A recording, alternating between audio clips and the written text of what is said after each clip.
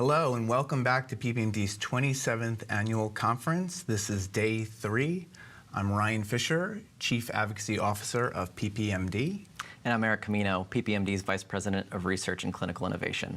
So day 3, we had a really full day yesterday. If you missed it, you can catch the recordings in the conference hub, but it was a really productive day, wasn't it? It was really good. We had a really informative and fun conversation around GI and nutrition. We spoke to some of the companies developing gene therapies in their current clinical trials, as well as some of the challenges that we are facing in the field. And we had some recently reported updates from PTC Therapeutics about deflazacort presented by Dr. Craig McDonald. And Ryan, I'm going to hand it back to you for a little bit of housekeeping for today. Thank you, Eric. So just remember to bookmark PPMD's Conference Hub. That's your go-to spot for all information about conference. You can watch pre-recorded videos as well as if you missed day 1, day 2.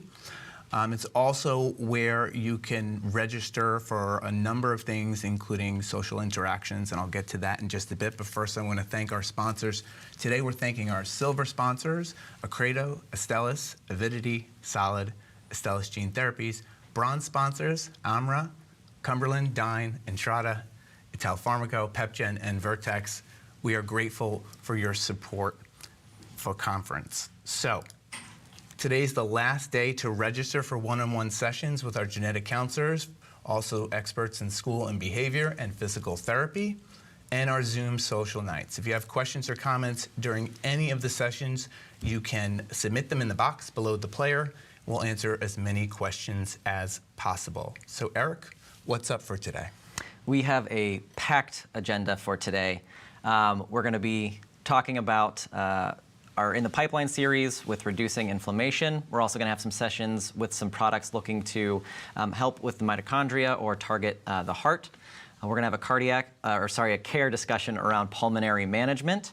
We're going to have a research panel on gene editing, as well as some recently reported updates from FibroGen.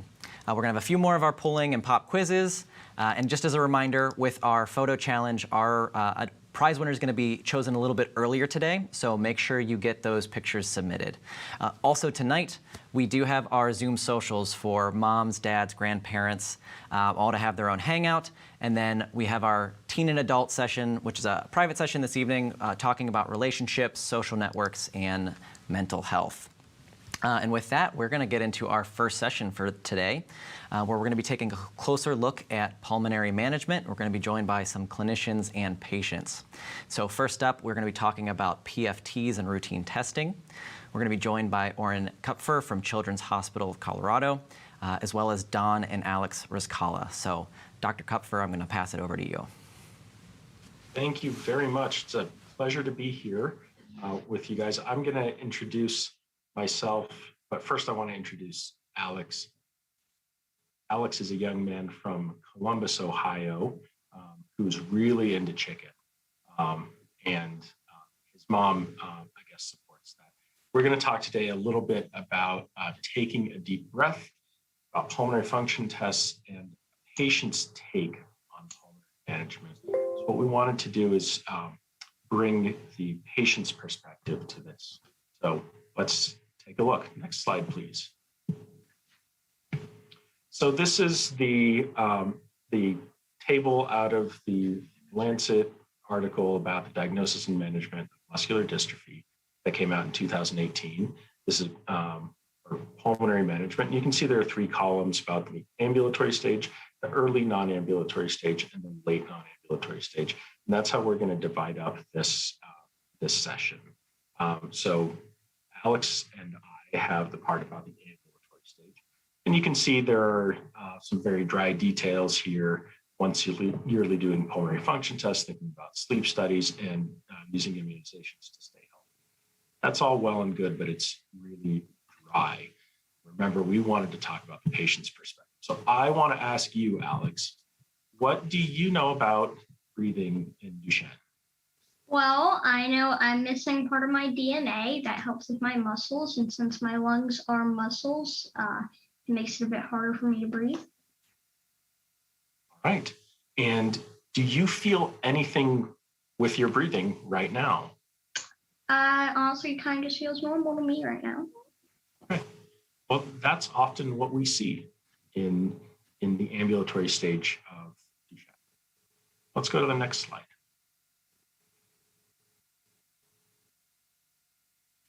All right, Alex, what you got for me? Why do we do breathing tests? Why do we do breathing tests? So we do breathing tests so that we can see if your breathing muscles, the diaphragm and the muscles in between the ribs in your chest, are functioning well, because you need those muscles to breathe. Why do we do sleep studies? Why do we do sleep studies? So we do sleep studies if people are having signs of problems breathing during sleep. Their sleep is disturbed, they wake up a lot, they snore, they sweat, they just don't feel good when they wake up. Oftentimes at this stage, in the ambulatory stage, we're really doing sleep studies to figure out if problems during sleep are related to breathing or if there's something else going on. So it's really just a part of your picture, right? It's not just, is there a breathing problem, but what else could be going on with your sleep? So Alex, can you tell me a little bit about, or Don, if you want to tell us a little bit about Alex's experience with a sleep study? Yeah, I'll talk about it. Alex had one when he was pretty young, so he actually doesn't remember a whole lot of it. We just have some funny pictures from it. But I'm actually the one who triggered the sleep study. So Alex was probably a little young from a normal course standpoint to have one, but he's always been a kiddo that's had a hard time sleeping. He wakes up often in the middle of the night. He has a hard time getting back to sleep. He had some light snoring here and there, nothing I would say is routine, but we really just wanted to understand if that was related to the Duchenne or not. So that's a really common picture that we see in kids at this age and stage of Duchenne, that there's some sort of sleep disturbance. My job as a lung doctor is to figure out, is it a breathing problem that's causing sleep disturbance, or is there something else? So a sleep study is really only part of that evaluation. Would you mind sharing us or with us what you learned from that sleep study? Yeah, absolutely. So for Alex, he actually falls into the group of Duchenne patients who also exhibit some behavior differences based on the impact that the Duchenne may be having on his brain. And what we learned, we were grateful for, which was, and of course, that evening in the sleep study lab, Alex had his best night of sleep ever. And so the people who helped us through that sleep study night might have even been wondering why we were there. He slept pretty sound, didn't move around, didn't wake up. So what we learned actually made me feel a little bit better is that it wasn't Duchenne related for us in terms of the lungs not functioning properly, but it was related to our friend we call the Duchenne brain in Alex. So he's always had some challenges with certain behaviors, and we've just learned that with Alex, we just have a hard time sleeping, getting to sleep, sometimes waking up often in the middle of the night. But for now, it's been deemed as behavior-based for us. So that's really important to know for a number of reasons. One, for a time at least, we can put aside breathing problems during sleep. That may come up later in life, and our colleagues will talk about that later in this session.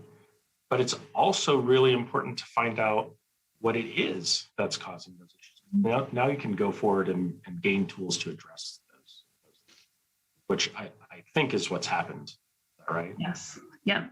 We use melatonin to help get to sleep, and then we have tools just psychology based to help stay asleep, or what to do when we wake up in the middle of the night. So it's just practicing certain behaviors to get back to sleep. Awesome. And those are tools that that Alex can use throughout his life as well. So it's not just for now, it's actually a nice set of skills to be able to build for the future. Yeah. We all can use those skills. That's true. Hey, Alex, I think you had another question for me. Yes. What is pneumonia? That is a very important question, especially in muscular dystrophy. So pneumonia literally means an infection in the lungs. It could be because of a virus or a bacteria. The reason we worry about pneumonia in muscular dystrophy, again, is because the breathing muscles can get weak. One of the things our breathing muscles do is help us cough. If you can't cough, if you can't get stuff out of your lungs, whether it's mucus or bacteria, viruses, whatever, you're more likely to get pneumonia. You're more likely to keep an infection in your chest that causes you to get sick.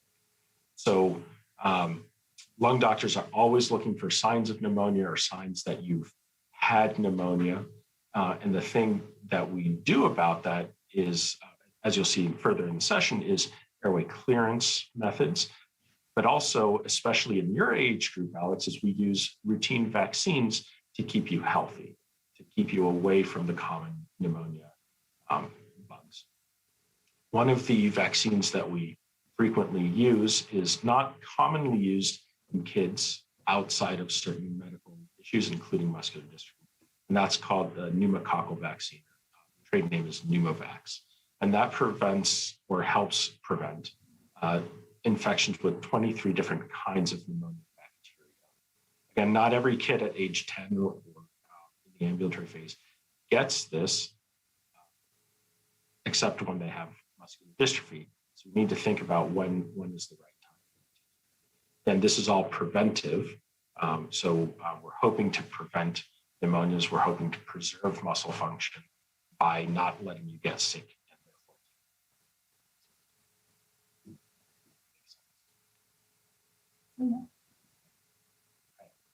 I think we can go to the next slide. So I wanted to talk really quickly about pulmonary function tests. And these are essentially the 4 pulmonary function tests that we do. So I'll describe them really briefly, and then I want Alex to tell us his perspective. So the 4 tests that we really pay attention to are the forced vital capacity, which is how much air can I exhale after taking a full deep breath and filling my lungs. Peak cough flow, sometimes also known as a cough peak flow, measures how fast does air come out when I cough. And that really measures how well you cough, how you can move mucus. And then the last 2 tests are pressures. We measure pressures, maximal expiratory pressure and a maximal inspiratory pressures. And these measure respectively how hard can I exhale and how hard can I inhale. That really tests the breathing muscles themselves. So that's nice and dry and boring. And hopefully you've heard that from your pulmonologist or the pulmonary function. What I want to know, Alex, is how do you feel about doing breathing tests? Well, I'm going to be straight honest with you. I don't really like them that much because I just feel like I'm pressured to do it, and I just don't like doing something that's hard over and over and over again. And how does that compare to your physical therapist tests? Why is this one not? Because I have a bond with my physical therapist, and with that, I just don't really like it, and I don't really know the people that are helping me with it. Dawn, what's your perspective on it? Yeah, it's interesting that you asked that. So with Alex being at the age that he is, and also just having some behavior challenges, sometimes doing things, I'm usually in the room when they're conducting the tests, probably more just to chaperone or kind of help things along if needed. And I really am pretty silent when I'm in the room, but I think I watch him struggle through those tests, and probably why he says he doesn't like it is it takes him a minute to understand what to do, and he may be rushing through them just to try to get them done. And I've learned through observation, these aren't really ones that you can rush through because there's a certain result that we're looking for. So, just really simple. One of them is blowing out birthday candles, and he didn't realize that you had to keep blowing after that last candle. It's like one of their tricky candles that we have on birthday cakes, right?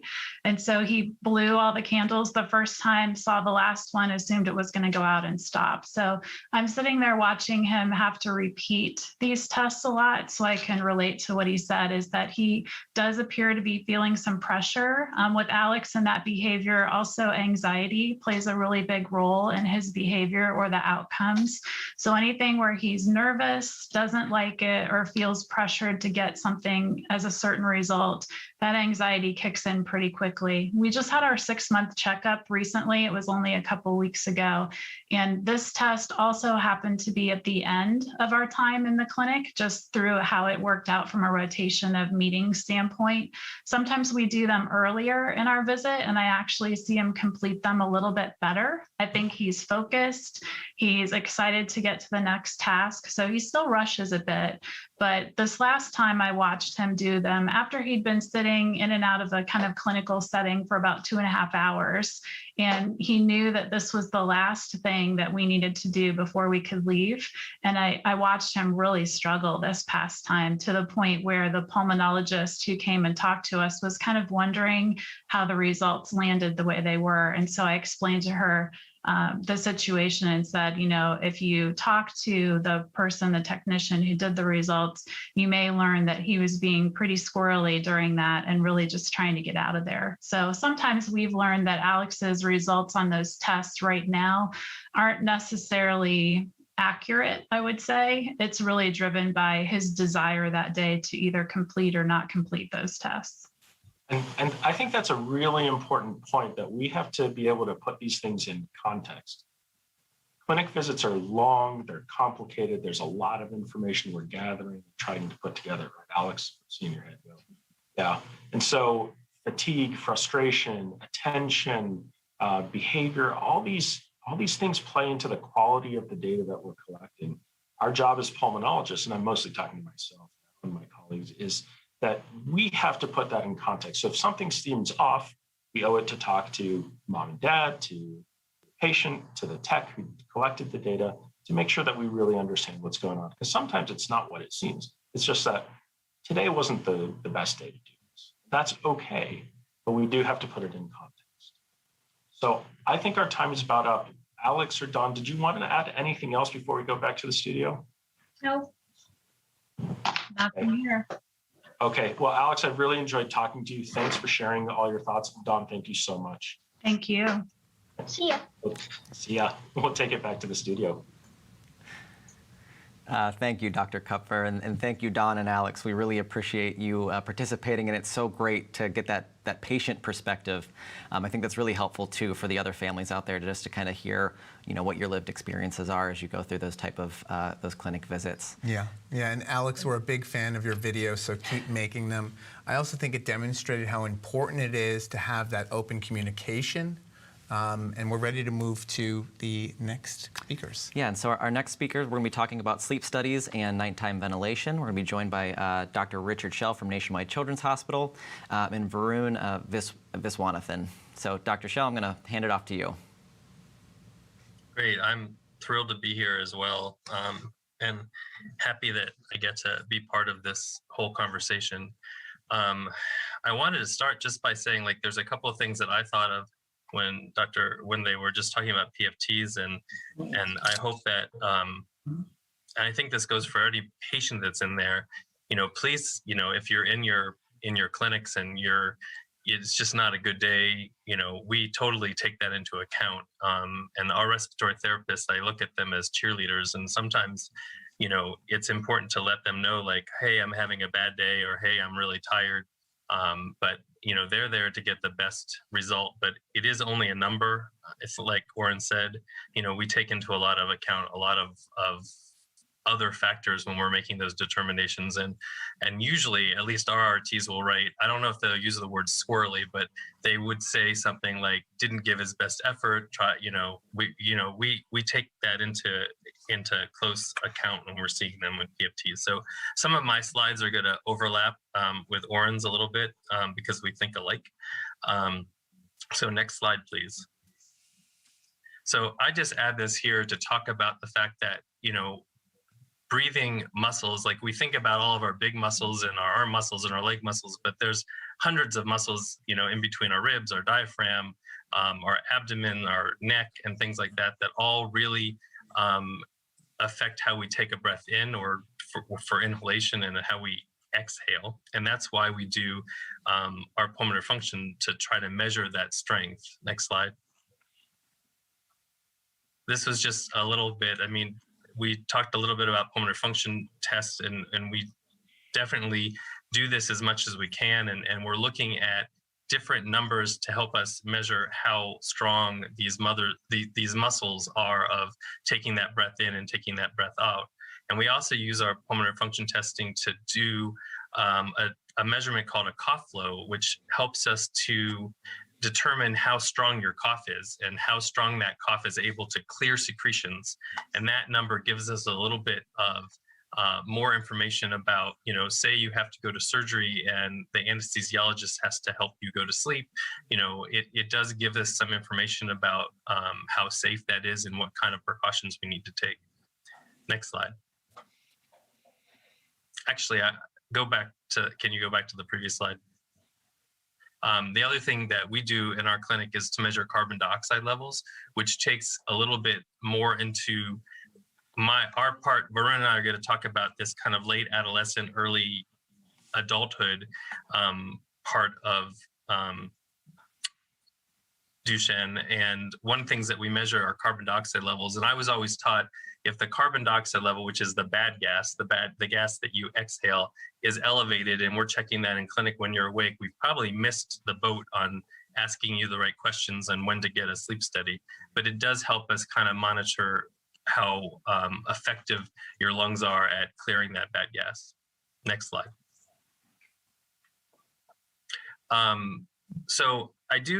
This is really, this part of Duchenne, when we start having changes in our pulmonary function, usually somewhere in late adolescence, 12 to 17, and we start talking, the first thing that we would talk about in clinic when we see our cough flow going down is ordering something called a cough assist. And I know that many people in the audience probably have one of these. I know some of our speakers definitely have them. But these are just devices to help you clear secretions, because you do not really have lung disease as a patient with muscular dystrophy or Duchenne. You have muscle disease, as Alex told us earlier, and it's the muscles that need the help. So next slide. So if you don't get anything from my part and Varun's part, chest therapy is probably the most important preventative therapy you can do with your muscles are weak. And I have always looked at the cough assist or a BiPAP machine as a wheelchair for your lung muscles. And if this works, we'll have some animation. So next slide. You turn this into a wheelchair and it just goes off. So if you think about using your wheelchair because your leg muscles can't really get you around the house anymore, the cough assist is that same wheelchair that helping to get that mucus out of your lungs that your muscles can't just clear those secretions. So I was going to ask Varun to start talking too. Varun, when we started talking about these kind of things, you have to think back to when you were a little younger. What kind of things were going through your head when we were talking about doing chest therapy and talking about getting sleep studies and maybe needing BiPAP? Honestly, when I first heard about it, I didn't really know what to think. There wasn't much of a reaction. I mean, it seemed a little overwhelming just knowing that there were all these things we had to do. But at the same time, I didn't really know what to expect. I mean, I think at that point, I didn't really even realize that I had issues when it comes to sleeping or when it comes to coughing. I think it wasn't until I started using cough assist and started doing BiPAP that I really realized that there was much of a difference for me. Yeah, I think that's something that a lot of our patients go through, because you don't really, though Duchenne is a progressive disease, it's not always a fast progressive disease. Like we have other lung diseases where, say, for instance, a patient with cystic fibrosis from birth has to do all these chest therapies. So they're used to it when they're 5 and 6 and 7. We're coming at you when you're 15, and 15-year-olds don't necessarily want to sit down and do therapy 2 or 3 times a day. They've got better things to do. So, I think it's important, and I try to stress this with patients to, it's a preventative therapy. I look at using the cough assist sometimes as kind of physical therapy for your lung muscles to stretch those muscles to help clear the secretions when you don't even know that there's secretions down there. If you want to go to the next slide. I just threw this up there because some people do ask about the therapy vest. This is a approved device for cystic fibrosis. You know, I think that I was just asked recently by Hillrom that they're starting to look at some studies to see if this is actually effective and worthwhile in neuromuscular disease. It's a very expensive device. And I do use this in patients who have recurrent pneumonia. And Varun, I don't remember if you have a vest at home or not. No, I just use the cough assist, and I have a BiPAP machine. Yeah, and a lot of times, go ahead. Yeah, we haven't used the vest. Yeah, a lot of times we'll use this in the hospital when someone has a pneumonia, or if I have a patient who has recurrent pneumonia, sometimes this helps, but you have to remember the vest just shakes things loose, and if you can't cough it out, then it's still down there. So next slide. Scoliosis also sometimes is a problem during this period of time and can affect how you're breathing. And we start talking about the use of these devices to help clear the secretions. And when scoliosis can kind of, I mean, the best word I use is squish parts of your lungs. Sometimes the cough assist and BiPAP can help keep aerating that area of your lungs. Next slide. And then we all talked about sleep studies too. Do you remember your first sleep study, Varun? Yeah, I remember my first sleep study. I think I noticed that they put so many things on me, including these things to monitor my heart rate and breathing, that it felt like it was a little harder for me to fall asleep during the sleep study. And I think it just felt like a pain because at that time I didn't really even think I had issues with sleeping or breathing. So I think at that time it just felt like something unnecessary that I had to do. But I think after that I started to see the benefit, and then it seemed worth it. How long do you think that took? Like, when we talked to you about using BiPAP and the need for BiPAP based on those results, you know, I think we probably asked you some of the questions that are on here, like, did you feel like you were having any behavior changes during the day or feeling more tired? Sometimes I'll ask patients or families, like, does your son wake up more at night? And sometimes I wonder, like, if these wakeful periods at night have something to do, is it behavioral, is it pain, or is there a breathing problem that's causing you to wake up and then you're awake so you need help moving around? And younger children sometimes with steroids gain a lot of weight, they have more snoring, sometimes they can have more obstructive. But what we're really looking for in these sleep studies is what we call hypoventilation, or another word for that would be shallow breathing. And that's probably what we saw in your original sleep study. But when you started using your BiPAP, like, how long did it take for you to get used to it? And yeah, I would say that, I noticed the changes in my sleep even after a few weeks or a month. I think it was just that I was so used to the way I was sleeping, and I already was a very light sleeper. So I think it wasn't noticeable until I did it.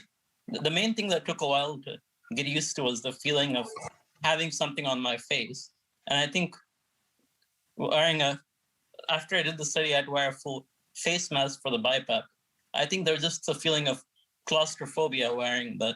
But I think after about 2 or 3 months, I got over that discomfort too. And I think I really started to see that it really improved my sleep. Then I just accepted that I had to use it.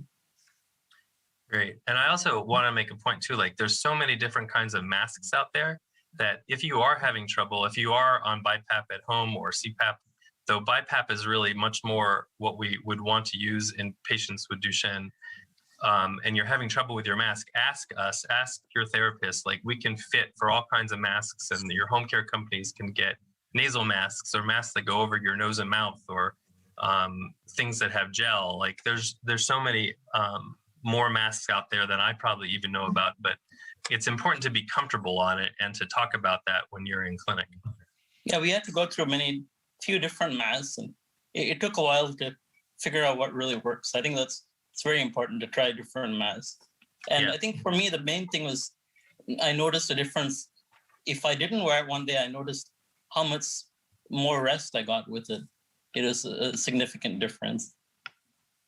So these are kind of things that I feel like you're telling me things that have really improved your quality of life. Would you agree that BiPAP has has helped you or changed your health in some way? Yeah, I would say that has had a huge impact. Just the fact that I noticed that I get much better sleep. I notice, especially when I have a cold, sometimes even in the afternoon, I'll take a nap and put it on because it really does. It's noticeable how much of a rest it gives my lungs. I think it's something that in the beginning you don't even realize. In the beginning, you don't realize how important it is, but once you start getting used to it, you see that it really does have a major impact on quality of life. I think there's just a hesitancy in the beginning because in the beginning you don't feel like you need that improvement. But I think it's only when you get used to it that you see what a significant difference it makes.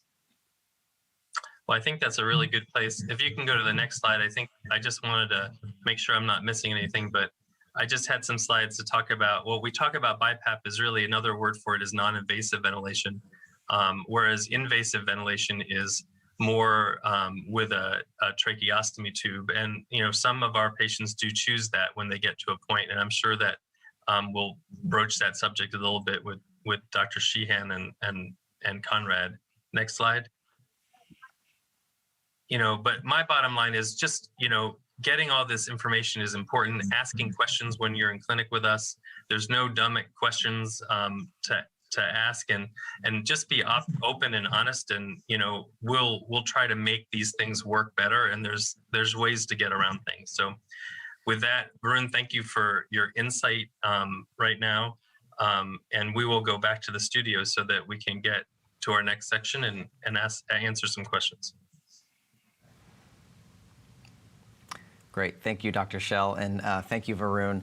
I think it's really helpful and important, you know, to hear from the patient experience, and so other patients with Duchenne can hear from their peers kind of about those positive quality of life improvements. It certainly helps a lot. Absolutely, absolutely. It's a nice addition to the conference, and I think we're ready to go with our next duo. And I see Conrad Reynoldsson up, and Dan. Yes, so we're going to be talking about daytime ventilation. We're joined by Dr. Dan Sheehan and Conrad Reynoldsson. So Dr. Sheehan, I'll pass it over to you. Great. Thank you so much. We're both thrilled to be here. I'm going to introduce Conrad. Conrad is a 34-year-old disability and civil rights attorney who also has Duchenne muscular dystrophy. He earned a law degree from the University of Washington after graduating summa cum laude from Seattle Pacific University.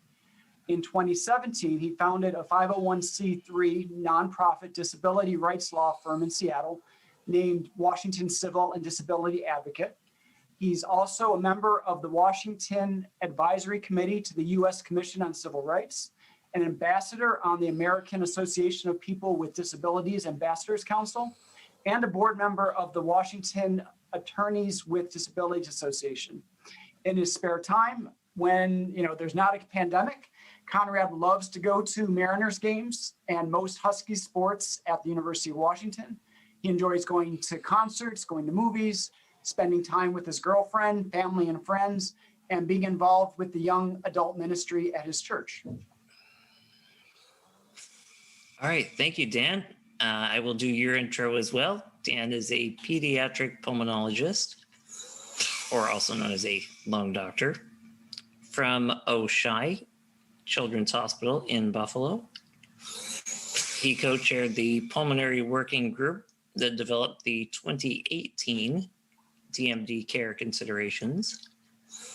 And since 2014, he has worked with PPMD to develop pulmonary webinars, family handouts, and videos. Great. Next slide, please. So this is a slide that I've shown in other conferences of when individuals with Duchenne will have breathing muscle weakness that requires equipment to support either a weak cough, weak breathing asleep, or weak breathing when awake. And everyone with Duchenne is different and will need support equipment started at different times. Some boys will need a cough assist in their early teens, some not until their late teens. Very similar with support with weak breathing asleep. And then as far as weak breathing awake, some individuals will require that in their late teens, early 20s. And by age 30, many to most individuals with Duchenne will need support for all three. Next slide, please. So in this slide, what we have is when Conrad was diagnosed with Duchenne and when he began to use the different equipment. And Conrad, would you like to tell people about your diagnosis and then when you started this equipment and what led to starting this equipment? Sure. So I was diagnosed at age 3, and then at age 14, I started using the BiPAP at night, as well as the cough assist device. And then it was around age 21 that I started using the daytime non-invasive ventilation. And so I was going to go into detail a little bit more when we get to that point with the basically from age 3 on to 14, and then around the time of the BiPAP / cough assistant machine, and then the daytime non-invasive. So I guess I can go into that a little bit more now.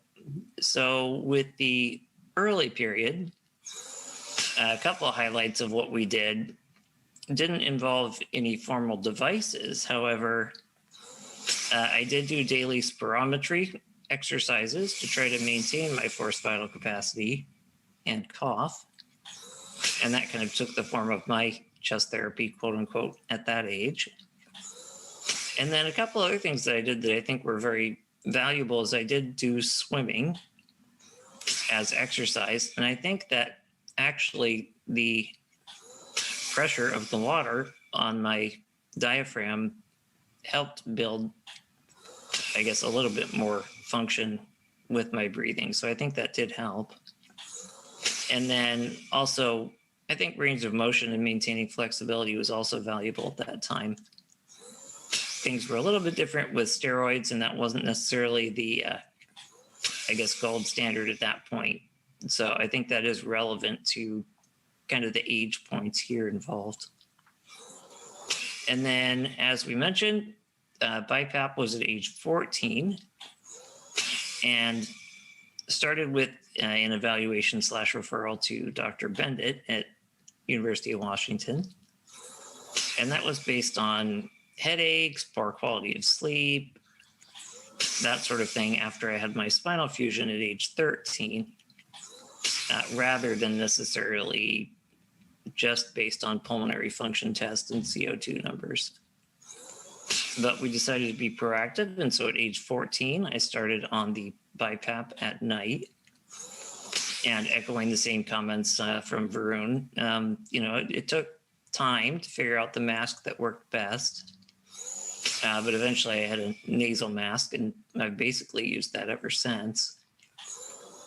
And leading up to switching to the BiPAP, I had issues with poor appetite and weight loss, and also anxiety, I think, because it was harder to breathe. However, once I started on the BiPAP, it was a night and day, if you'll pardon the pun, difference in sleep quality. And I think I was very fortunate at that time because often the standard was to just wait for a crisis and then deal with it with something more invasive. However, thanks to Dr. Bendit, we didn't take that approach. And highlighting that that's also been a problem with a lot of people with cardio as well. Again, proactive is the most important thing. And so at that time, there was also the cough assist machine, and it was helpful, especially when I'd get colds as a teen. And I did have some bouts with bronchitis as a result of some of those colds, but I did not have any hospitalizations, which made a big difference.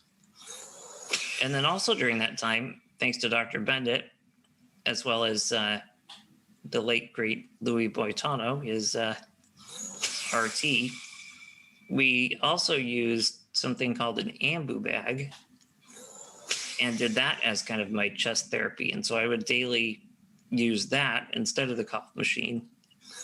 But again, it was kind of something called breath stacking, where you take multiple breaths on top of each other to really stretch out the diaphragm, and that made a big difference. And then also I continued with swimming during my teenage years, which again, for the same reasons, helped. And then lastly, getting to the daytime non-invasive stage around 21, Leading up to that, I was again dealing with a little bit more with appetite and weight loss at that time, anxiety and shortness of breath. But again, these symptoms were really ahead of any indications from the pulmonary function test or CO2.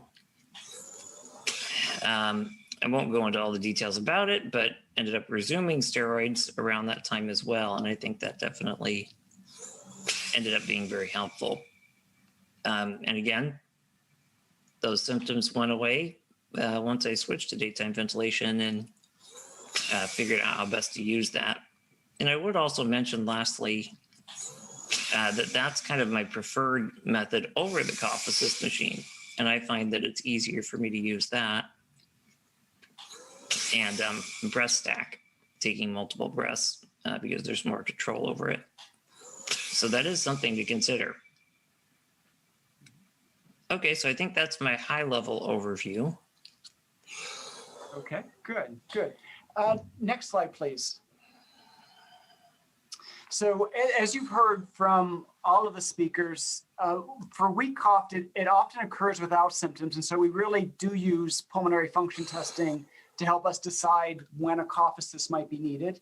Some individuals may have a persistent chest congestion or rattling, or you may hear throat clearing, which is as deep as a cough as someone can take.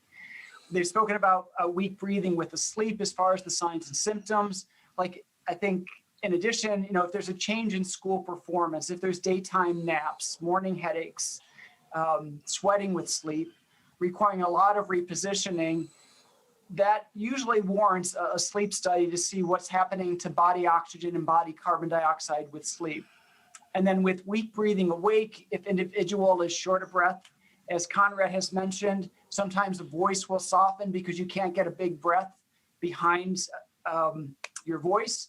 And then some individuals will actually start speaking in short sentences because they need to take breaths in between in order to complete a full sentence. Next slide, please. So you've heard about CPAP, BiPAP, and ventilator. And so just as a review, CPAP is one continuous positive airway pressure, really designed to keep the throat open. It's what we use for obstructive sleep apnea. And some younger boys with Duchenne need just continuous positive airway pressure. BiPAP is bi-level, which means two pressures. There's a background expiratory pressure that keeps the airway open. And then there's an IPAP, an inspiratory positive airway pressure that helps individuals take bigger breaths when they sleep. And then the ventilator may be either giving you a pressure breath or a volume breath. And we use the ventilator for sip breaths that you saw that Conrad and Varun was using. Next slide. And if you look behind either the chair or the wheelchair that Varun and Conrad were using, you would see the ventilator and the mouthpiece that allows them to take that deep breath and stack breaths when they want to. Next slide. So our real big takeaways are be proactive, not reactive, have the pulmonary function test monitored, share your symptoms with your care providers, and really communicate with them. Ask those questions and share the challenges. None of this equipment is always easy the first time, and there's always some adjustments that can be made. So, Conrad, any other last thoughts? Sure. Yeah, a couple of things I'd highlight is, just like what Varun was talking about, it's, it all gets back to quality of life. And so I think all of these things should be viewed as things that, are helpful tools, but also being aware that, it's a process of dealing with these things, and it's kind of much different than someone who has, an injury that results in a disability where they just have to go through the, grieving process, as it were, one time versus having a progression to deal with. However, analogy I was kind of thinking about when I was thinking about this presentation last night was my experience of using a power chair for the first time, and how a lot of people were worried about, how I would take it and just how well I would deal with it. But I remember the first time I got in that chair that, I fired it up and saw that the joystick was just like kind of an arcade machine to me. And, it was age 10 when I stopped ambulating. And, I took off and drove around in the chair in the shop and was going fast again. And for me, I was able to look at it as, liberating thing so I could keep up with my friends again and, be able to play like another kid, just different mode of transportation. And so if there's a way to look at it, again, as quality of life with some of these things and liberating, I think that's really healthy. And, once I started using daytime ventilation, for example, I really had kind of a sense of ease and freedom going places and traveling and not worrying about, feeling like I couldn't breathe very well and things like that, and just being able to enjoy life more. Okay, great. Well, let's go back to the studio and open things up to questions. Thank you, Dr. Sheehan. Thank you, Conrad, for sharing your journey and your really positive outlook. It's great to kind of hear those experiences. As we head to the panel, just a reminder, if you do have questions, you can submit them to the comment box below. And as we come to the panel, we are going to be joined by PPMD's Vice President of Clinical Care and Education, Rachel Schrader. And so with that, Rachel, I'm going to hand it over to you. Great. Thank you so much, Eric and Ryan. And thank you to all of our speakers. I love these interactive sorts of panels. I think that, hearing directly from the guys just gives a really different perspective for our listeners at home. We all listen to the doctors talk and they've got lots of wisdom, but I think that additional perspective can really make a difference, particularly if you're in a time of transition and thinking about, getting your first sleep study or, using a BiPAP for the first time or whatever the case may be for you at home. So we do have a handful of questions, and we'll try to get through as many as we can over the next few minutes. I know that we talked a lot about the use of BiPAP at night, and how that this can be a really helpful tool. But Dr. Schell, can you talk a little bit about the difference between BiPAP and CPAP? The question that we got was, does CPAP have any negative effect on the lungs in the long term? This is from a mom who said, her son wasn't really able to tolerate the BiPAP, but he did seem to be able to tolerate the CPAP a little bit more easily. And so what would you say to parents who are perhaps kind of wrestling with that question? So, it's a great question. And I don't ever say that we never use CPAP. And I'm sure that Dan and Warren can chime in here too, but for a younger child who has just pure obstructive sleep apnea because their tonsils and adenoids might be big, and they have a tonsillectomy and they're still having some problems, CPAP might be an okay choice there. But we do know that what the main problem is hypoventilation. And if you're breathing shallow and your carbon dioxide, the bad gas, is going up higher when you're sleeping at night, BiPAP really is the best choice. And if a patient is having a lot of trouble tolerating that, we can work with the settings. There are settings that you can ramp up. So you start really low, and as they fall asleep, the machine kind of takes over a little bit more. There's a lot of tricks to the trade, and using some of our sleep specialists to try to answer that. But really, in neuromuscular disease, BiPAP is really what we would choose over CPAP. But I would never say never. Like, if CPAP is correcting the problem and they're tolerating that well, I wouldn't tell someone to switch necessarily. Dr. Cooper, Dr. Sheehan, would you add anything to that? I think that's a really helpful explanation. Okay. Yeah, I agree with Richard. I think we talk in absolutes that BiPAP is what we're supposed to do, and then we have to come to the real world and see what our patients can use and do what they can do, and eventually maybe get to the ideal state. But it's all about making those very dry guidelines work in the very real world. Totally agree. And sometimes individuals will start with CPAP because things start out as obstruction, and then in the later teens, they will be switching over to the BiPAP.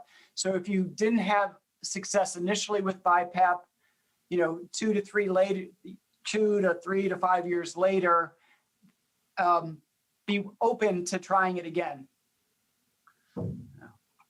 Great, thank you so much. All right, so this next question, I'm going to start with you, Dawn, and then perhaps Varun or Conrad could pipe in, or even our doctors. But the question is about PFTs. So what advice do you have for other parents who are encouraging their sons for PFTs leading up to that clinic visit? I know that you and Alex worked really hard to be successful and be prepared going into clinic, and I'm sure that this is a conversation that you have. So what do you guys talk about? Do you do anything at home? Do you have any rituals? How do you guys prepare? Yeah, that's a good question. So with Alex, and I'm sure other children just in general, we talk about what we're going to do. So we kind of prepare and prep. So, hey, okay, here's your upcoming clinic visit. And I'm guessing these are the things that we're going to go through. We'll see when we get in the room that day. So just reminding him that he's going to have to do that sometimes just starts to get him to begin to process that a little bit. I think you may have heard him mention that he has a bond with some of the clinicians, and he's developed that over time. We have a physical therapist that he sees pretty often there that he's really quite adores. And they've developed a great routine together where there's a reward for him at the end for completing some of those tasks. So I would, throw that out to the clinics actually as a suggestion, because there are some kids, Alex is one of them, that are taken to something being out there at the end. So we've talked about kind of a reward process for that, for successfully completing that. And then I think you also heard me mention that I watched him struggle a lot this most recent time because that test was at the end. I think next time I'm going to reach out to the clinic ahead of time and see if we can set it up so that he sees the therapist first, because that's when he's excited to be there. He's going to be probably the most engaged at that period of time. And I think that it could be a thought from a parent perspective just to partner with the clinicians that day, because you know your child the best, and to try to determine what order of events lays out that day possibly best in terms of what you think the results could be like. So next time I'm going to see if we can stack that a little differently and see if we can knock out the one he doesn't like first and kind of get it out of the way and see if we can't get him to focus and be a little bit more engaged in that process. Dr. Cooper, would you add anything to that as you talk to patients and prepare them for what this experience is like? Yeah, I think it's really important to take into account how a kid thinks about their very long and very detailed clinic day. I'm wondering if one of the things we can do from a clinic perspective is share the schedule, what we think the order of operations is going to be for that day, so a child and a parent can prepare for what's coming next. That's something that we try to do in our clinic here in Colorado. We sometimes throw it out the window when things don't go as planned in the clinic, but we try to have a schedule for every single patient so that they know what's coming and what to expect. Dawn, I don't know if you think that would work for Alex as another alternative. Yeah, so when we walk into clinic, we are, greeted and taken back to our room for the day. And at that time, the nursing staff writes our schedule for the day on the board. But I imagine you all would know this best, that sometimes those behind the scenes schedules get shuffled a little too in terms of doctor or therapist availability. So we do get an update as to what our schedule is going to be for the day. We get it when we go there. So I'm hearing what you're saying, and possibly there's an opportunity just to know that a little bit ahead of time as well. But I'm imagining from a clinic and a staff perspective, everyone's juggling behind the scenes as they're shuffling multiple doctors and therapists in and out of rooms as well. So to the best that it could be managed, it would be great to know that ahead. Dr. Shell, would you add anything? Yeah, I just had two short comments. One, I think that we all have to remember that the pulmonary function test is just a number. And I think that it gives us a lot of information moving forward, but none of us on here are going to make a decision based on one pulmonary function test. We're going to ask more clinical questions. And I feel like someone who's clinically doing well with one bad number is not anything to worry about, and we'll get to it. But it comes from clinic flow, and I know that I'm at that center, so I appreciate all this feedback. COVID has thrown a wrench into a lot of our clinics. So this past year has been really difficult, especially because a pulmonary function test is considered an aerosolizing procedure.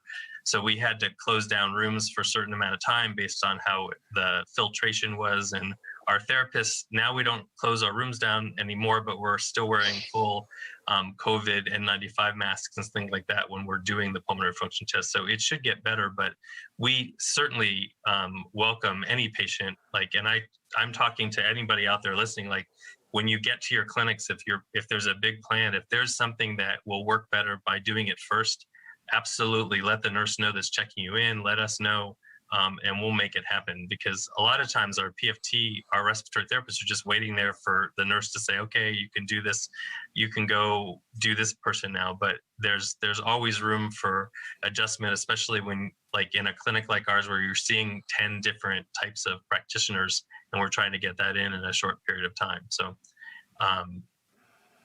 I think that, learning this from a doctor's standpoint too, like we can go and help with that as well.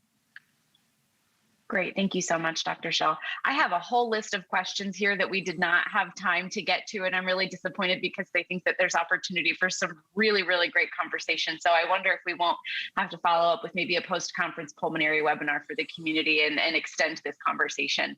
But thank you to all of our wonderful physicians and our patients and parents.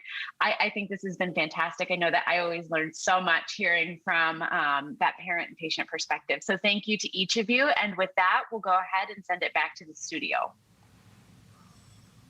Thank you, Rachel. And a thank you to all of our panelists.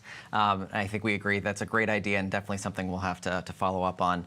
We're going to take a brief moment to spotlight some of our PPMD research and come back with some polling.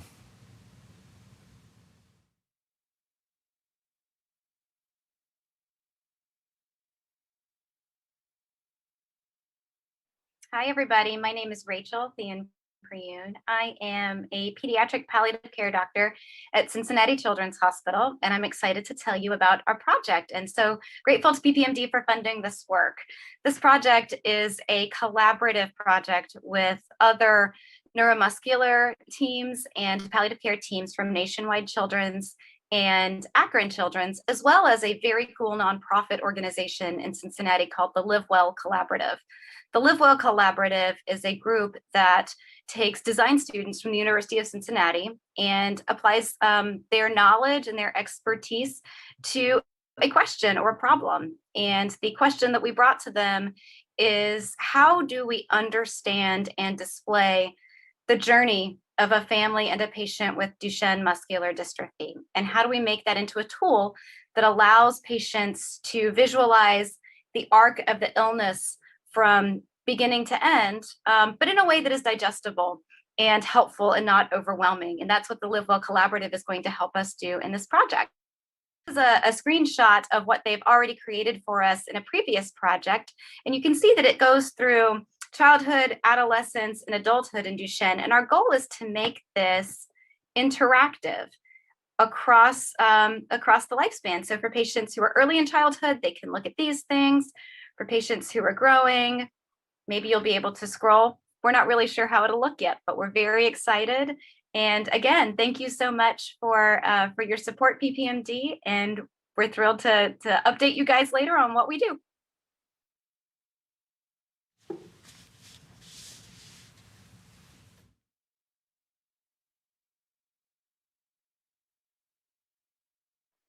Hello.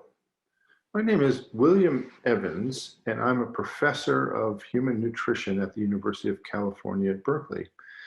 And I'm so thankful and grateful to PPMD for providing this opportunity for me to describe a brand new study that we're about to initiate. And it comes as a result of studies in which we've done to measure how much muscle mass is in a human body. And importantly, up until recently, it's been impossible to do that. And from support from the Bill and Melinda Gates Foundation and from the National Institutes of Health, we're able to validate a method that is completely non-invasive. It simply requires that a person swallow a small amount of what we call creatine, which is a natural ingredient in many foods, that has a small, stable label on it. And then 2 days later, we simply collect a urine sample. And from that analysis, we can determine exactly how much muscle you have. We've now examined a small sample of boys with DMD, and we found that their functional muscle mass is much lower than that of healthy controls. And so as a result of these data, and again, from support from PPMD, we're about to launch a study that will allow us now to determine for the first time changes in functional muscle mass in boys with DMD. So this study will be about 150 patients with Duchenne muscular dystrophy between the ages of 5 and 25. It will take place at Duke University, University of Utah, and Newcastle University in the UK. We'll measure muscle mass at baseline 6 and 12 months in these boys and young men. And from that, we'll determine muscle mass, grip strength, and functional capacity. And then for the first time, we'll be able to measure longitudinal changes in what we call functional muscle mass, the amount of muscle that is in the human body that actually serves to allow muscle to contract and be useful. And we hope from these studies that we'll have a non-invasive clinical tool to look at both disease progression and potentially therapeutic efficacy of new therapies that are very, very exciting. So we're very, very grateful from PPMD, and we look forward to communicating to you with our results.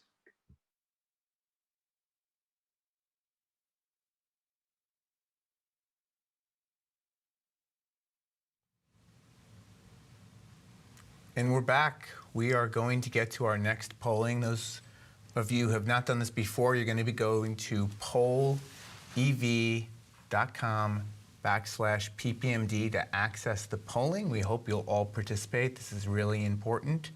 We're going to get the first polling question up, and we're going to also have a pop quiz at the end that you'll be able to answer and be entered into a contest to win who answers the fastest. But the first polling question should be up on your screen if you go to pollev.com/PPMD. And we want to know if you were deciding whether or not to join a new trial, any trial, which 3 things would make you most likely to join that trial. And we have quite a few options here for you to choose from. Again, just always interested in seeing kind of what's the most important information for you to have in your hands, and as well that informs your kind of decision-making process. Yeah, we've asked these questions certainly before. As I mentioned yesterday during the polling, it's important for us to gauge these over time, and then the more data we have, we can look across all answers and really understand what are those decision-making factors, because it's really important for drug developers, clinicians, advocacy leaders to know what are those factors. Yeah. And coming in kind of the number one seems to be having access to the treatment after the trial ends. You know, we do always try to follow up and see, you know, are there open label extensions for trials? That is usually important to families. You know, having information, it seems, you know, whether or not you have a placebo, that's another deciding factor. But as we discussed yesterday a little bit in some of our clinical trial talks, that often is a requirement as companies work on investigational products for submission to the FDA. And we're always looking to advocate for ways to lessen that placebo now that we have more natural history data.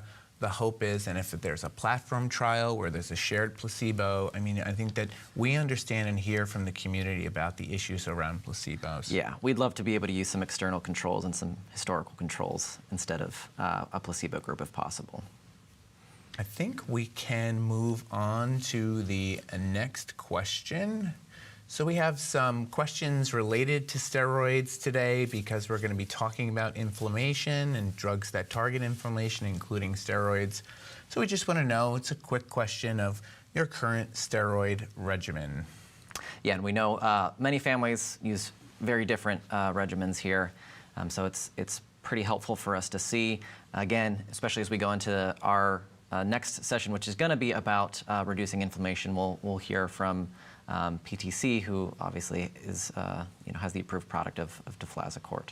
Absolutely, and it's also important to recognize that we're certainly not surveying right now everybody in the community. This isn't a representative sample. This is just a snapshot, but it gives us a little bit of information to go on. And again, we often combine this with other data from polling we've done in the past. Looks like deflazacort/Emflaza daily. More than half of those responding in this sample are on that regimen. So I think we can move to the next polling question. Okay, in your view, based on your own personal experience as well as what you've been told or learned about steroids, which of the following do you agree with? Yeah, and this is just, again, to try and get kind of what the community view is. Again, we know this doesn't represent everyone in the community, just those who are, here kind of tuned in today, but still kind of an important thing for us to just see and understand.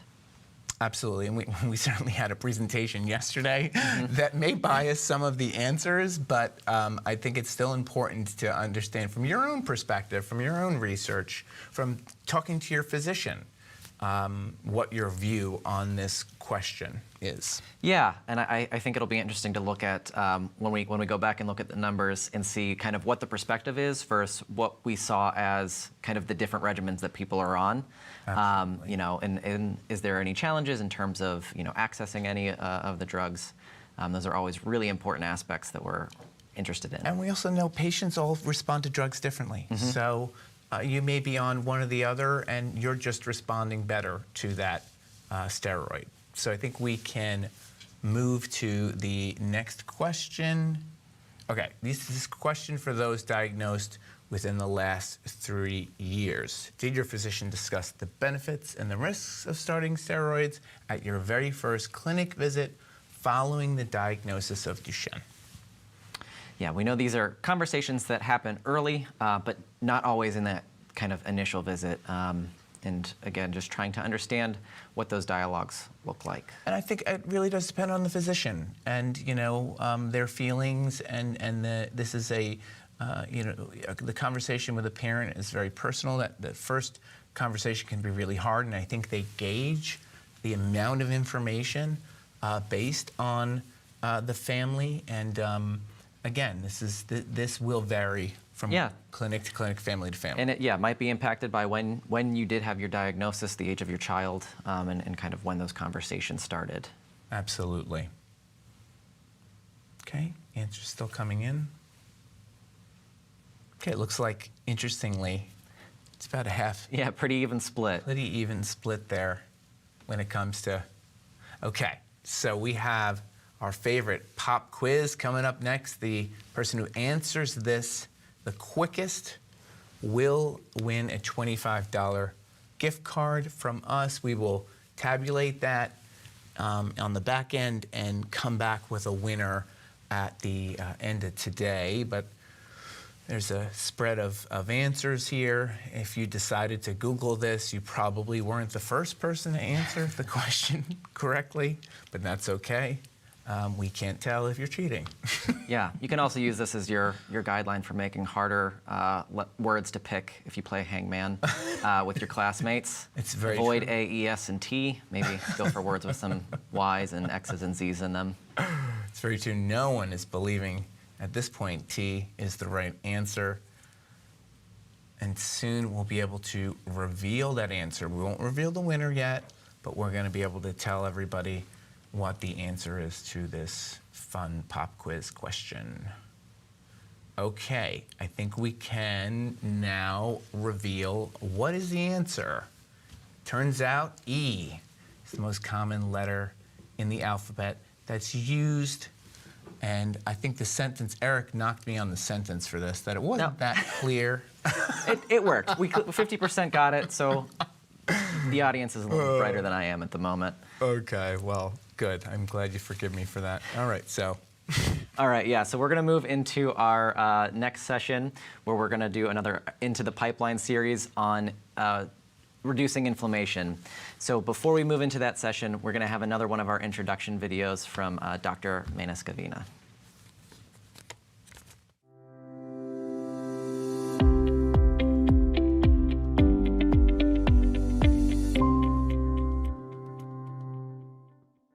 Duchenne, the absence of dystrophin means the muscle cell membrane is less stable than in a healthy muscle cell.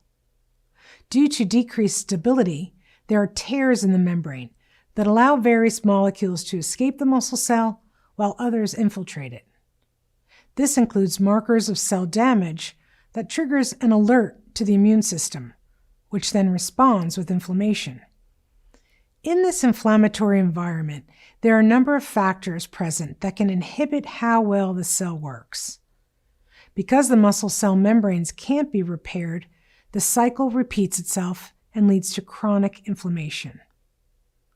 One way to combat this inflammation is the use of steroids, which is the current standard of care. Steroids have a broad range of effects, including suppressing the immune response that generates the chronic inflammation. We know the use of steroids can delay disease progression, and other anti-inflammatory drugs may also provide similar or additional benefit.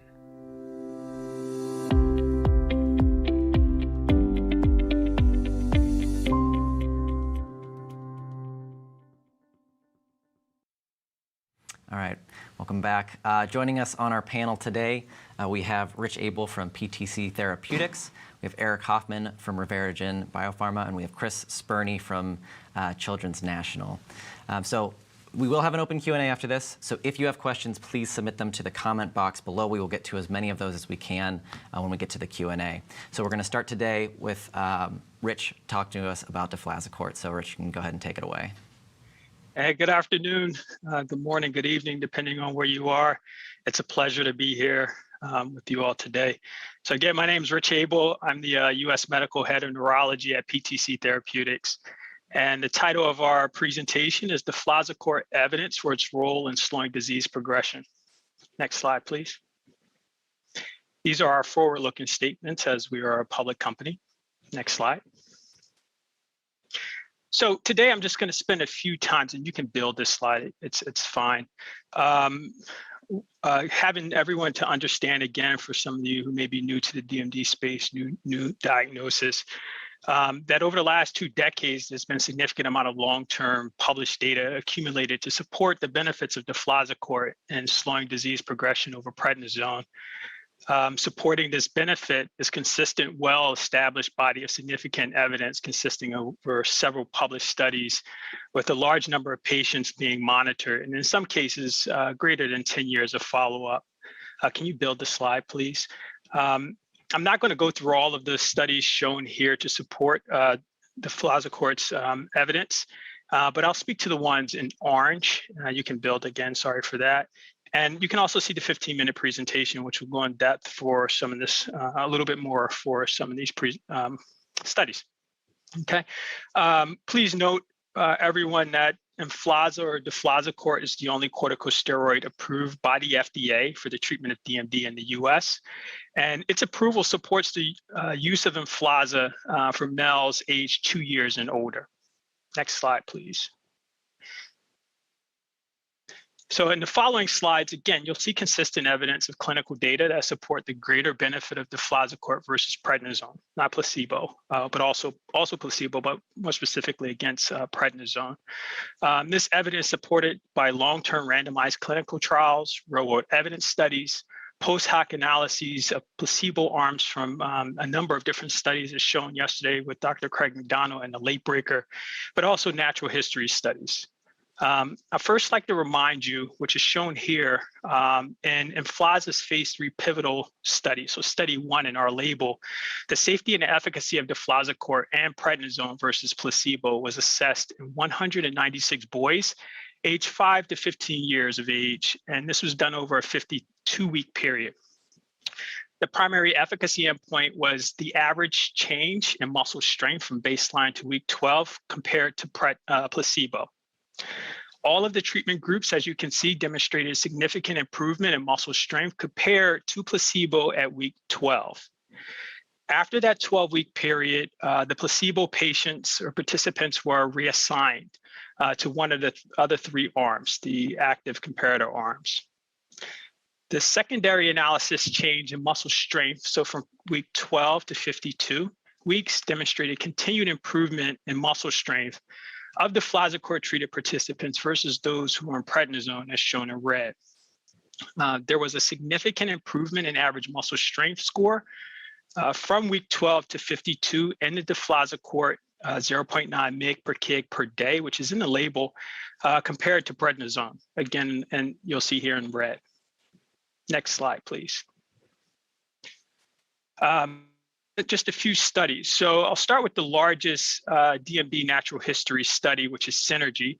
And Synergy provides up to 10 years observational real-world evidence supporting the use of deflazacort and DMD.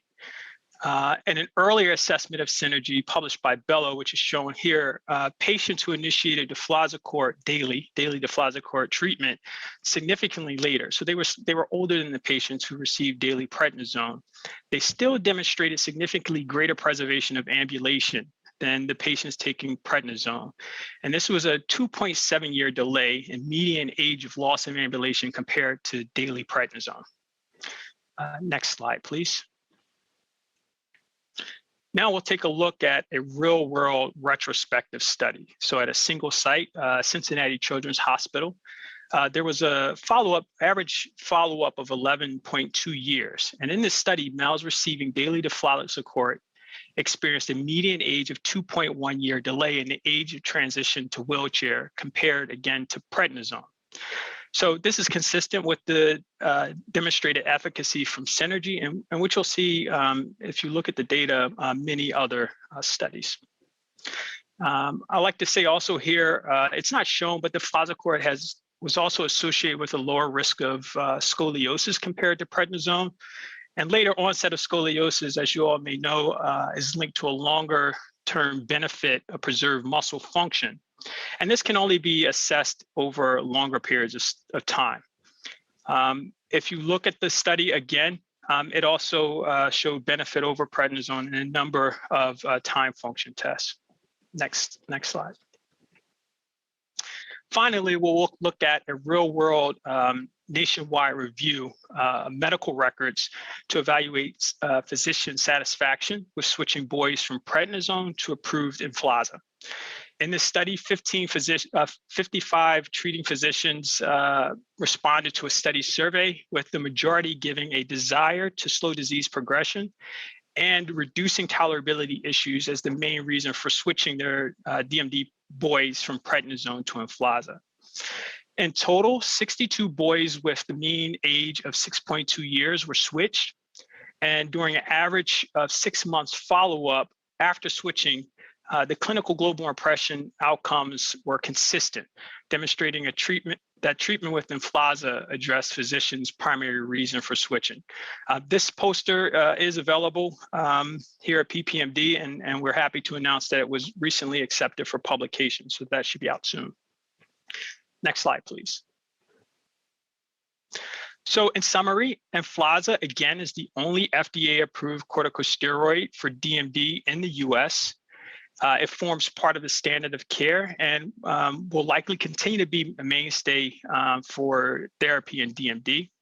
And I think important for everyone to remember is that a substantial and consistent body of evidence to demonstrate treatment benefits of deflazacort or Emflaza as compared to prednisone has been demonstrated. Next slide, please. I'd like to close, but just saying it takes a village. I believe that with all my heart. And I'd like to thank the boys and their families for their participation in the studies, all of the studies, individuals who are instrumental in the conduct of the study and collection of the data, and also specifically at this time, the entire PPMD community. Thank you very much. Thank you, Rich. Really appreciate that. I have one follow-up question before we move on to Eric Kaufman. So you're probably well aware of the 4DMD study funded by the NIH, which has completed, and we're all anxiously expecting data or hoping for data. This is a tax funder paid study. Have you all been able to compare Emflaza against the 4DMD data to date? At this point, it's not published. We are aware that it's available, and we're looking forward to seeing the published information. Okay. Thank you very much, Rich. Okay, Our next speaker is Eric Hoffman from Reveragen. Eric, please take it away. Hi, good afternoon. Great to be here at PPMD. I've been in your meetings since the early days, and so it's great to how far you guys have come and see all the parents again. So I'll be talking about the can anti-inflammatory benefits of corticosteroids be separated from their adverse events. And we've just completed a 24-week double-blind trial that I'll give results from here. Next slide, please. So just a disclaimer for Santhera, we're in partnership with Santhera and they're publicly traded. Next slide. So the goal is to, what we've done is tweak the structure of corticosteroids and really just in one area, which is that circle there. And we've changed how it interacts and functions relative to other corticosteroids like deflazacort or prednisone. The goal of this program is to keep the great effects that Rich just spoke about, but then also try to reduce the safety concerns. And so that's where the activity of vamorolone, because of this different chemical structure, interacts with the receptor differently, and then reduce, and then a lot of that we understand as far as how it interacts with the genome. It changes mineralocorticoid activity compared to the other corticosteroids. And it's not a substrate for regulation like the other corticosteroids. And so the hope is that we see then less side effects or safety concerns. Next slide. So the trial I'll talk about today, in previous PPMD meetings, I've talked about a long 2.5-year trial that was 48 DMD boys. So this was a double, but that was open label. So this one's double blind and has both placebo and prednisone as arms. And it's 2 different doses of vamorolone, both 2 and 6 mg per kg. And so patients were randomized, 121 steroid-naive patients, 4 to less than 7 years old. And this was at 33 sites in 11 countries.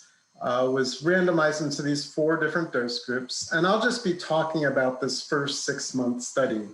All the patients did transition to vamorolone, and that there's still some patients finishing up that part. And then patients go into expanded access or compassionate use after the trial. So we're just going to focus on this 24-week data. Next slide.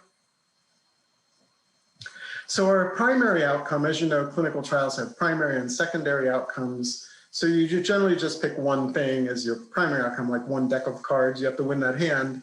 And so ours was time to stand velocity or speed against placebo at that 24 weeks with the higher dose, the 6 mg per kg. And so here you see the placebo gets slower over time. So whereas kids on vamorolone, the high dose get faster. If we look then and change that to seconds, and so you're inverting, this is velocity or speed, this is how many seconds. You can see that the placebo guys take a little longer to stand up over 6 months, whereas vamorolone takes less time, and it's very similar to prednisone. Next slide. All the outcome measures looked similar to time to stand. So here we're showing 6-minute walk and North Star, but as well time to climb stairs and 10-meter run walk all looked very similar to time to stand, and all were highly significant relative to placebo. And you see that both doses showed similar effects. So you see the 6-minute walk, longer distance compared to placebo, and North Star ambulatory assessment, about a mean of a 3-point improvement out of that scale over that 24 weeks or 6 months. And again, both doses highly significant. We then turn to the goal of the program is just if we can see lower side effects as well, safety concerns. So just looking at adverse event reporting, it seemed that there were, if we look particularly at corticosteroid-associated side effects, less in the vamorolone-treated groups compared to the prednisone group. Next slide. One thing we had seen in the 2.5-year-long study that vamorolone-treated kids grew normally. And that's what we saw in this 24-week as well. So you see prednisone and all the corticosteroids stunt growth. So it keeps kids from growing normally. It changes bone remodeling. Whereas vamorolone, the higher dose, actually increased growth a bit. And this is what we saw in the long-term study too. This is probably catch-up growth because Duchenne kids are in the lower quartile of height, even at baseline before starting any drugs. And there seems like perhaps this higher dose helps catch up. And the bone biomarkers were consistent with that. It's well known that corticosteroids shut down bone remodeling, and that's probably part of the growth. And you saw that in this trial too. These are commonly used bone biomarkers to see how bone is remodeling, used in over 400 clinical trials and over 4,000 papers. And again, prednisone shuts those down over that 24 weeks, but vamorolone actually increases a bit compared to placebo. So again, this change seemed to have lost the bone morbidities, at least as evidenced by biomarkers and height. Next slide. So just in summary, vamorolone shows significant clinical improvement in motor outcomes over a broad dose range, 2 and 6, across all the outcome measures. Fewer clinically relevant adverse events typically associated with steroids, and vamorolone shows less bone morbidities associated with corticosteroids. So normal growth velocities and the bone biomarkers were clearly changed. Additional data is under analysis. Next slide. I think that's it, right?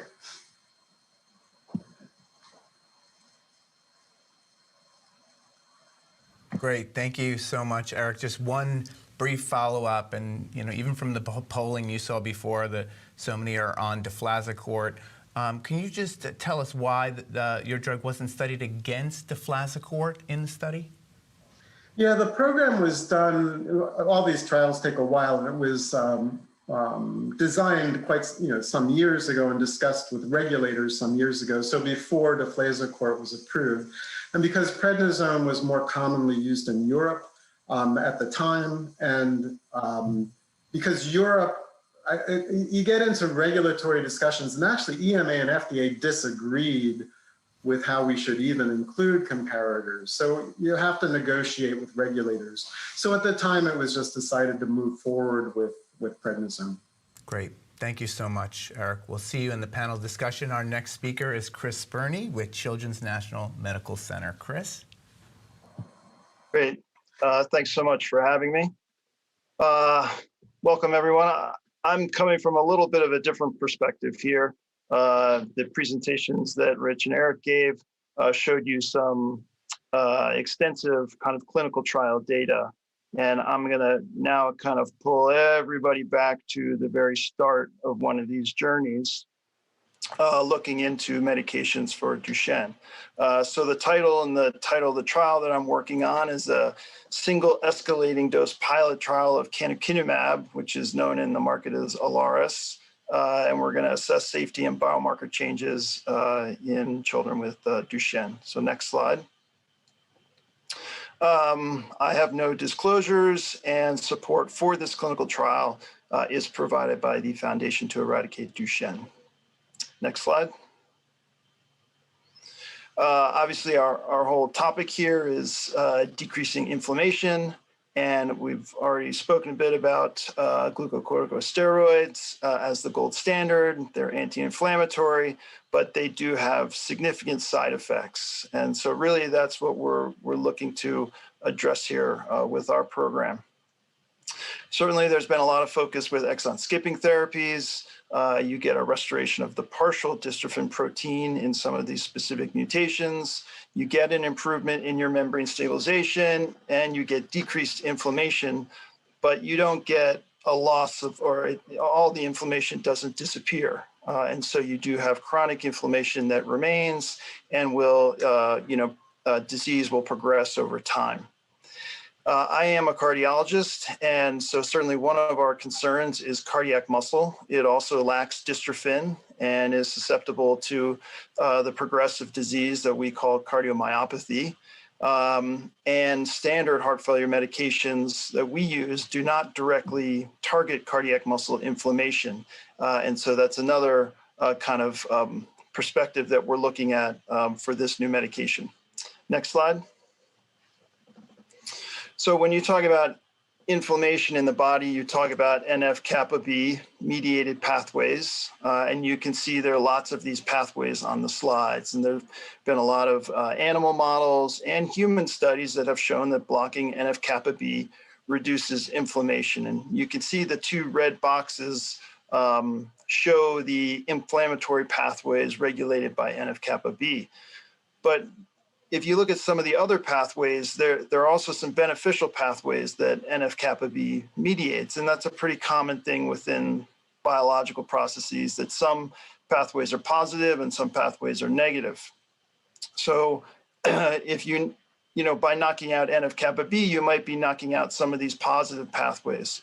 So if we're focusing on the inflammatory pathways, the two red boxes, you can see the lower one says cytokines, and those are chemicals within cells that cause inflammation.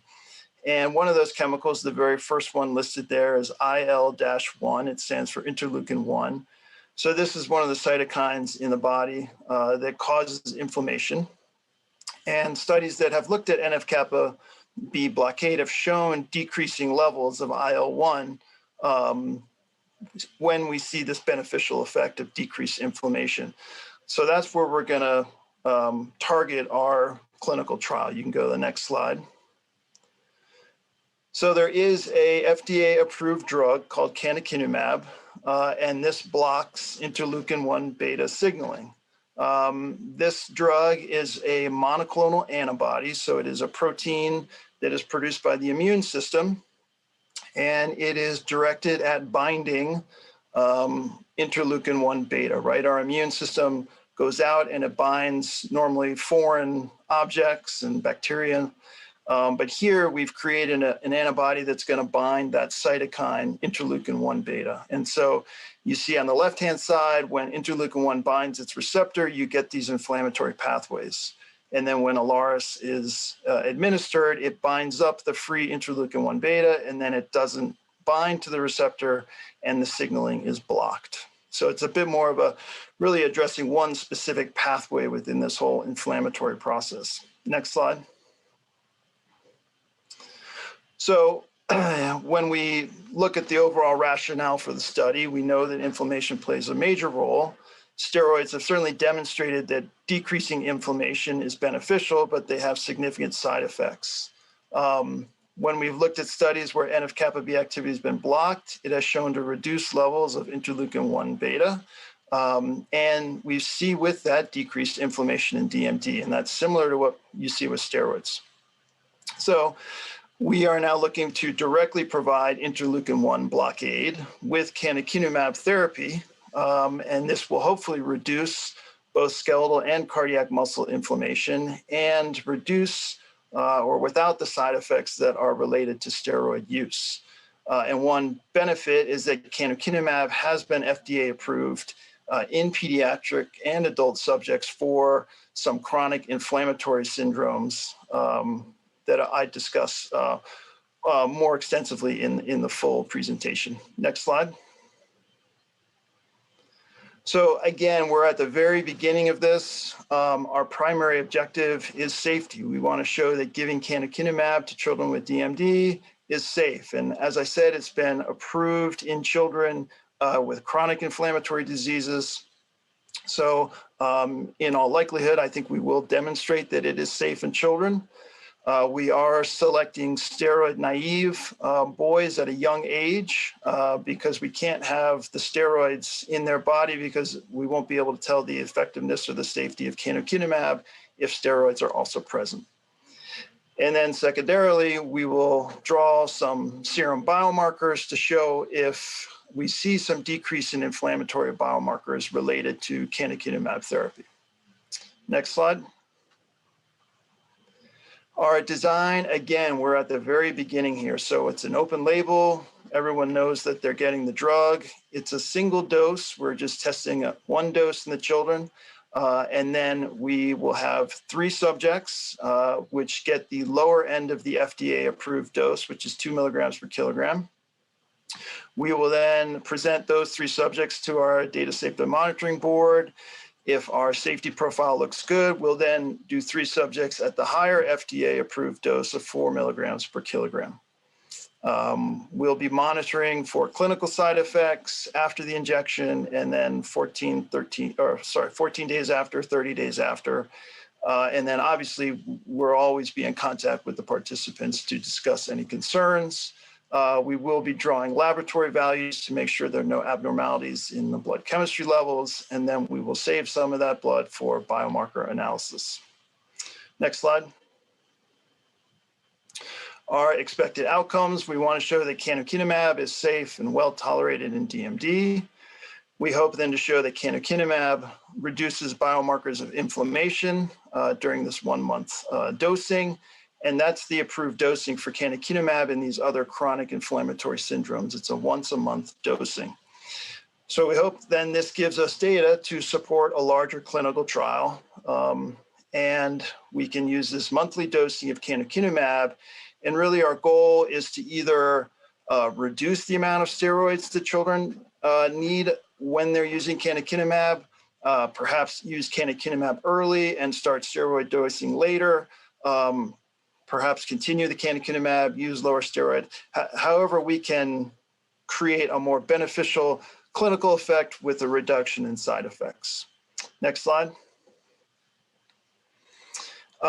If you would like more information, feel free to email me there on the slide at clinicaltrials.gov. There is our trial number. Those are also included in the full presentation. Next slide. And as with Eric and Rich, thanks to all of you for your participation in research and your support of research. And again, a thanks to the Foundation to Eradicate Duchenne for funding this study. And then thanks to Parent Project Muscular Dystrophy for having me here today. Thanks very much. Thank you so much, Chris. Just one follow-up before we get to the panel. I think you touched on this, but I want to clarify something. If we find this drug to reduce inflammation, do you see it being used on its own or perhaps even in combination with a low-dose steroid? Yeah, absolutely. That I think is our goal, and especially because it's been approved very, in young children at 2 years of age, could provide kind of a buffer therapy in the younger children, or at least starting steroids at a lower dose, or giving some inflammatory therapy until they start steroids at, the 5 or 6 years of age. Thank you. Thank you so much for clarifying. All right, Eric, you want to take the panel away? Yeah, and again, if you have any questions, please submit them to the comment box below. So the first one we had was kind of asking about the weekend dosing and potential reducing side effects. So Rich, I'm going to throw this one to you, but we obviously have a lot of families. We have a number of families on prednisone. Some of them do weekend dosing. I wasn't sure if you were able to see the polling. We even saw about 10% of respondents say that they were on a weekend dose of deflazacort. And so the question was if there's any efforts underway to look at alternate dosing with deflazacort from PTC. Thank you very much for the question. And yes, we appreciate that patients and their families, along with their physicians, have been making a decision to try to manage their side effects on prednisone and also on deflazacort over a number of years. Would like to say that it is not a plan at this point to look at alt dosing and deflazacort. However, we do have a number of studies that we, as I just mentioned, and what we see from those studies, including real-world studies, is that a large number of the deflazacort patients, usually between 85 and greater % are on daily deflazacort, right? Versus prednisone patients who tend to be around 60, 65% daily deflazacort. And for reasons which we all believe is to manage some of the side effects that prednisone, that they are dealing with prednisone and not necessarily seeing with deflazacort,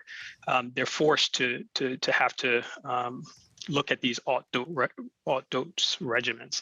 So we don't really see it as a need based on the data that's been provided been shown in the studies to look further at the need for patients to look at alt dosing of deflazacort. But we'll continue to evaluate the data as it comes in. Thank you. Eric, can you talk to us a little bit about that transition from those patients that were on prednisone to vamorolone in the trial. Obviously, we have a lot of patients that are on steroids, given it's our standard of care. So, if vamorolone's approved, that's going to be something patients and clinicians have to think about that kind of transition. Yeah, in the clinical trial, we have a 4-week tapering. It's seen most of the physicians tapering off corticosteroids before going on to vamorolone. A lot of the tapering has to do with adrenal suppression and concerns with that. But there isn't a lot of data on that. There's not much scientific evidence that one type of tapering is better in any disease. So it's more just sort of pragmatics and what people are comfortable with. So there's no real clear evidence that there would be any danger by any type of tapering. So there's even discussion in an upcoming trial whether we just go from one day corticosteroids to the next day vamorolone. Okay, thank you. Chris, this question came in for you about canakinumab. Obviously, a lot of our Becker patients aren't necessarily on chronic steroids, but is something like canakinumab, if it has a lower side effect profile, is that something that could be considered for those patients where there's maybe some benefit here for a drug like this? Yeah, I think absolutely. Again, sometimes Becker suffers from less preclinical research in it, and so there's not a lot of the IL-1 beta is a very common inflammatory muscle pathway, so it would be expected that it would be in Becker muscular dystrophy also, and that they certainly could benefit from that.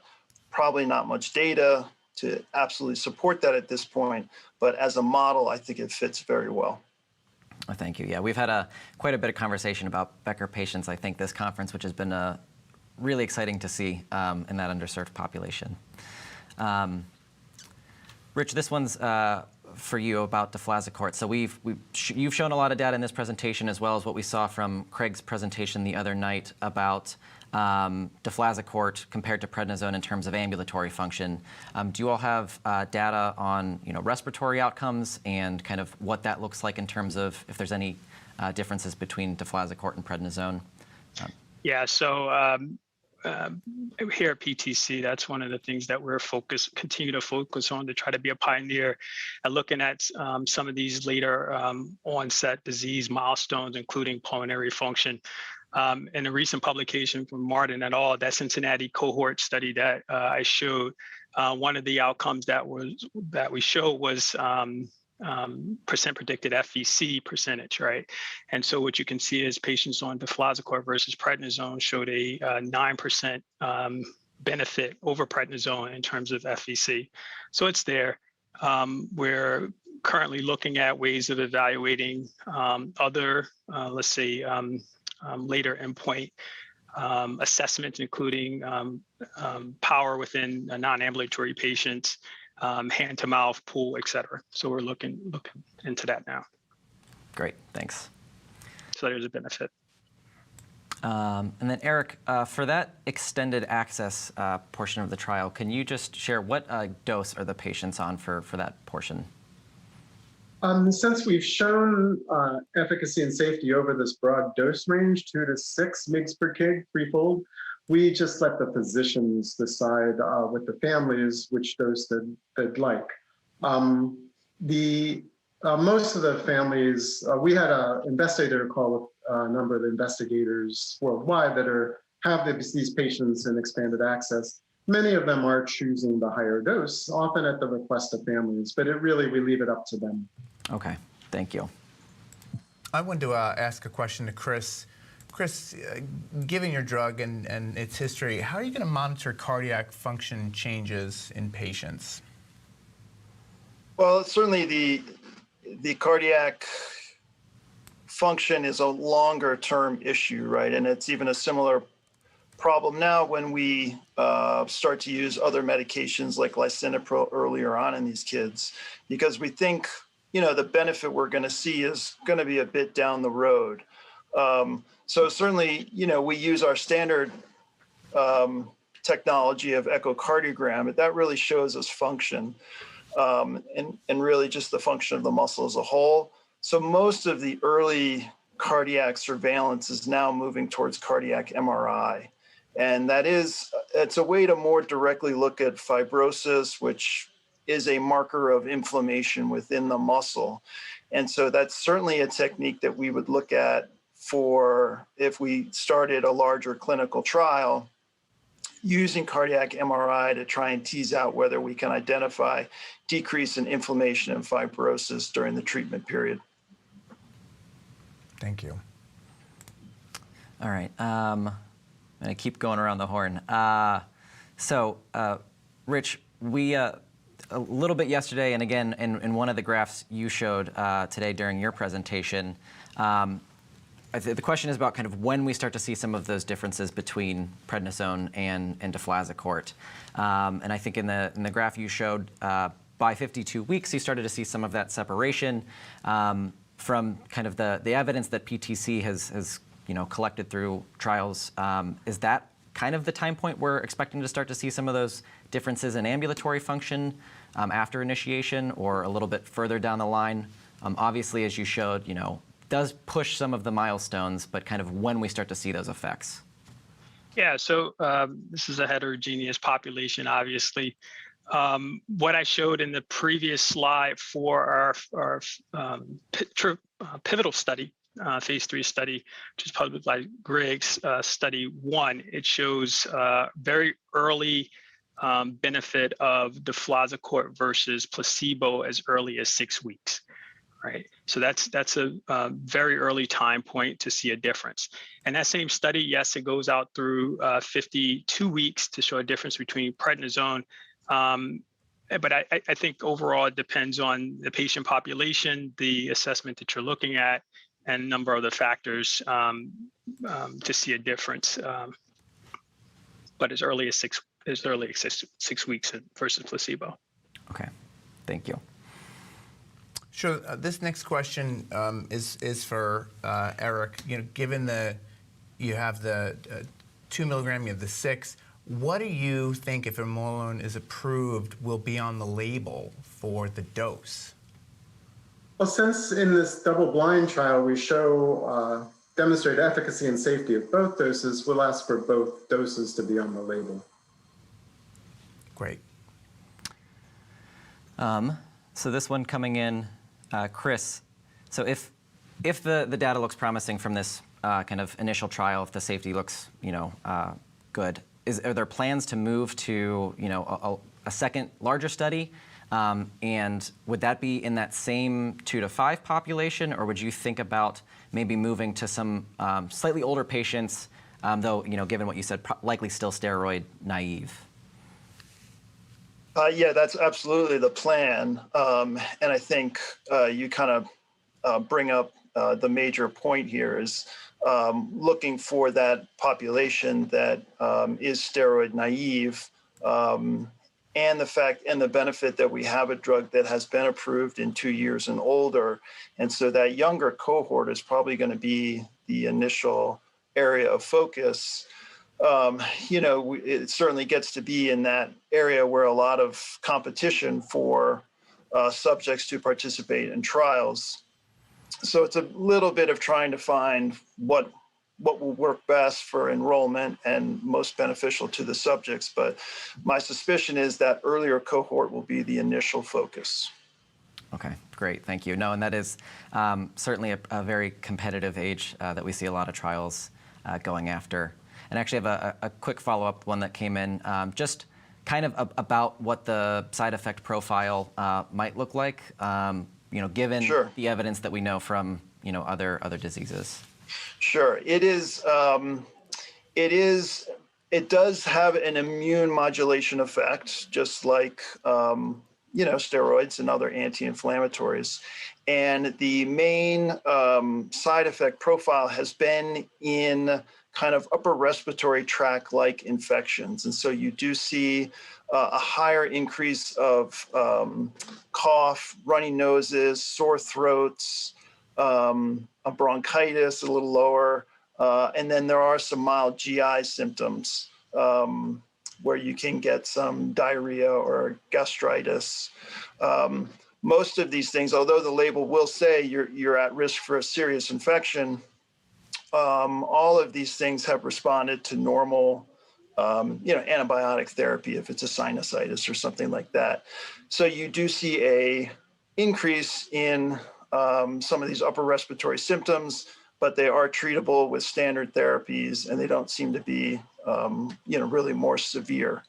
And there is even I put some information about COVID infections and just its relation to the COVID. It's actually been studied as a beneficial therapy in COVID because of the inflammation.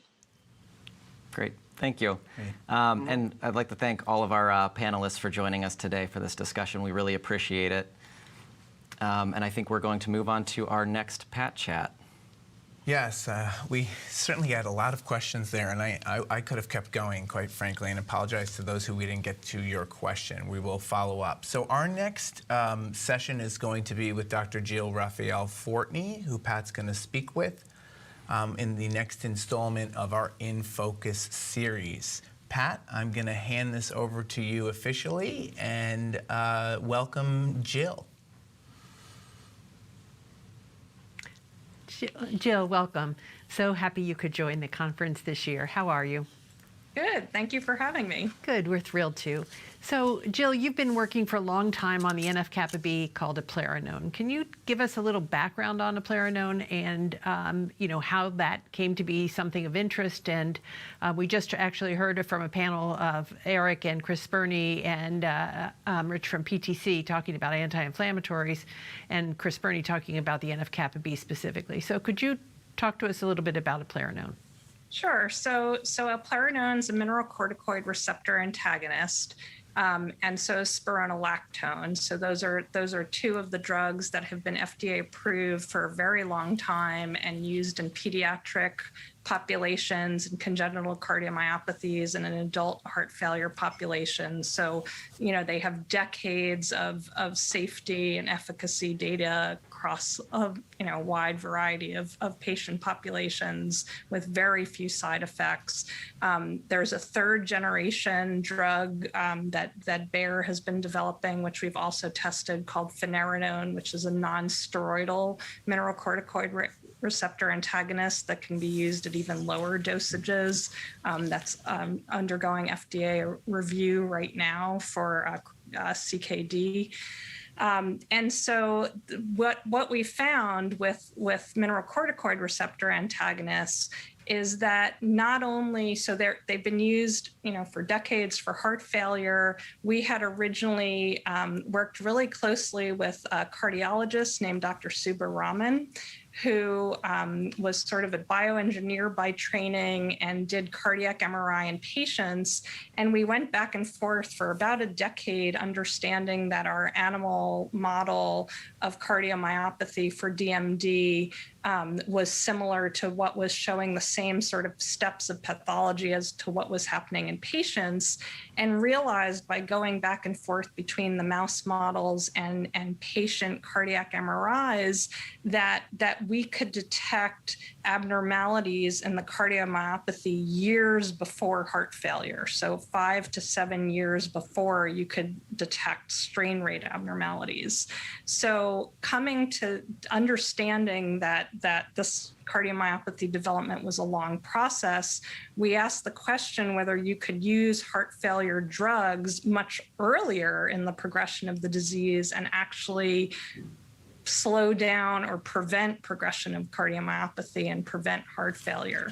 And so we did a preclinical study in the mouse models, and to our surprise, not only did it prevent cardiac damage and improve cardiac function, but it had all of these positive benefits on basically each part of the pathology of skeletal muscle. So it improves muscle force, it protects muscle membranes from damage, it helps inhibit the fibrosis and the fibroblasts that are making fibrotic factors. And most recently, we found that it is actually also an anti-inflammatory. And the cytokines that Dr. Spurney was talking about, which are inhibited by prednisone, are also inhibited by mineralocorticoid receptor antagonist treatment by allopurinol or spironolactone. And so we're now trying to understand what the anti-inflammatory exact properties are in the heart, in respiratory muscles, and in limb muscles, because the inflammation in all of these muscle types is actually quite different from each other, because the heart and the diaphragm are protected by your rib cage and they're not used to normally responding to damage, but limb muscles get damaged in normal people all the time. So they have a much more robust inflammatory response to respond to normal damage. So we're really investigating whether the anti-inflammatory properties are the same in each type of muscle to be able to, again, use allopurinol in a combinatorial or a temporal treatment for maximum efficacy. So thank you for that, Jill. I know that, first of all, we're always concerned about the heart and asking, how can we prevent or delay the cardiomyopathy that occurs in Duchenne? And I am aware that, some of the pediatric cardiologists who are generally pretty conservative, right, are beginning like an ACE inhibitor or an ARB very early on. And I'm seeing more and more that they're combining a allopurinol or spironolactone with that. But it's, I'm generalizing now. Sometimes I see them starting about the age of 7 plus or minus, right? Depending on the patient and the discussion, I'm certain. But if you had your druthers today, would you start a allopurinol early? And how early would you start it if you were thinking? Or are you doing some studies to sort of flesh that out?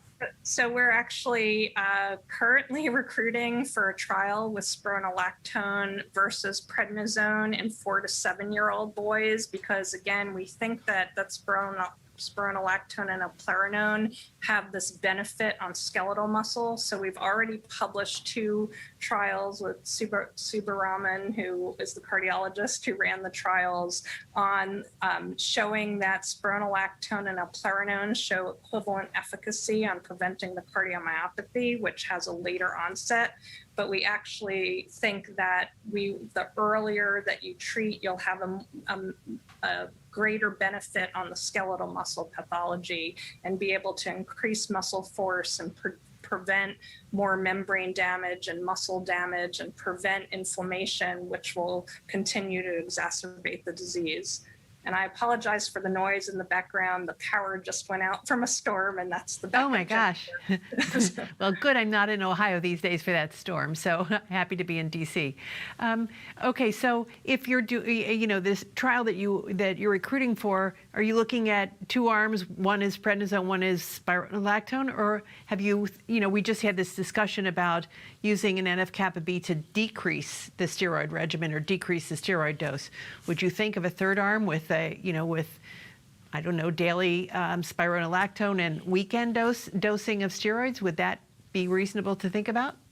Yeah, it's probably not, because glucocorticoid receptors, which which prednisone and deflazacort target, are actually very, very similar. It's the closest possible protein family member to mineralocorticoid receptors. And so deflazacort, the metabolites that are actually active and bind to the receptor for glucocorticoid receptor for prednisone and deflazacort both actually bind mineralocorticoid receptors. So they actually compete for the efficacy of allopurinol and spironolactone. So is it a wrong assumption to say that it could be that your steroid is masking or diminishing the effect of spironolactone? Or Yes, we've definitely shown that in mouse models and preclinical studies that using prednisone in combination with allopurinol or spironolactone dampens its effect on both skeletal muscle and the heart. And in the clinical trials, we actually tried to recruit patients who were no longer taking prednisone or deflazacort but only had a handful of patients that were willing to stop, even though they were mainly non-ambulatory patients to meet the cardiomyopathy inclusion criteria. But sort of anecdotally, some of the higher responding patients who had the best outcomes were the patients who were not anymore taking prednisone. And if people are interested in participating, they can contact you. Who? Kevin Flanagan is the PI. Kevin Flanagan and Megan Waldrop at Nationwide Children's Hospital are the my neurologist colleagues who do the patient care. I just come up with new ideas in the lab. Well, Jill, thank you. We need to have more discussion about this because I do think these NF-kappa Bs are really going to be useful in Duchenne. And Dr. Woodcock has said repeatedly, you're not managing the inflammation that occurs in this disease very well. So I'd love to talk more about this, and we'll come back to you just to do just that. Thank you for joining us, and back to the studio. Thanks, Jill. Thank you so much, Pat. Thank you, Pat and Jill. And Jill, thank you for all you've done for our community for so many years. So I just want to remind people really quick that we have a steroid patient experience study that is going on. It's a survey. If you haven't taken it yet, please take it. It's only open till July 1st. And now we're going to highlight some of PPMD's program and funded research before returning to our next In the Pipeline session. We'll be back. Hi, my name is Ann Martin, and I'm a genetic counselor at PPMD, and I direct the Duchenne Registry and the Decode Duchenne program. For those of you who don't know, Decode Duchenne provides free genetic testing and counseling to patients and families affected by Duchenne or Becker, and this includes free carrier testing. Genetic testing is important for Duchenne for several reasons. Of course, it's needed for accurate diagnosis, but it's also necessary for family planning and for carrier testing of the mother and other females in the family. And equally important, knowing your mutation is crucial for understanding if you may benefit from mutation-specific therapies, such as exon skipping and nonsense mutation read-through. I'd like to thank our industry sponsors, Sarepta Therapeutics, as well as PTC Therapeutics, and our newest sponsor, Vertex Pharmaceuticals. All three companies generously fund the program, and Decode would not be possible without their continuous support. This slide shows the impact our program has had since we launched Decode back in 2013. We've provided over 7 years of free genetic testing for families. Over 500 clinicians in the United States have used our program. Over 450 women have had free carrier testing since we started that 3 years ago. And over 1,350 patients have received diagnostic confirmation of Duchenne or Becker. And I also want to point out that Decode is not only for those who've never had genetic testing, but also for those who may need repeat testing because previous testing was done a long time ago or did not confirm their mutation. So if you have any questions or if you think you or a loved one could benefit from Decode Duchenne, please visit our website, or you can reach out to us by phone or email. We actually have 2 board-certified genetic counselors at PPMD, and we're always available to help answer your questions. Thank you for listening and enjoy the rest of conference.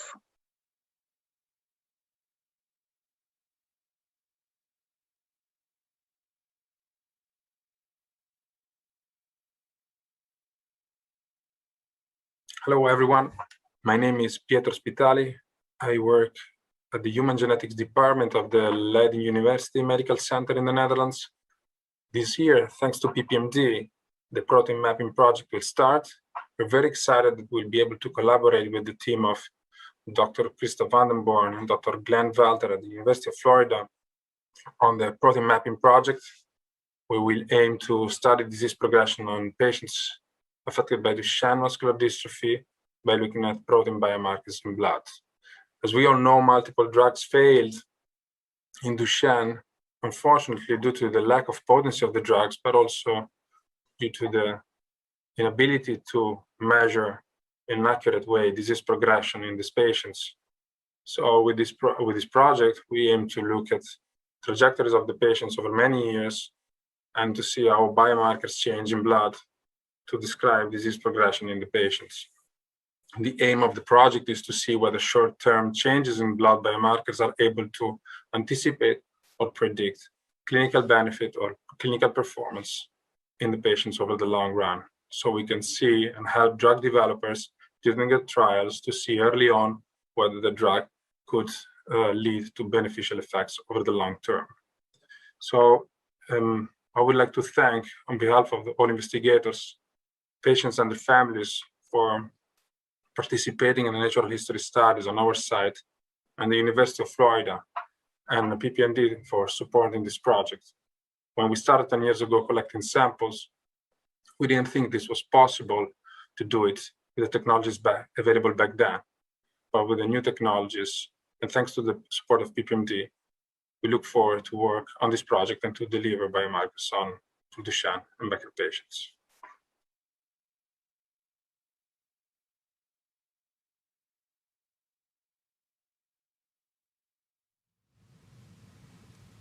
Welcome back. Our next session for our In the Pipeline series is covering investigational products targeting mitochondria or the heart.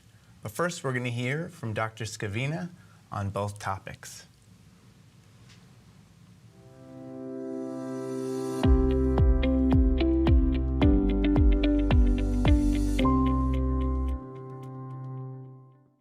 In dystrophic muscle, there is an increase in what we call oxidative stress, or a strain on the muscle. This leads to an influx of calcium as a result of the disrupted membrane.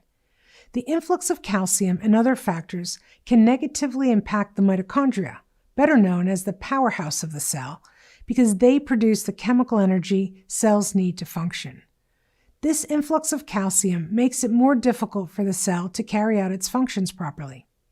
As with other downstream targets in Duchenne and Becker, we can potentially improve the mitochondria through various approaches, such as enhancing the generation of mitochondria and reducing factors that negatively impact their function, such as the influx of calcium. If we improve the function of the mitochondria, this can help improve the overall function of the cell, even while the muscle membrane is still fragile. It is important to remember that the heart is a muscle too. The same disruptions to the muscle membrane and challenges we see in the skeletal muscle, such as an influx of calcium, necrosis, fibrosis, and disrupted mitochondria, all impact the heart muscle as well. These factors contribute to the dilated cardiomyopathy we see in Duchenne and Becker, where the heart becomes enlarged and weak. This can lead to heart failure. We can't focus on just the skeletal muscle, but must also look to see what compounds can be utilized to address the cardiac muscle. We must strive to understand how improvements in skeletal muscle impact the heart. By using compounds targeted to the heart to combat problems such as fibrosis or scarring, we may be able to fight the progression of dilated cardiomyopathy and improve an individual's quality of life.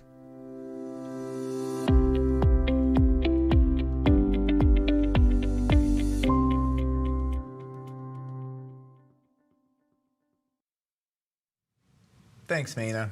Joining us today on the panel is Ranzi Somarante from Imperium Bio, Gerard Marek from Stellis Pharma, and Larry Markham presenting for Cumberland Pharmaceuticals. As a reminder, if you have questions during the panel, please submit them to the comment box below your player. All right, we're going to start with Ranzi from Imperium Bio with the first presentation.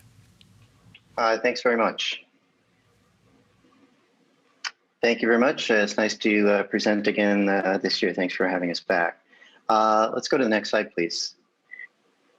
So as we've said before, we are in the midst of a open label phase 1 study in patients with Becker muscular dystrophy. The study has fully enrolled, and we're actually expecting our first subject to finish his 1 year on treatment coming up in the next couple of months. This is an open label single arm study. It's a dose escalation design where the patients are are stepping up through 3 different doses while we assess them for safety and tolerability at each dose escalation. We're also doing biopsies of their leg muscles, looking at various biomarkers. We're doing cardiac MRIs at baseline 6 months and 12 months amongst a host of plasma biomarkers that will help us identify endpoints, doses, and other aspects of future trial designs. We're also conducting a number of physical function assessments, which, as you know, are very important in drug development in this field. Next slide, please. Our platform is based on mimicking a recently described sterile hormone called 11-beta-hydroxypregnenolone, or pindrolol. We believe that this hormone is released by mitochondria in response to chronic physiologic stress and is a way of helping the body adapt to this stress.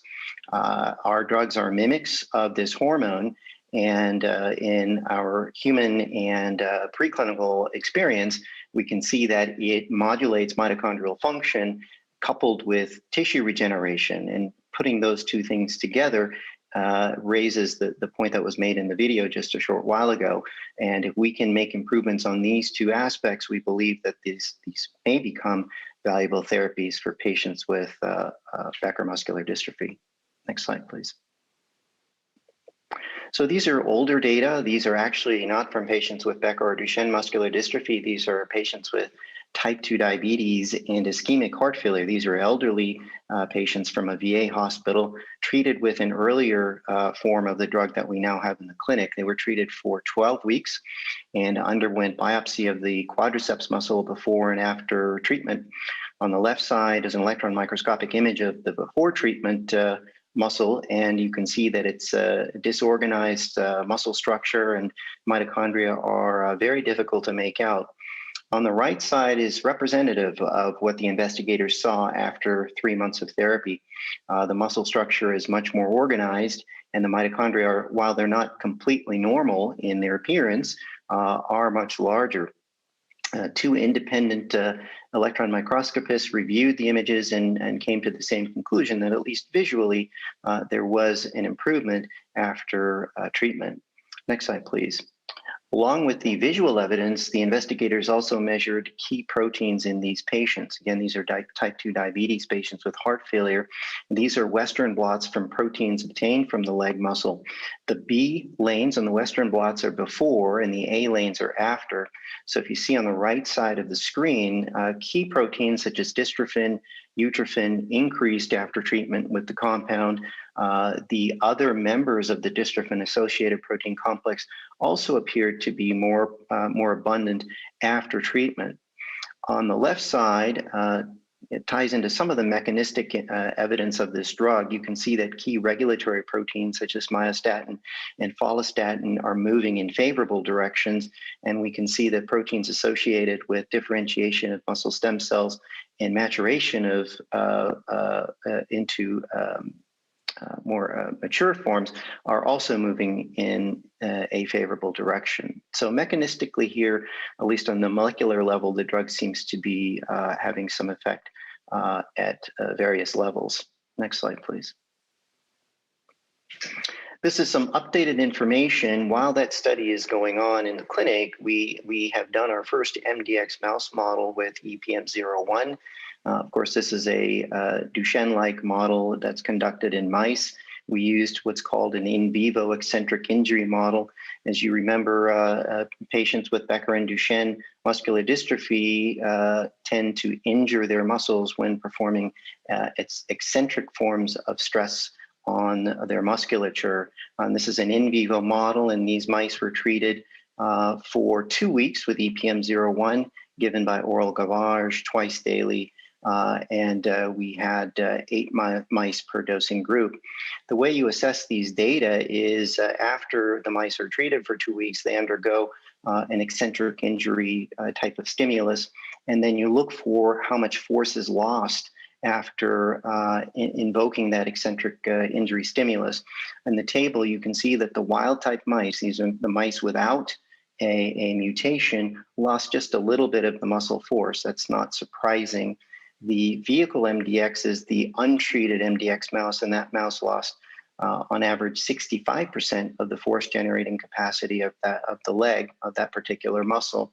And in the EPM01 arms, the force loss was somewhere in between the wild type and the untreated mouse, and the dose number 4 reached statistical significance. So this is encouraging to us in that the drug appears to be having some protective effect from eccentric injury in a model that doesn't require dystrophin. So we think this again ties back into the stress response aspects, particularly in restoring mitochondrial health and function.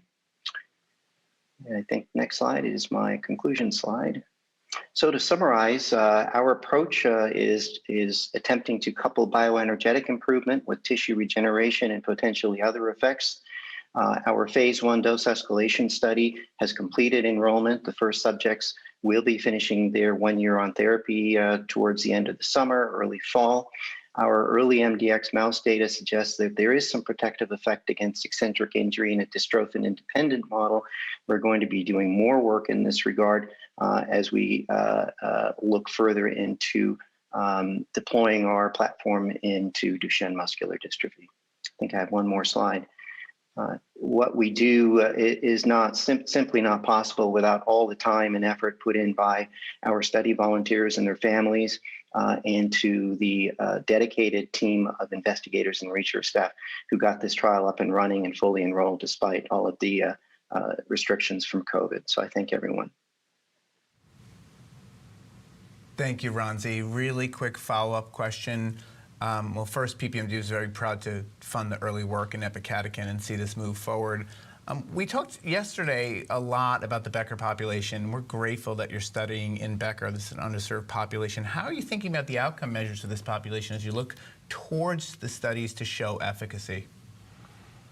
Yeah, as you know, Becker is a highly heterogeneous population, and in some patients, and there appears to be a threshold effect where their baseline dystrophin level may not have an impact on their clinical outcomes, and some patients progress faster than others. So as we think about future trials in the Becker population, we're looking very, very closely at the functional measures that we're testing. We're also looking at other functional measures and speaking to probably every opinion leader and thought leader and patient group that we can find in the next few months. So this is an important piece. I'd love to tell you that we have the problem solved in terms of how to contend with heterogeneity in an outcomes trial and an approval trial.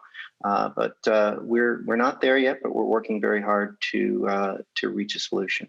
Thank you so much, and we appreciate that. And we plan to bring you all together, companies working in this space, so that we can all share learnings and move the field forward for that population. So our next speaker is Gerard from Astellas Pharma. I'm going to hand it over to you now.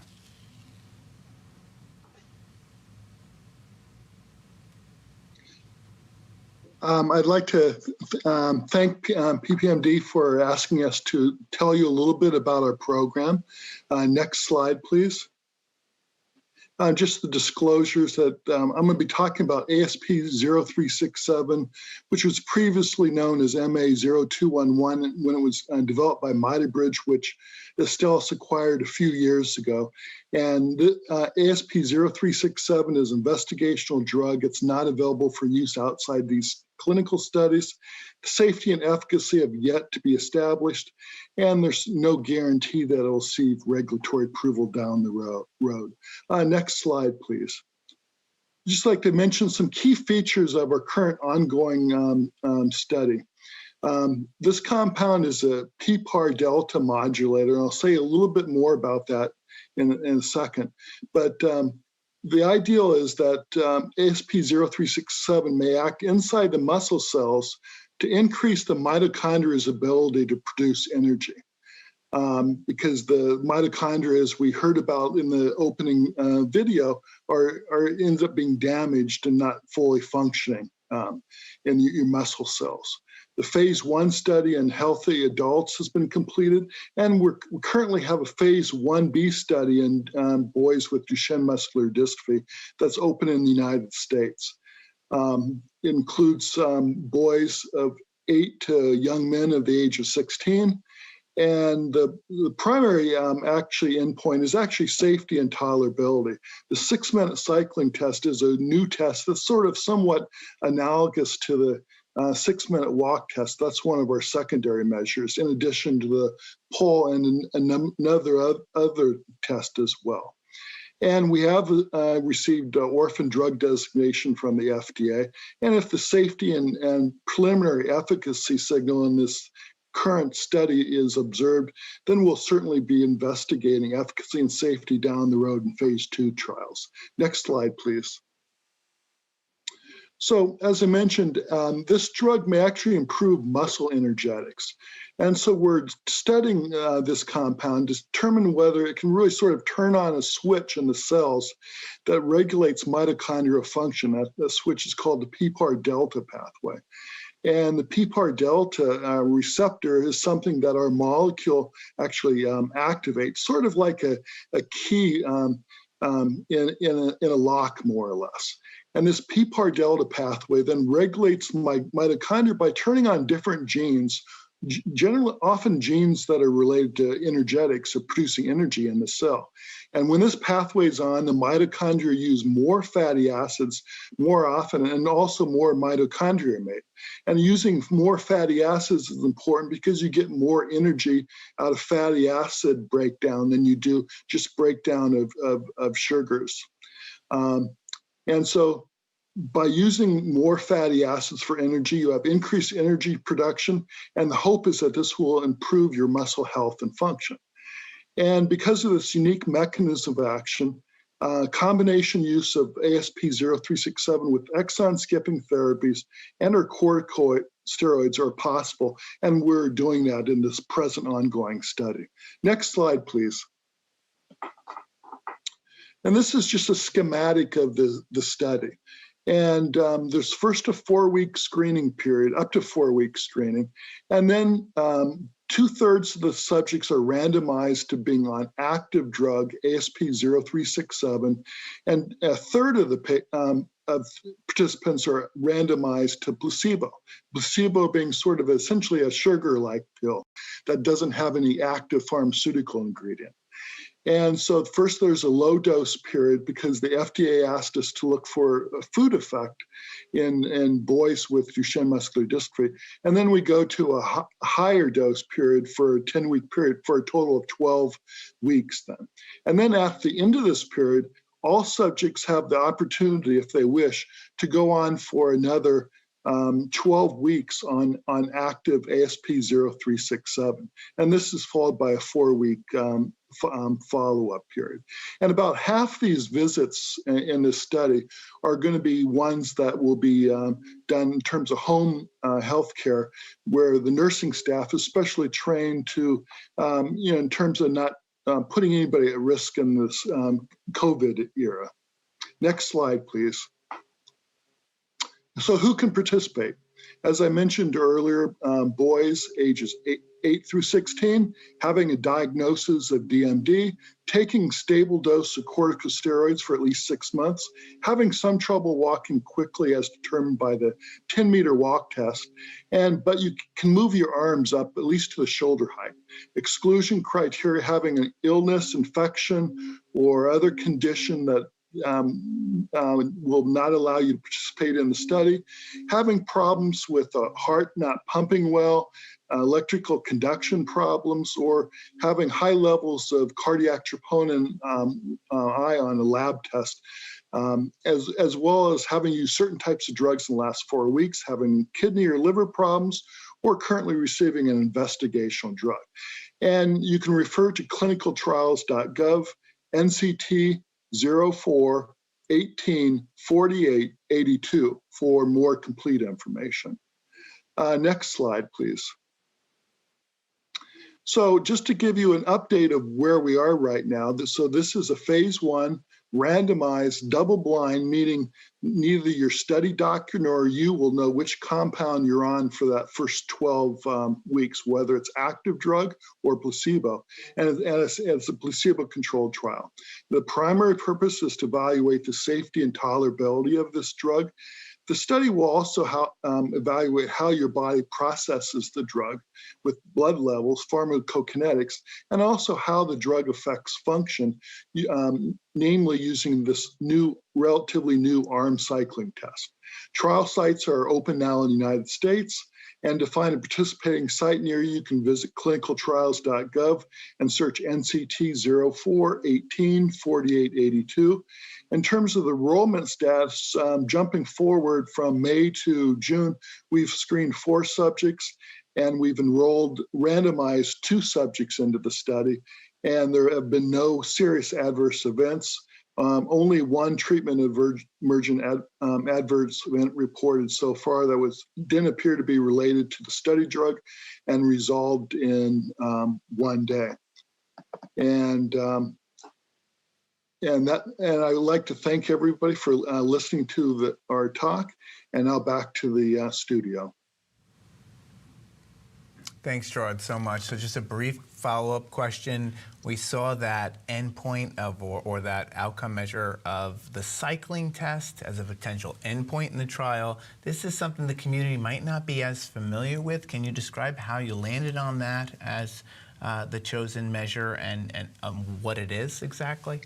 Yeah, we landed on it just because of sort of concern about being able to enroll younger boys, just given the interest in gene studies, certainly. But this arm cycling test is exactly that. Instead of using your legs to sort of turn the wheels at whatever rate you're able to, you're using your arms. So that's what it essentially is, an arm cycling test.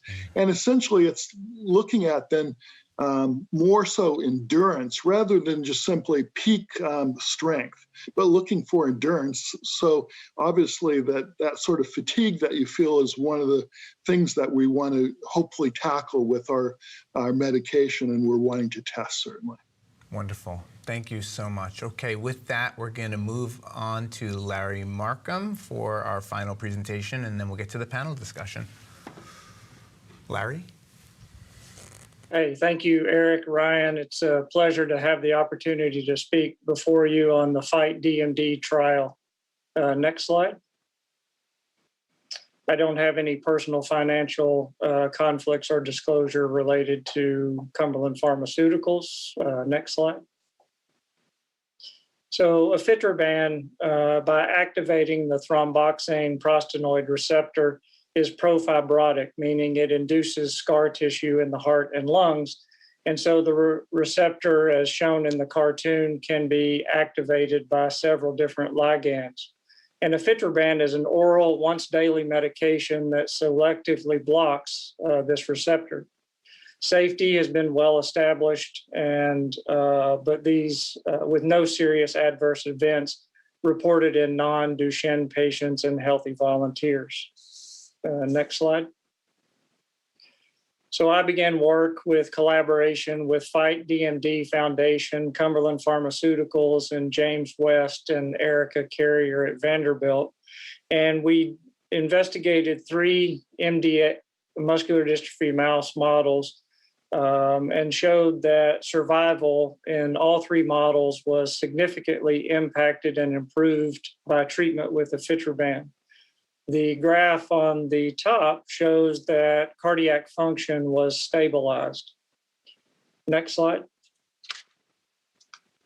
There was a recent work that came out from Texas A&M University in early 2021, which showed that thromboxane receptor activation was enhanced or high in young muscular dystrophy mice, and that coronary vasoconstriction was measured in the presence and absence. And as the arrows show, ifetroban treatment is represented by the triangles, that ifetroban reduced vasoconstriction in young MDX in both aged and control mice. And this is important because one of the hypotheses, in addition to cardiac fibrosis, we also think there is an element of injury which occurs in muscular dystrophy, such that elevated troponin levels are one measure of heart muscle injury, And we feel that that has some contribution to the development of cardiomyopathy. So this would suggest that ifetroban could have a role in both fibrosis and also coronary vasoconstriction. Next slide. So working with Cumberland Pharmaceuticals, we submitted an FDA orphan product grant, and this is the first trial in Duchenne, not only in Duchenne, but focused on cardiac, which is funded by the FDA. The trial is also supported by the Marlin family and the Fight DMD Foundation. I will also suggest that Parent Project Muscular Dystrophy was vital in its consultative role in discussing the trial protocol. Next slide. So the study design is with the objective to evaluate efficacy, safety, and pharmacokinetics of ifetroban. The trial was designed with patients in mind to make it not too much different than routine clinical care for the 12-month duration. Treatment is daily oral ifetroban. 2/3 of patients will be randomized to drug and 1/3 will receive placebo. And we will stratify patients based on their cardiac function. So some with more moderate disease and some with mild disease. There will be an open label extension available to all participants. Next slide. So showing the key designs of the study, as we pointed out, there are 3 visits, one at baseline, one at 6 months, and one at 12 months. There will be cardiac measures, pulmonary measures, as well as some assessments of strength. Pharmacokinetics will be evaluated, but after the first dose, those can be performed at home. And several things that I would like to point out. All Duchenne boys older than 7, which really relates to their ability to undergo cardiac MRI, are eligible, regardless of mutation type, ambulatory status, or steroid use. All of those individuals would be eligible. There's no upper age limit, and standard of care medicines, including some gene therapies, will be allowed. There's no biopsy or 6-minute walk test. I think a lot of individuals have expressed interest in the study. However, there is some concern about waiting for other gene therapies or missing out on other trials. We designed this trial of a rather short duration, looking for a very strong signal of cardiac benefit. Next slide.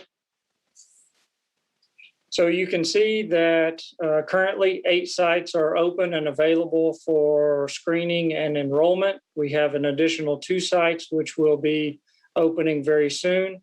And as an enrollment update, 3 of the 48 patients have already been enrolled and randomized. So we're ready for anyone who is interested, and here you see the sites which are available.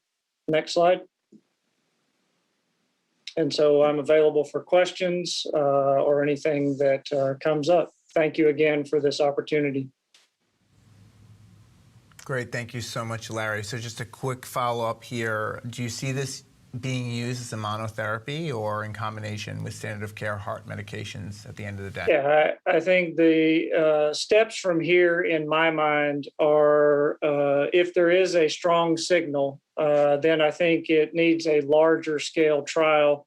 But I would see this as part of the cardiac therapies that we already know.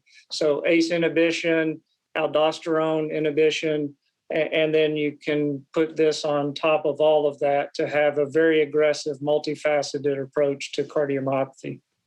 Great, thank you. And I noticed on the approved medications, you can add Amondys, Viltepso as well to that listing, right, of those who are able? Yes, some of those were not approved at the time the trial was created, but those will be rolled in, and we discuss all of those therapies that could potentially be available. Thank you. Yeah, that's great to see. We're always happy to see those approved therapies included. All right, so yeah, we're going to start some questions. Again, if you have any questions, please submit them to the comment box below. So the first Larry, you touched on already that there is an open label extension for that trial. So I'm going to ask you first about, what dose is that on? And then I'm going to come around to both Ronzi and Gerard to see if there's open labels for those studies as well. So Larry, do you know if is it the high or the low dose that's offered in that? Yeah, I think the open label extension dosing will be based on any signal that we are receiving from the 6-month visit. So that will be determined. Okay, great, thank you. Ronzi? Yeah, we, as I said, our first patients are starting to come off the first year of therapy, and we would very much like to continue collecting data on these volunteers. So we do hope to roll out an extension study for this trial in time. Great, thank you. And Gerard? Yeah, we have a 3-month open label period after the double-blind placebo-controlled part. Yes. Okay, great.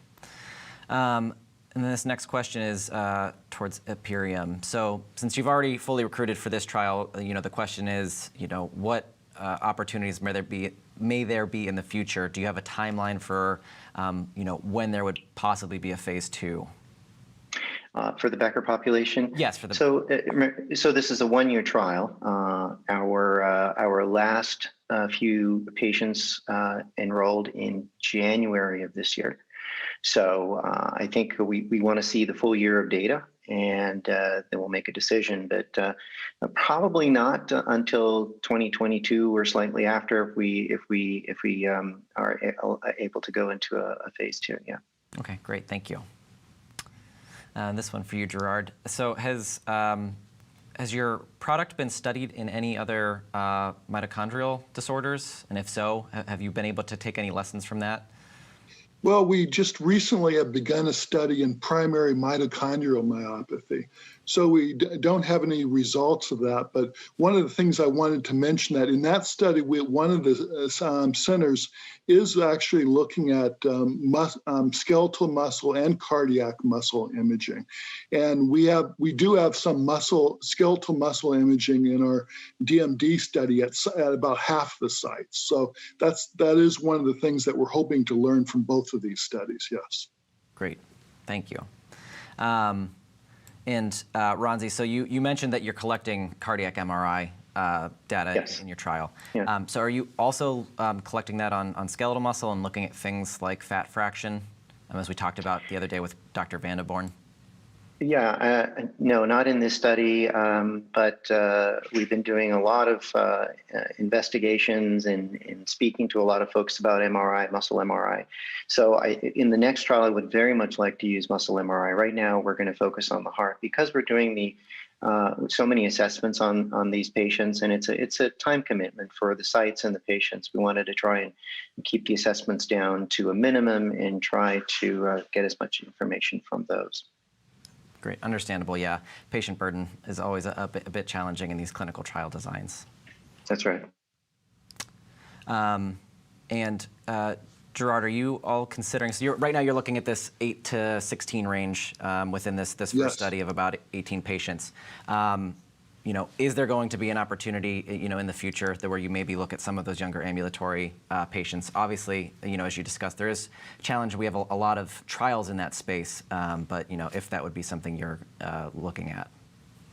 I think that when we move into phase 2, that's what we probably would be doing, where we sort of might be running essentially sort of a basket study where the patients that are younger, where we're looking at lower limb function, would go into that study, and the older ones where there's somewhat limited in terms of lower limb function, would be exploring upper limb function. Yes.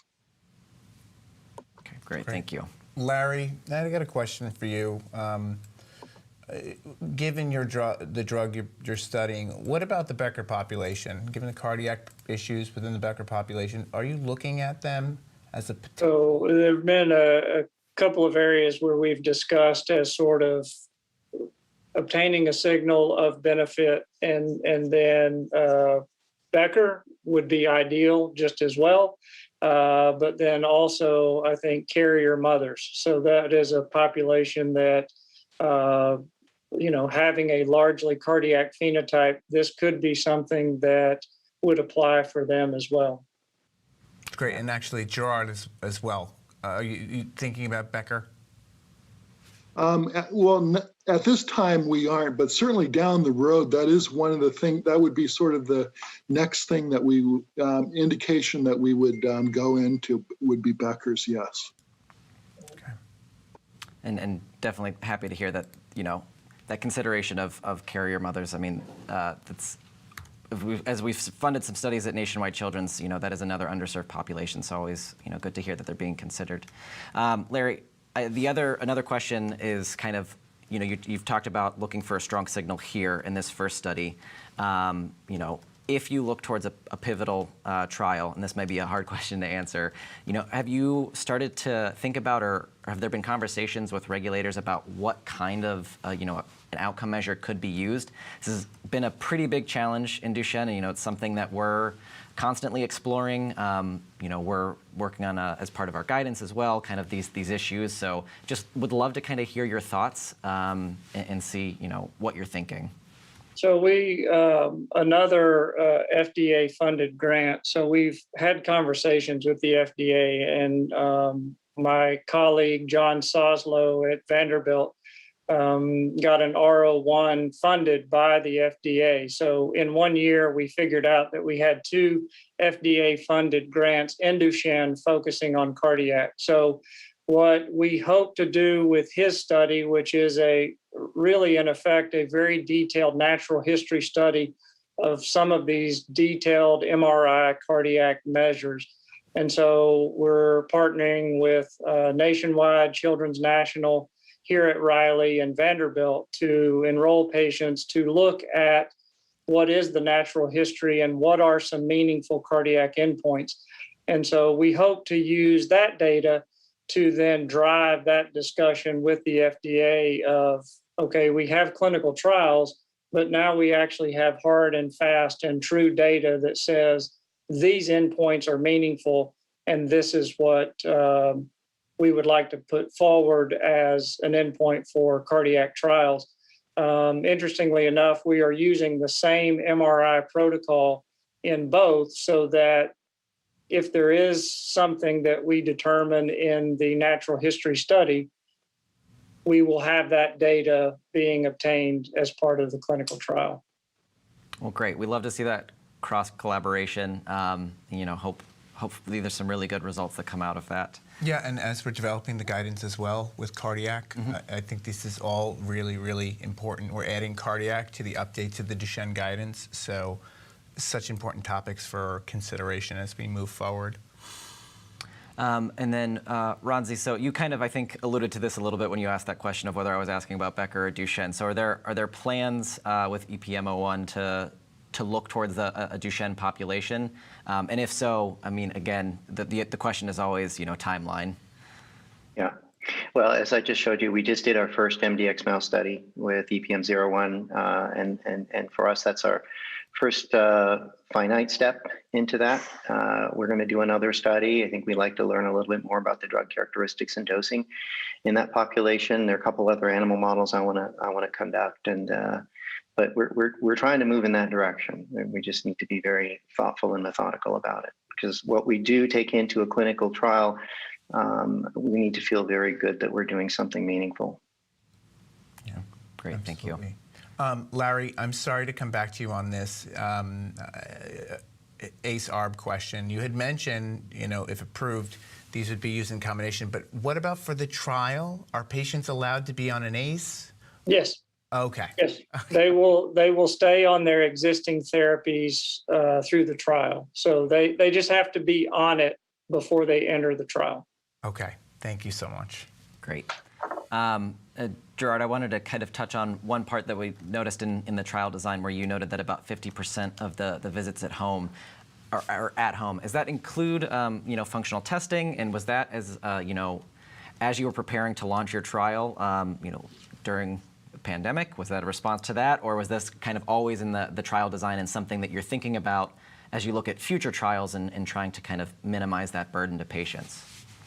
Yeah, when COVID hit hard, early last year, we actually stopped many of our trials, especially ones that hadn't started yet. So we were sort of redesigned things, and so it was redesigned in that manner, so that unfortunately we were only able to limit the actual clinic visits to about we were only to about 50% because of certain things that we actually, in terms of looking at motor function, it wasn't really realistic to do that on a home basis. So that was the limitation in what we were able to and moving towards that, yes. Okay, great, thank you. Yeah, we've been having more and more discussions about kind of what that is going to look like, what lessons we're going to learn from COVID, and I think finding ways to make these trials easier for patients to participate in, ones that maybe get away from the trial sites so we can have more inclusion. It is always a challenge, especially as you're working with the older patients in non-ambulatory. Those travel distances can be pretty tough on that patient population. Mm-hmm. So we also appreciate that kind of consideration in trial design. Larry, you had mentioned that, and it was up on your presentation as well, that as part of the study, it was from an FDA orphan product grant. And this is something that I think maybe the community's not as familiar with, and it's one of the first ones we've had in Duchenne. Could you maybe go a little bit more into what that means and kind of what those interactions look like? Right. So, the FDA, very similar to the NIH, has what's called an RFA, which is request for applications. And those come out and they may be very disease specific or condition specific or technology specific. And so this just happened to come out at the time in 2017 when we were exploring how to fund a study such as this. And so Cumberland Pharmaceuticals had researched this mechanism or funding mechanism. And so we decided to apply that route and fortunately we're successful. So I think in my mind, it has been very fruitful so far in that there is review and back and forth with the FDA on the progress of the trial and how it's going. This doesn't necessarily guarantee any pathway to approval or anything like that. It's just this is a funding mechanism to allow the trial to be paid for. Great, thank you. And Ronzi, Ryan had mentioned some of those earlier studies with epicatechin carried out by Craig McDonald and some others. Were there any takeaways, or either from biomarker data that was shared, or any other kind of lessons that you have been able to kind of take and implement, as you've thought about these designs and just your learnings in this population? Oh yeah, no, absolutely. In the work that we've done with Craig and that was supported by PPMD, we've identified follistatin as a potential biomarker for efficacy of the drug. As well as myostatin. We've looked at nitrates and nitrites because the drug appears to be upregulating nitric oxide synthase activity, which of course in the peripheral musculature would be a good thing because these patients have relative ischemia in their peripheral muscles. So on the biomarker side, we've learned quite a bit, and we're using the same biomarkers in the current study. So yeah, that work has been foundational for where we are today. Yeah, just to follow up to that, I know we've talked about, so how did you define, how was that trial defined for Becker? Functionally, was it by mutation, was it age? This is always the current study question. Yeah, sorry. Yeah. So we did a lot of work with Craig McDonald in identifying this population. So from a mutation perspective, they do have to have a Becker or Becker-like mutation. And so functionally, there are, and you can look at our listing on clinicaltrials.gov, there are cutoffs for the 6-minute walk test and the 10-meter run walk. So we're trying to recruit sort of a mild to moderate Becker population. And the mutation has to be verifiable. So those are, I would say, the two most character defining or population defining criteria that we have. Great. Yeah, and you're paving the way for other trials, so I just can't say enough. We're grateful for that, and we love to see these underserved populations, and we also love to see the companies looking and investigators and academics looking at the heart. We know the heart is a muscle too, And as we extend function, we're always asking the question, is the heart built to last? So. Yeah, and then Gerard, we had one last question. I think someone noted that it said there was some accelerometer testing within your study. Could you just maybe tell us a little bit more about that in the trial design? So we're working with Actigraph, and the whole point of that is just to sort of monitor continuously over in sort of real-world manner motor function over a day. So that's essentially what we're doing. So it's a way of actually bringing in measures actually at home and not simply dependent upon coming into the site for a visit and then being tested over that period in which one's worried about how one's going to perform. Yes. Oh, great. Thank you. And we'd like to thank all of our panelists for joining us today for some really good discussions. We really appreciate it. We're going to move on to our next Pat Chat here. Joining us today, we're going to have Pat joined by Dr. Beth McNally, who's the Ward Professor and Director of the Center for Genetic Medicine at Northwestern University. So they're going to be discussing the heart, which, as we've talked about, is something that we're going to make sure that is included in our upcoming guidance. So we're going to have a new section on cardiac to tackle some of those really tough issues that we've kind of been talking about. So with that, I'm going to hand it over to you, Pat. Hi, Beth, and welcome. So good to have you here. Hey, Pat, great to see you. Thank you. So, Beth, you've been working on dilated cardiomyopathy and Duchenne and Becker for a very long time. And I think that every parent worries about the heart, right? Because it's a muscle, and obviously in the cardiac MRI, we hear news such as you see strain early as 5 years old. Well, what does it mean? Can you help shed some light about what we know about the heart and the heart disease in Duchenne? Yeah, I mean, you're right. The heart is a muscle, and it is affected in Duchenne muscular dystrophy. But different from skeletal muscle, at least the way I approach it is we have so many more medicines to treat the heart than what we have for skeletal muscle. Now, we're excited. There are many things coming in the skeletal muscle domain, and we have some drugs approved now, but you know, the heart and the type of problem that happens in the Duchenne heart is actually a problem we know very well in cardiology, and we actually have quite a lot of medicines and devices and approaches to treat that problem. And so I think the key part, as any parent is thinking about this, is to just be very proactive, make sure you have a cardiologist who is familiar with Duchenne and the management, the skeletal muscle side of management, as well as the cardiac side. And that's just really important to have somebody knowledgeable about and keeping up to date about what those treatments are. Do you recommend early cardiac MRIs? Well, MRIs are always a little bit tricky in the very young ones, because if you require sedation to sit still for an MRI, there's risks associated with sedation. And so luckily, most of the time where we see some of these early changes, it's around the age when most children don't need sedation to do the MRI. So I think that's encouraging. I think many people still remain pretty reluctant to be sedating kids for cardiac MRIs really early in life. And so, you know, part of it has to do with your child and how readily they can sit still and do an MRI. And MRIs can be a little bit scary. You're in a big machine and it makes a lot of noise. So.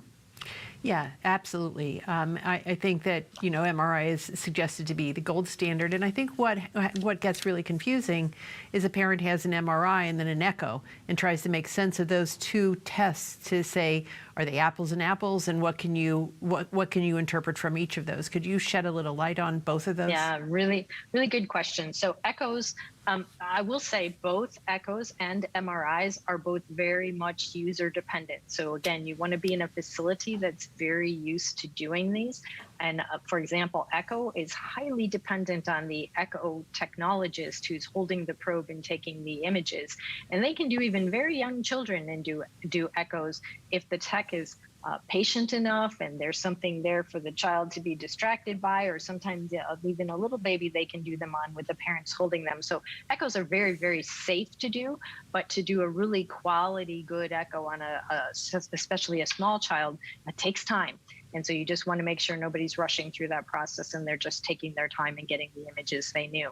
Now, you had mentioned strain. And so again, a really good echo, we can see strain differences in really good echo.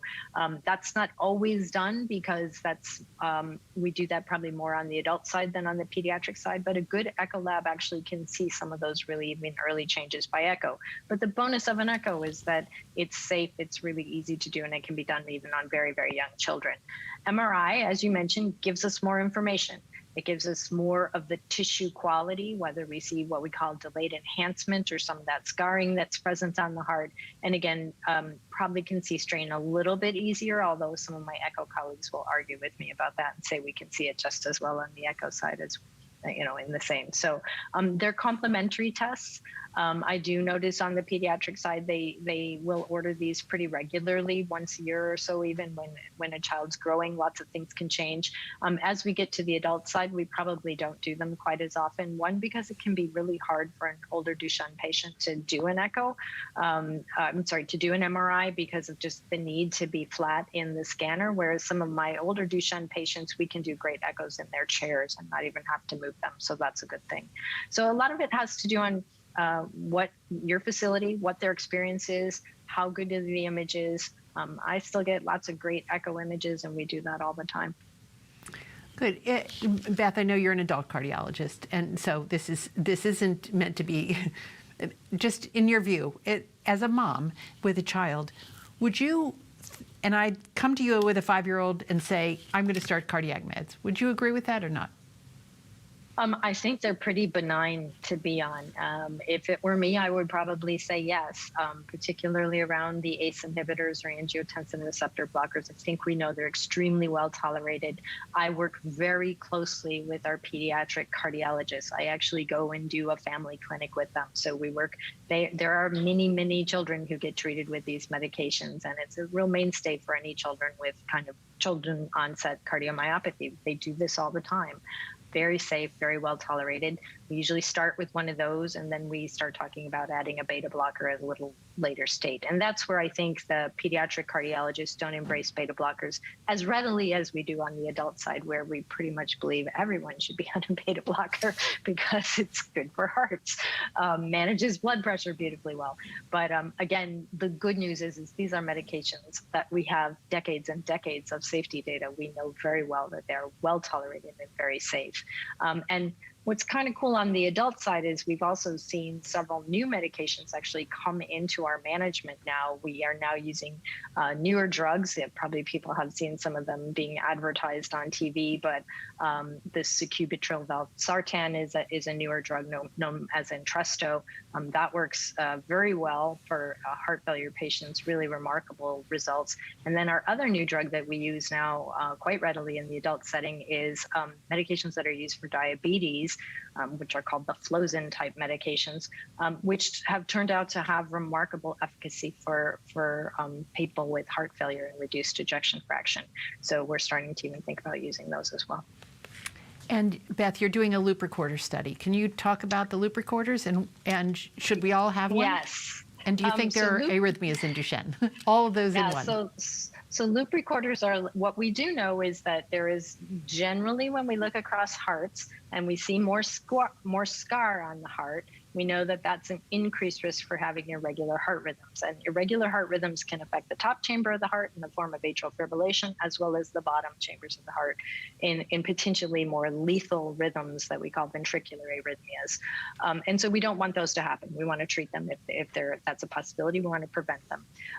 And so our best defense against those is monitoring for it. And so many people are now more familiar with the patch monitors, which you can wear for up to 14 days. Those are outside the body, and it's a skin patch. It sits on you. Those are now being used in the pediatric setting. They weren't for a while, but now they are more readily being used there.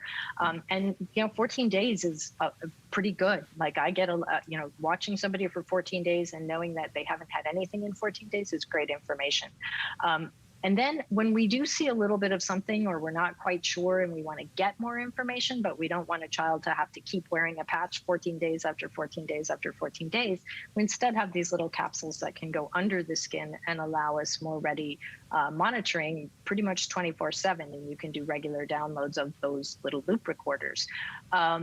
Though what we hope to do is correlate imaging data from MRIs with the data that we're getting, not just off loop recorders, we're actually doing it sometimes on people wearing patch monitors, because we can do those more readily, and all our patients now have the patch monitors, so we can increase our sample size a little bit that way. And we'll be asking that question. So we know Duchenne hearts have a lot of scar on them, kind of more than what we're used to seeing, but we don't necessarily think of the arrhythmia risk as being much worse than other cardiomyopathies. So that's really the central question of the study, which is to try to make those correlations. What we see on imaging, what does it correlate with the rhythms, so that we can better guide our patients about whether they need devices or not. Yeah, I think one of the questions with gene therapy is, should the gene therapy improve skeletal muscle function? Is the cardiac target useful, and does it increase any risk to the heart? It would be one of those things I would call a gaping hole in the literature right now. It is something. It is in many ways experiments that are being done real time. And, as we've all lived through pandemic this last 16 months, we've all been living through what it is to be in experiments real time. But for a parent who has a child with Duchenne, that's a bad situation to be in. And we need to get more information. We can get a lot of information from our animal studies where we can model this, and we're trying to learn more about it. Is gene therapy going to equally treat the heart and the skeletal muscle, or is there going to be disproportion there? We have some concerns about some of the animal studies for antisense treatments, and those again are in use right now, but we know they don't quite get into the heart cells as well, and what's that really going to mean long term? And so I think anybody who's been receiving those treatments, if you've been in a clinical trial or if you're actually on an approved drug, I think really getting together and gathering that information so we can get as much gathered and studied and make recommendations as quickly as we can. I think that's what we want to be doing. We really have to learn more about this. Thank you so much, Beth. I think the Action Network is collecting this data. Hopefully we will get together, collect the data, and really understand this for kids. We're going to come back to you, and so thrilled that we're going to be working on the guidance with a specific heart cutout. We have so much to do there. Thank you so much for joining us tonight. Appreciate all you do. All right, take care. Speak soon. Thank you, Pat, and thank you, Dr. McNally. Such important topics to discuss. Really appreciated that feedback from Beth. So now we are going to be able to reveal the winner of our daily photo challenge. There you go. Thank you so much for participating. It's a great, great picture with PPMD swag. Bonus points for using the PPMD masks creatively. We will send information to you on getting your $25 gift certificate, and we really do appreciate you submitting these photos, and for everyone else. Tomorrow, the challenge is anything goes. Costumes, sharing your proudest moments, take a photo with pets, family, be creative, right? Yeah, absolutely. All right, we are going to go ahead and take a break for dinner. We're going to come back here at 6:45. We'll come back, have a discussion on gene editing, and another recently reported update from FibroGen. So as we step away, we're going to share some of the photos from today's challenge, and we will see you all back here at 6:45 Eastern.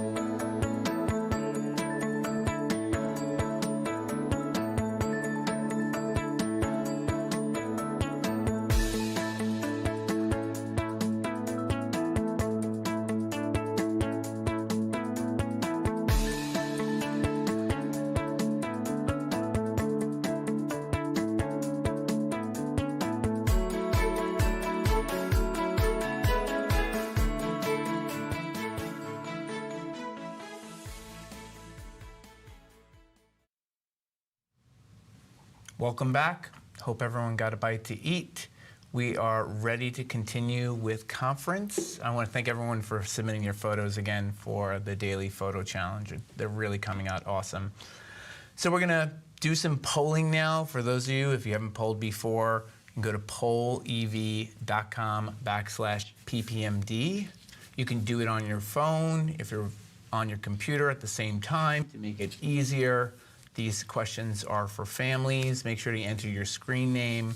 And we have a pop quiz at the end. So you'll be able to answer the pop quiz, and the first person who answers will get a $25 gift certificate. So we're gonna pull up the first question. You should be seeing it. The question is, which things are true for your family? Check all that apply because of Duchenne or Becker. And then you see a number of things that occur within the family's life that are a lot of these things happen that are not accounted for when they talk about burden of disease. No, absolutely not. And these are things that may change over the course of how this disease progresses and how it affects your family. So kind of always interested to see what our families are doing. Yes, and it may depend on the age of your child.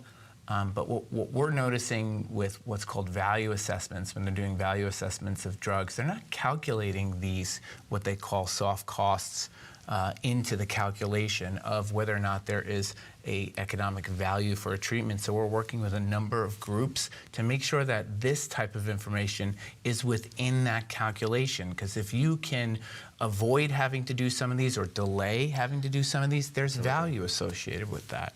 Yeah, and many of these options are not necessarily, cheap options, and there's, it can be tough on families to do some of these kind of modifications. Absolutely, absolutely. We're working with the Duchenne Family Assistance Fund on a lot of these issues, and we know that families go through a lot throughout the course of the diagnosis. So we see answers coming in, checking all that apply. We see that a high number, at least 30% of parent or other family members stopped working to help manage care. This really does have an impact on the family overall. Yeah, absolutely.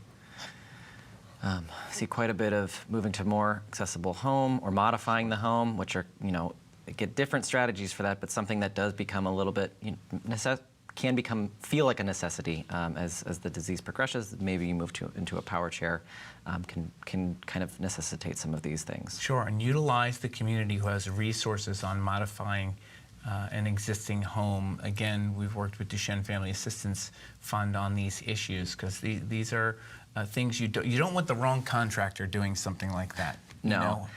We've heard horror stories about that. Yeah, and the definitely can learn lessons from family members who have been through it before. It's always a great resource and definitely something we recommend trying to connect within your community. Okay, great. I think that we can move on to the next question. So here, if you were deciding whether to join a trial, which things would make you least likely to join? Before we asked about most likely to join, now we want to see your top 3 least likely to join a clinical trial. What are those factors? Yeah, and there's a lot here, and again, this really just kind of helps inform us as we kind of talk to sponsors about things that are going to be impacts for families, and it's good for us to see kind of what are those burdens for you. Sure, and you see that last option, which right now is pretty high on those choices. Losing that eligibility for future trials, this really factors into gene therapy especially. Yeah, that's definitely what we hear at the most from families, those that are waiting for the ability to get into those trials. Definitely the biggest factor. And placebo, which again, we saw that in kind of the inverse of this question, where the chance of there not being a placebo included was one of the factors that people looked for in trials. So wanting to be on that investigational product seems to be a really big factor in this. And with travel, this may be increasing because of COVID. People aren't worried about traveling. They don't want to have to go too far, be in an airplane. I mean, these are all factors in this day and age that we all have to think about. Yeah, and this can be disruptive to your life. That's why we are, we're hopeful that we see as a little bit of a silver lining from something like the pandemic, where some of these trials did have to modify their protocols for at-home visits, that we can see some of that implemented in the future, so that way we can take down that type of burden. Sure. And make it a little easier on families. Sure, and you see the child not getting better within the trial. Or after the trial. Our community is very tolerant of uncertainty. Mm-hmm. They understand that there is a chance, but they want to do something. And we appreciate all those who are participating in clinical trials. We know it's a personal choice. It's not easy. And we appreciate you providing us this data. Again, we're going to combine this with other polling that we've done to look how things have changed and if there are any trends. I think we can move to the next question. And look, it's the pop quiz. So, which animal has no vocal cords? A giraffe, a sloth, a koala, or a kangaroo? Wow. Do you know this, Mr. Science? I don't. I guess I have a guess. Did you study this? No, I can't say I did. No, they didn't teach you this? Mm-mm. Okay. Things without vertebrae. So I'm a little off here. The koala hasn't gotten many votes so far. It looks like the kangaroo and the giraffe are high up there. Mm-hmm. It's a pretty interesting one. It's one that I don't think I've heard. I mean, trying to think of any calls I hear from any of these animals. Yeah, I would not be. I've never met a koala. So yeah. Okay, so very Australian. Yeah, I think that with that we are going to be able to reveal the answer in just a second for those who. It's the giraffe. Okay, that makes sense. Does it? Long necks. Okay. Well, so the person who answered this the quickest, you're going to win $25. We're going to announce the winners of both the pollings from tonight at the very end. We're going to take a moment now to spotlight some PPMD-funded research, and then we're getting back to very highly anticipated gene editing panel. We will see you in just a bit. Stay right there.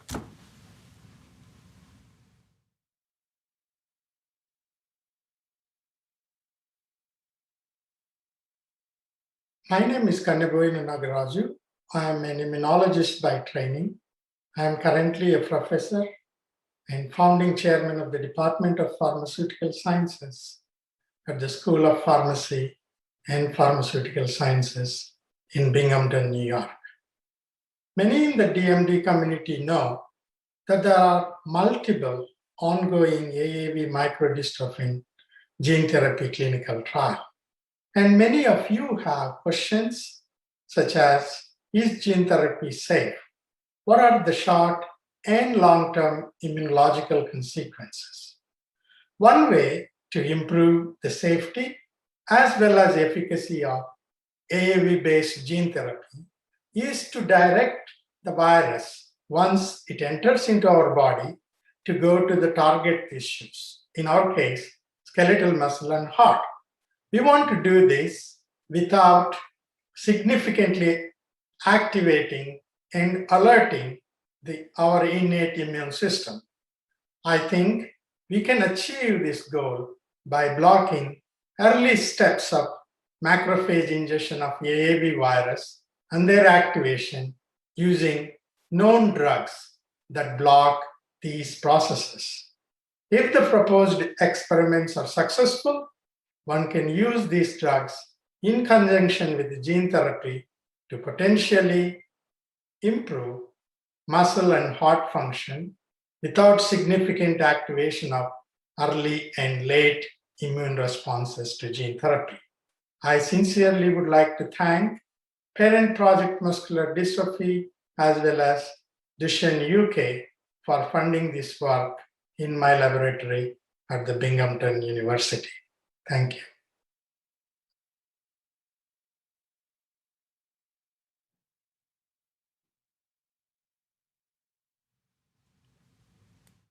Hi, my name is Dr. Leanne Ward, and I'm a pediatric physician scientist at the University of Ottawa and a pediatric endocrinologist at the Children's Hospital of Eastern Ontario. And I am just absolutely delighted to announce today that Dr. Kim Fung from Saint Justin Hospital, the University of Montreal, is the recipient of a clinical fellowship funded jointly by Parent Project Muscular Dystrophy and Jesse's Journey. This is a 2-year clinical fellowship during which time Dr. Fung will work with me and my team in Ottawa to care for boys with Duchenne muscular dystrophy, focusing on their endocrine complications of the condition and the glucocorticoid therapy, and also focusing on fractures and bone fragility due to osteoporosis in this space.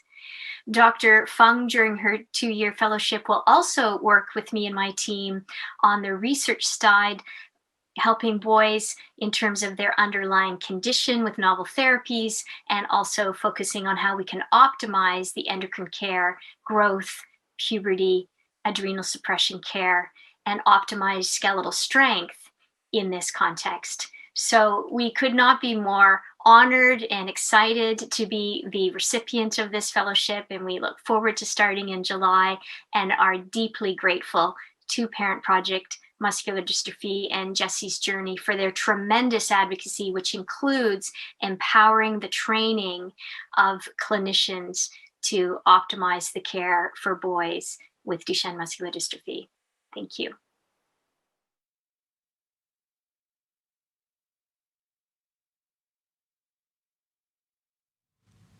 Welcome back. Our next session is on the topic of gene editing, where we will be joined by 3 researchers to give us an overview of gene editing, followed by an open Q&A with the community. So if you have questions, please submit them to the comment box below the live stream.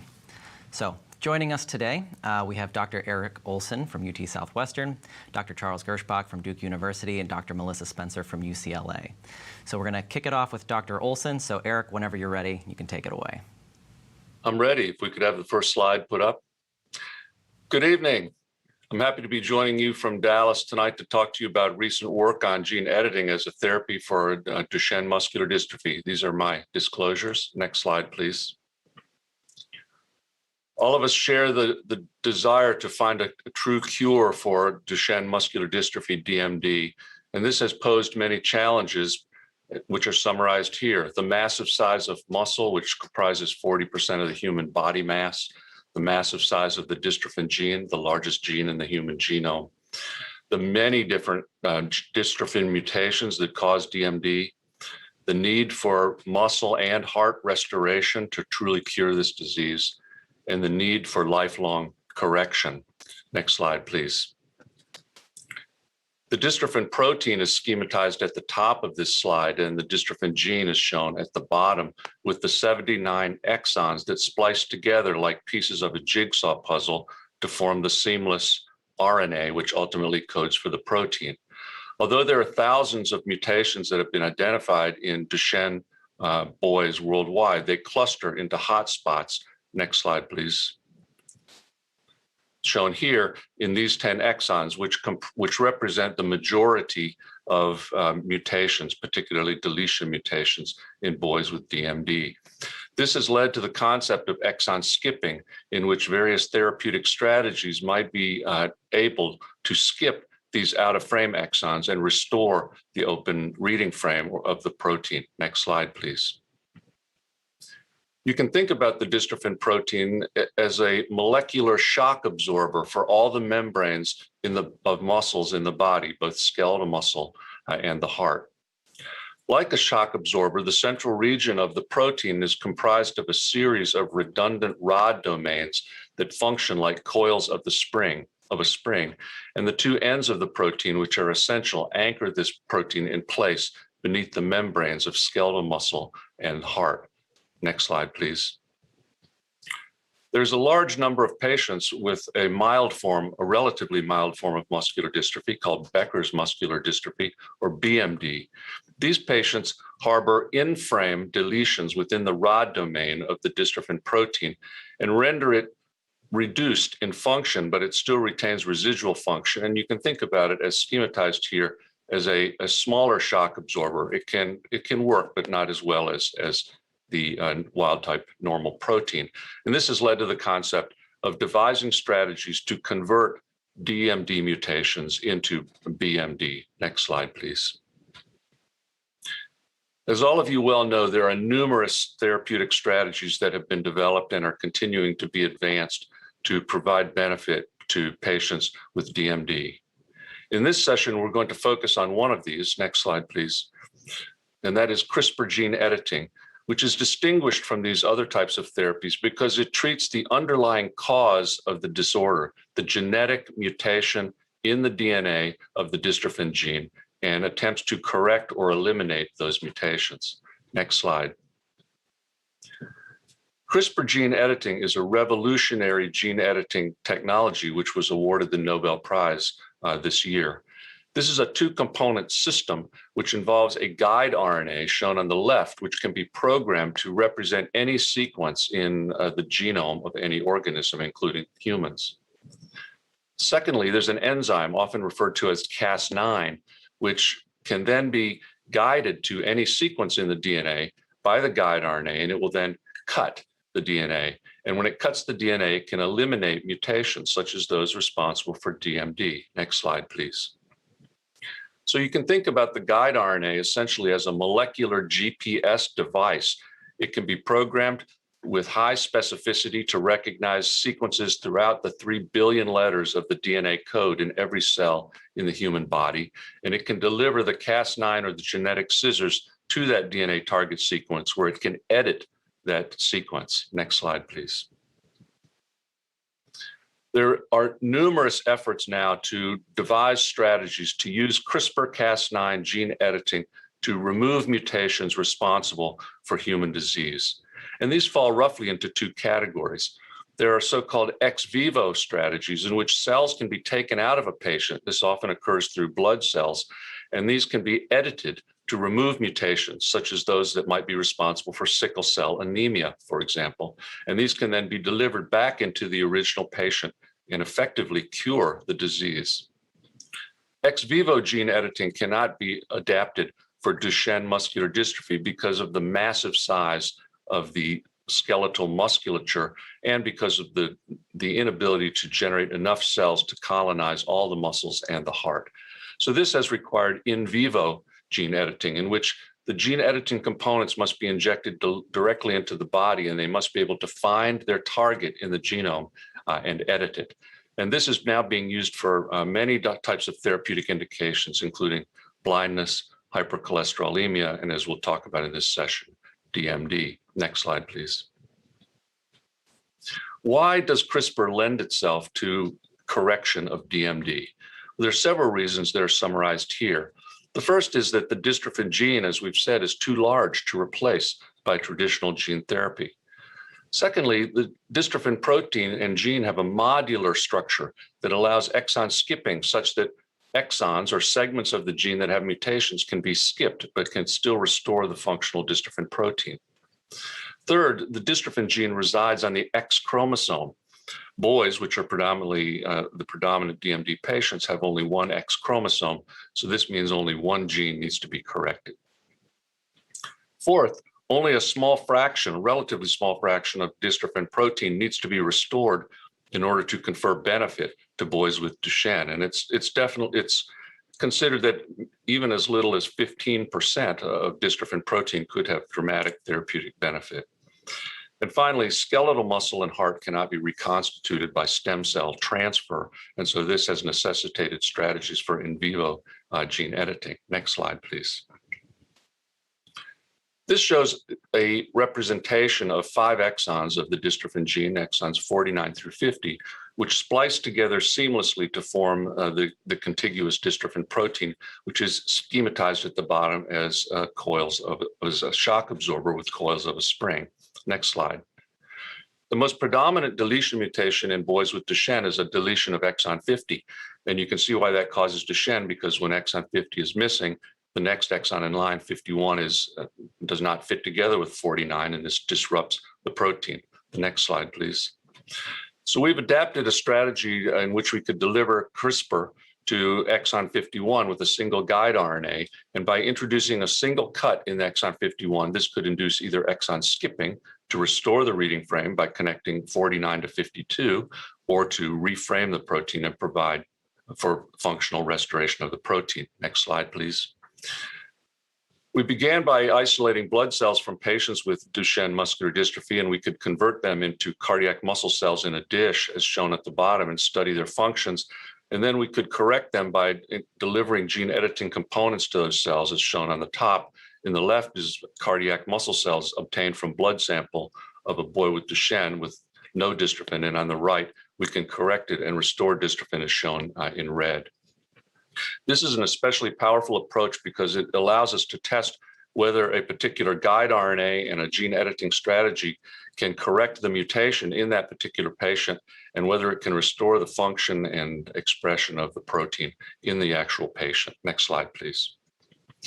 So we've tried to adapt this technology to deliver it into animal models of Duchenne by introducing the gene editing components into a harmless virus, adeno-associated virus, AAV, which is familiar to all of you. Next slide, please. And we then ask whether the CRISPR gene editing components could not only find their way to the muscle cells that were affected, but could they deliver the components, and could they find the single mutation in the genome of all the muscle tissues of both mice and dogs. Next slide. So here you can see in the top would be dystrophin staining in representative muscle tissues of a mouse with Duchenne muscular dystrophy. In the middle, you can see a mouse. The top is the normal mouse, and the middle row is mice with Duchenne, and they have no dystrophin. And on the bottom, next slide, you can see the restoration of dystrophin protein after 4 weeks of one dose with the CRISPR gene editing components. Next slide, please. So what I've told you about so far is that you can correct Duchenne muscular dystrophy mutations by what we call single cut gene editing, in which one cut can correct multiple types of mutations by skipping exons. And this type of editing creates double-strand DNA breaks, and it can be imprecise in some cases. Most recently, there have been new strategies for gene editing that have been developed, such as base editing, which allows the conversion of a single letter in the DNA code to another letter to remove the mutation. And this is absolutely and highly precise at the target site. Next slide. Here you can see on the left is normal muscle from wild type mouse. In the middle would be muscle from a mouse with an exon 51 deletion. And on the right, you can see muscle that was base edited by changing a single nucleotide letter in the DNA code to restore dystrophin expression. Next slide, please. It's important to emphasize that strategies for correction by CRISPR-Cas9 editing result in the maximum size of the dystrophin protein that can be produced, as shown here, comparing at the top the normal protein with the gene-edited form of dystrophin that we've generated in the second to the top.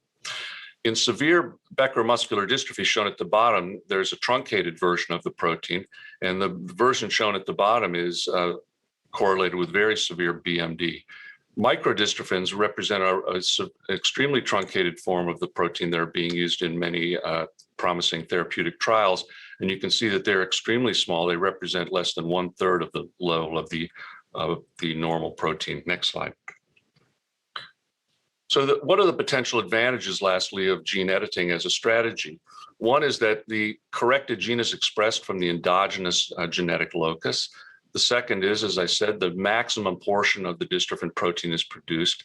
And we believe the expression may be more persistent because it's coming from the endogenous gene and does not require continuous forced expression from an exogenous virus. Next slide, please. What are the potential challenges for gene editing? One is the potential for off-target genome editing. Might editing take place at a place we don't want it to occur? The second is their potential immune responses to Cas9. And lastly, the limitations to the efficiency of gene editing. Many of these are theoretical challenges, but thus far they haven't been shown to be major challenges to this technology. Last slide, please. So this slide illustrates where we started and where we are now. We've adapted this technology to correct mutations in samples from patients and have optimized it. And we've built mouse models to correct the mutation by AAV delivery and have then scaled up this work to correct it in large animal models. Next slide, please. So looking ahead, we're continuing to optimize editing and AV delivery. We're continuing to demonstrate safety of the technology, and we're trying to adapt this to other monogenic disorders. And finally, my last slide just acknowledges the wonderful team we've had in Dallas that's been involved in this work with several of the key scientists and our collaborators at Vertex Pharmaceuticals. And with that, I'll hand it back to the studio and welcome questions later on. Thank you. Thanks, Eric. We're just going to have a quick follow-up question. So you touched on a number of different strategies in that talk. Are there certain strategies that you think will be maybe more applicable for Duchenne, or do they all have their, or equally viable, just depends on the type of mutations that you're trying to address? I think Duchenne, more than many other disorders, really lends itself to this type of CRISPR gene editing because it can be done simply by either changing a single base or one cut, and by skipping an exon or restoring it, you can bring back the entire massive protein, which is not possible by other microdystrophin strategies. Great, thank you. Next, we're going to hear from Charlie Gershbach. So Charlie, whenever you're ready. Thanks. Yeah, thanks so much for the opportunity to come and present, and thank you to Dr. Olson for a fantastic introduction for the broad field of genome editing for muscular dystrophy. As was mentioned earlier, I am at Duke University, but much of our work in gene editing for Duchenne has been partnered with Sarepta Therapeutics, who we've worked with and have generously supported the work that I'll be alluding to today. Next slide, please. So my role in this presentation was designated to talk a little bit more about what the challenges are in making gene editing a reality for Duchenne patients. But before getting into that topic, I just wanted to reinforce, I think, what we already heard from Dr. Olson, and I'm sure we'll hear from Dr. Spencer as well, that we all believe that gene editing has transformative potential for this disease, and we're incredibly excited about what gene editing can do as a treatment for Duchenne patients above and beyond other types of modalities that might be available. And that's exactly why we've all dedicated our careers to focus on this challenge. Next slide. And I just wanted to highlight the diversity of approaches and models and laboratories around the world that are working diligently on this challenge of applying genome editing to Duchenne and having a great deal of success in these preclinical models. And so between the work of the three presenters tonight, as well as many other groups, only a subset of which are showed here, there's a great reason to believe that gene editing will someday have potential for treating this disease. Next slide, please.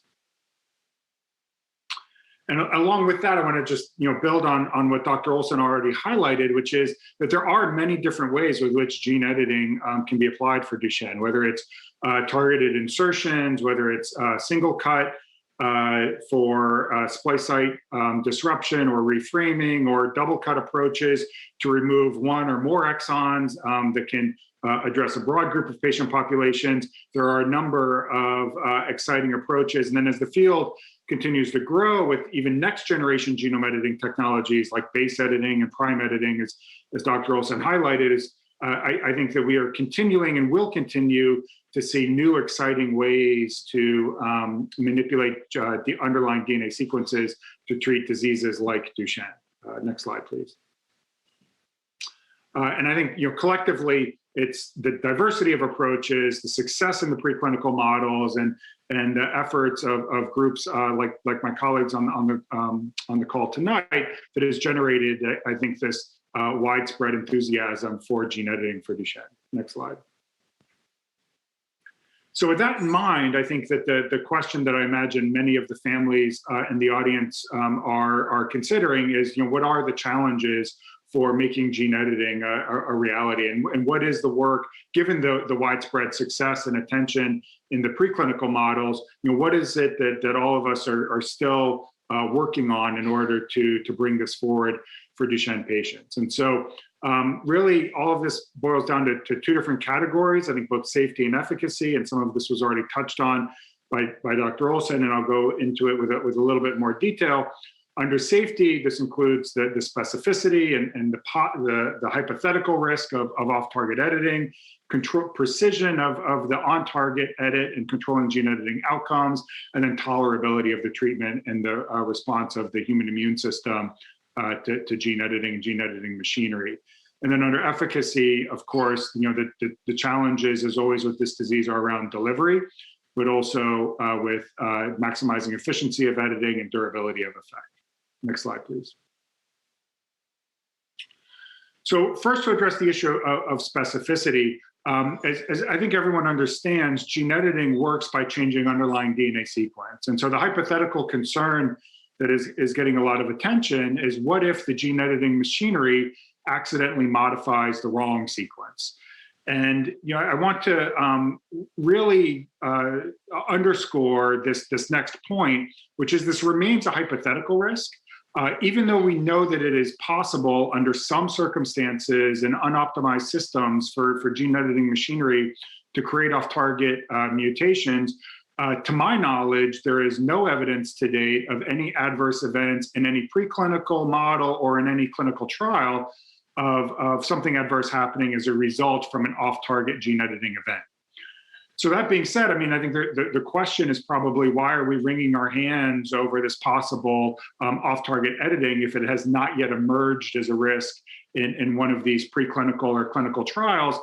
And that really boils down to the technical challenges of monitoring this problem and ensuring that it is not happening or could not potentially happen. And to kind of underscore the scope of the challenge, if we think that, in this type of treatment that is addressing all of the muscle cells in the body, which may make up trillions of cells, and in each one of those cells, there are billions of base pairs of DNA, the ability to even measure what the potential off-target DNA modifications might be is daunting. If you take all of those trillions of cells and multiply them by all of the billions of base pairs of DNA in each cell. And so one of the challenges that the field is working through is, what are the right models to even understand what the risk is and what the possible frequency of off-target mutagenesis might be, and whether, even if there is off-target mutagenesis, whether that even has the potential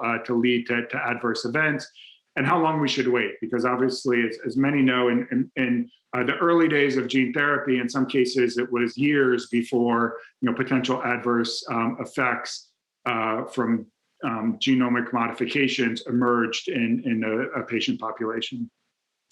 Of course, at the end of the day, we're all, the field and collectively with the regulatory agencies is going to need to decide what is the acceptable level of risk, because it's simply not going to be feasible to be able to guarantee that all of the billions of base pairs in DNA across all of the trillions of cells are not changing. And in fact, because our genomes are actually changing all the time, every day, with every cell division or at any DNA repair event, that it's actually even not feasible to kind of comprehensively measure this effect. So, but still, work ongoing in the field to better understand this underlying issue. Next slide, please. So the topic of specificity on the previous slide refers to what the potential is to modify the genome at some other location. So in this case, it would be modifying the genome at somewhere other than the dystrophin target site. This slide refers to a distinct issue, which is, even at the on-target site, how well can we control what the gene editing outcome is? And the reality is that almost all of these technologies, while largely create the intended edit in the dystrophin gene that we're looking for, many of them have the potential to generate other types of edits at the on-target site. And it's one of the things that the field is grappling with, is understanding what the consequences are of what we call those unintended edits. Again, I want to underscore importantly that this remains a hypothetical risk. There is no evidence to date that any of these other types of modifications to the dystrophin gene could cause any type of adverse event. You might imagine that in this disease, the inherited mutation is a broken dystrophin gene, and changing a broken dystrophin gene to another variety of a broken dystrophin gene may not actually have any type of adverse effect, but it's something that I think that we want to be able to understand and be able to predict and ultimately be able to control. And so with that in mind, there's a great deal of effort in the field to work with these next generation editing tools like base editing, as Dr. Olson highlighted, to be able to better predict and understand what the editing events are that come out of this type of treatment. And again, I think we believe that there will be some amount of acceptable level of risk given the challenge of being able to predict the editing event in all of the treated cells. Next slide, please. And then lastly, under safety is the issue of tolerability. So importantly, these CRISPR systems are derived from bacterial proteins and engineered RNA molecules. And so these are foreign to the human body. So just like an AAV capsid, of which I'm sure you've heard much about, these are recognized as foreign by our immune system. And we know from animal studies that at least in preclinical models, that the mammalian immune system can recognize these Cas9 proteins as foreign, just like they recognize AAV capsids as foreign. A additional complicating factor, just like pre-existing immunity to AAV capsids, that is the result of naturally occurring exposure out in the environment, the same is true for some of these CRISPR systems that exist in bacteria that we may be normally exposed to just in everyday life. And so there is evidence that some humans already have pre-existing immunity to the CRISPR systems, not unlike pre-existing immunity to AAV capsids. So this is an issue that, again, we're trying to better understand what the consequences may be, what the right models are, and what are the right assays, and how it might be minimized or controlled. Again, I don't think that there's evidence today that this is going to preclude CRISPR gene editing in humans, just like things like AAV gene therapies originally had challenges associated with immune response, but various efforts have been able to address those immune responses to move forward. I think similar things are going to occur in this field.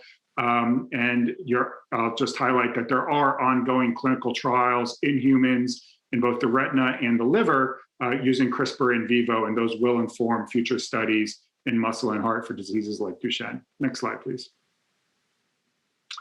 And then under efficacy, I'll just highlight, and I think Dr. Olson already mentioned each of these. There's always the question in a disease that affects as much tissue mass as all of the skeletal and cardiac muscle, the ability to get to all of the tissues. Largely the gene editing field is taking advantage of what's already been shown to us in conventional gene therapy studies and leveraging things like AAV vectors. And so as those fields continue to mature, they will inform what we do with gene editing. And we will continue in the gene editing field to take advantage of next generation viral and non-viral vehicles. Additionally, there's the issue of even once you get to the tissue, you now need to also hope that or rely on the fact that CRISPR is going to go and edit the target site. And so we need to make sure that we're maximizing editing to all of the cells that the CRISPR is delivered to. And there is the question of durability. And while gene editing is permanent to the DNA of a cell, because muscle is a tissue that does turn over, we need to ensure that those edited muscle cells also persist, which also asks the question of whether muscle stem cells are being edited, which I think is another important goal of the field. Next slide, please. And finally, as a conclusion, I just wanted to highlight that above and beyond the efforts of my colleagues on the call and others that I highlighted earlier to specifically develop gene editing tools for Duchenne, it is quite, as well as many of the companies that are supporting these efforts, it is quite of broad interest to transform these technologies to benefit for patients, including this somatic cell gene editing consortium that's sponsored by the National Institute of Health, which a few years ago put $180 million into dozens of different funded grants across many different institutions to address many of the exact challenges that I just highlighted in the previous slides. Next slide, please. And this just highlights some of the different institutions that are supported across developing new animal reporters and testing systems, new delivery vehicles, and new types of editing machinery. Last slide, please. And so with that, again, I just want to thank those that have supported our work, the students and postdocs that I have the privilege to work with in this area, as well as all of the patients and families that also support all of these efforts. Thank you. Dr. Gershbach, that was a wonderful overview. You shared a couple of different challenges in efficacy. Of those that you shared, delivery, efficiency, durability, which do you see as the biggest challenge as we look towards future trials in Duchenne? Yeah, well, I think that one of the most promising where a lot of the promising outlook comes from gene editing is from some of the successes in the gene therapy trials. And so, I think that the gene therapy trials have shown to us that delivery is possible, that we can deliver these AAV vectors to the skeletal and cardiac muscle. And I think that we also know that that can be durable. And so I think that the key challenge to me under efficacy would be making sure that the editing efficiency is high enough, because we know that we can deliver the gene therapy. The AAV trials have shown that we can deliver to the tissues. And so I think that maximizing efficiency once we deliver that gene editing machinery is going to be the key aspect of once we scale up to larger animals beyond those that we've been treating. Great, thank you. And finally, we have Dr. Melissa Spencer joining us as well. So Melissa, whenever you're ready. Ready. Thank you. Thank you, Ryan. Thank you, Eric. So you've heard prior to my talk from Drs. Olson and Gerstbach about the promise of gene editing for Duchenne muscular dystrophy. And my job now is to talk about how we deliver those gene editing components to all muscles of the body. So next slide, please. So delivery of gene editing components or for gene replacement therapy is one of the most difficult problems we face in the field of muscle gene therapy. But luckily, nature has provided us with a solution to this problem, and that is the adeno-associated virus, which Dr. Gerstbach just mentioned. So this is a naturally occurring virus. It's non-pathogenic in humans. And in order to use it to deliver our gene editing components, also microdystrophin, all the viral genes are replaced by our cargo that we're trying to deliver. And what you're seeing here is an AAV molecule that is decorated with a lot of different proteins that are shown in different colors. Can I have the next slide, please? And these are the capsid proteins. So AAV is encapsulated by these capsid proteins, and it is also made up of a single-stranded DNA molecule. So there's two components to the AAV system. Next slide, please. And it's the capsids that serve like a zip code. So they help target the AAV that we're using to the tissue of choice. And so what I'm showing you here, represented by different colors, are different capsids or different serotypes. That's how they're referred to. So for skeletal muscle, for muscular dystrophy, we want to target both the heart and skeletal muscle. Next slide. And currently, many trials are using AAV9 or RH74 for Duchenne muscular dystrophy. And so there are many advantages and disadvantages to using AAV. The biggest advantage is that it can be delivered throughout the body, through the blood, and efficiently target skeletal muscle. And the fact that it is FDA approved already for some applications like spinal muscular atrophy lowers the inertia for getting approval for Duchenne. There are some disadvantages though. It does have a packaging limit. And so for some gene editing components like Cas9, SPCas9, sometimes we have to use two different vectors, and that effectively increases our dose. Or you could say reduces our dose that we're allowed to deliver, since we have to double the number of AAV particles to get a single packaging, a single platform in. And it is also limited to single dosing because of the immune response that develops. And I'm going to talk about that in a minute. This immune response can result in some adverse events. And we've seen some of these in some of the microdystrophin gene therapy trials. Next slide, please. And so this immune response develops in response to our immune system seeing AAV, which looks very much like a naturally occurring virus. And when the immune response develops, it develops of two types. So there can be the innate immune system or adaptive immune system. And these two components of immunity have a lot of interplay between the two. Next slide, please. And so innate immunity is what I'm going to talk about first. This is the first line of defense that our body uses to see pathogen. And it's based on pattern recognition. Next slide, please. So there are two, next slide, please. Sorry, I animated these slides. So there are two main components of innate immunity that are being seen by the human immune system. And these two components are toll-like receptor signaling and complement activation.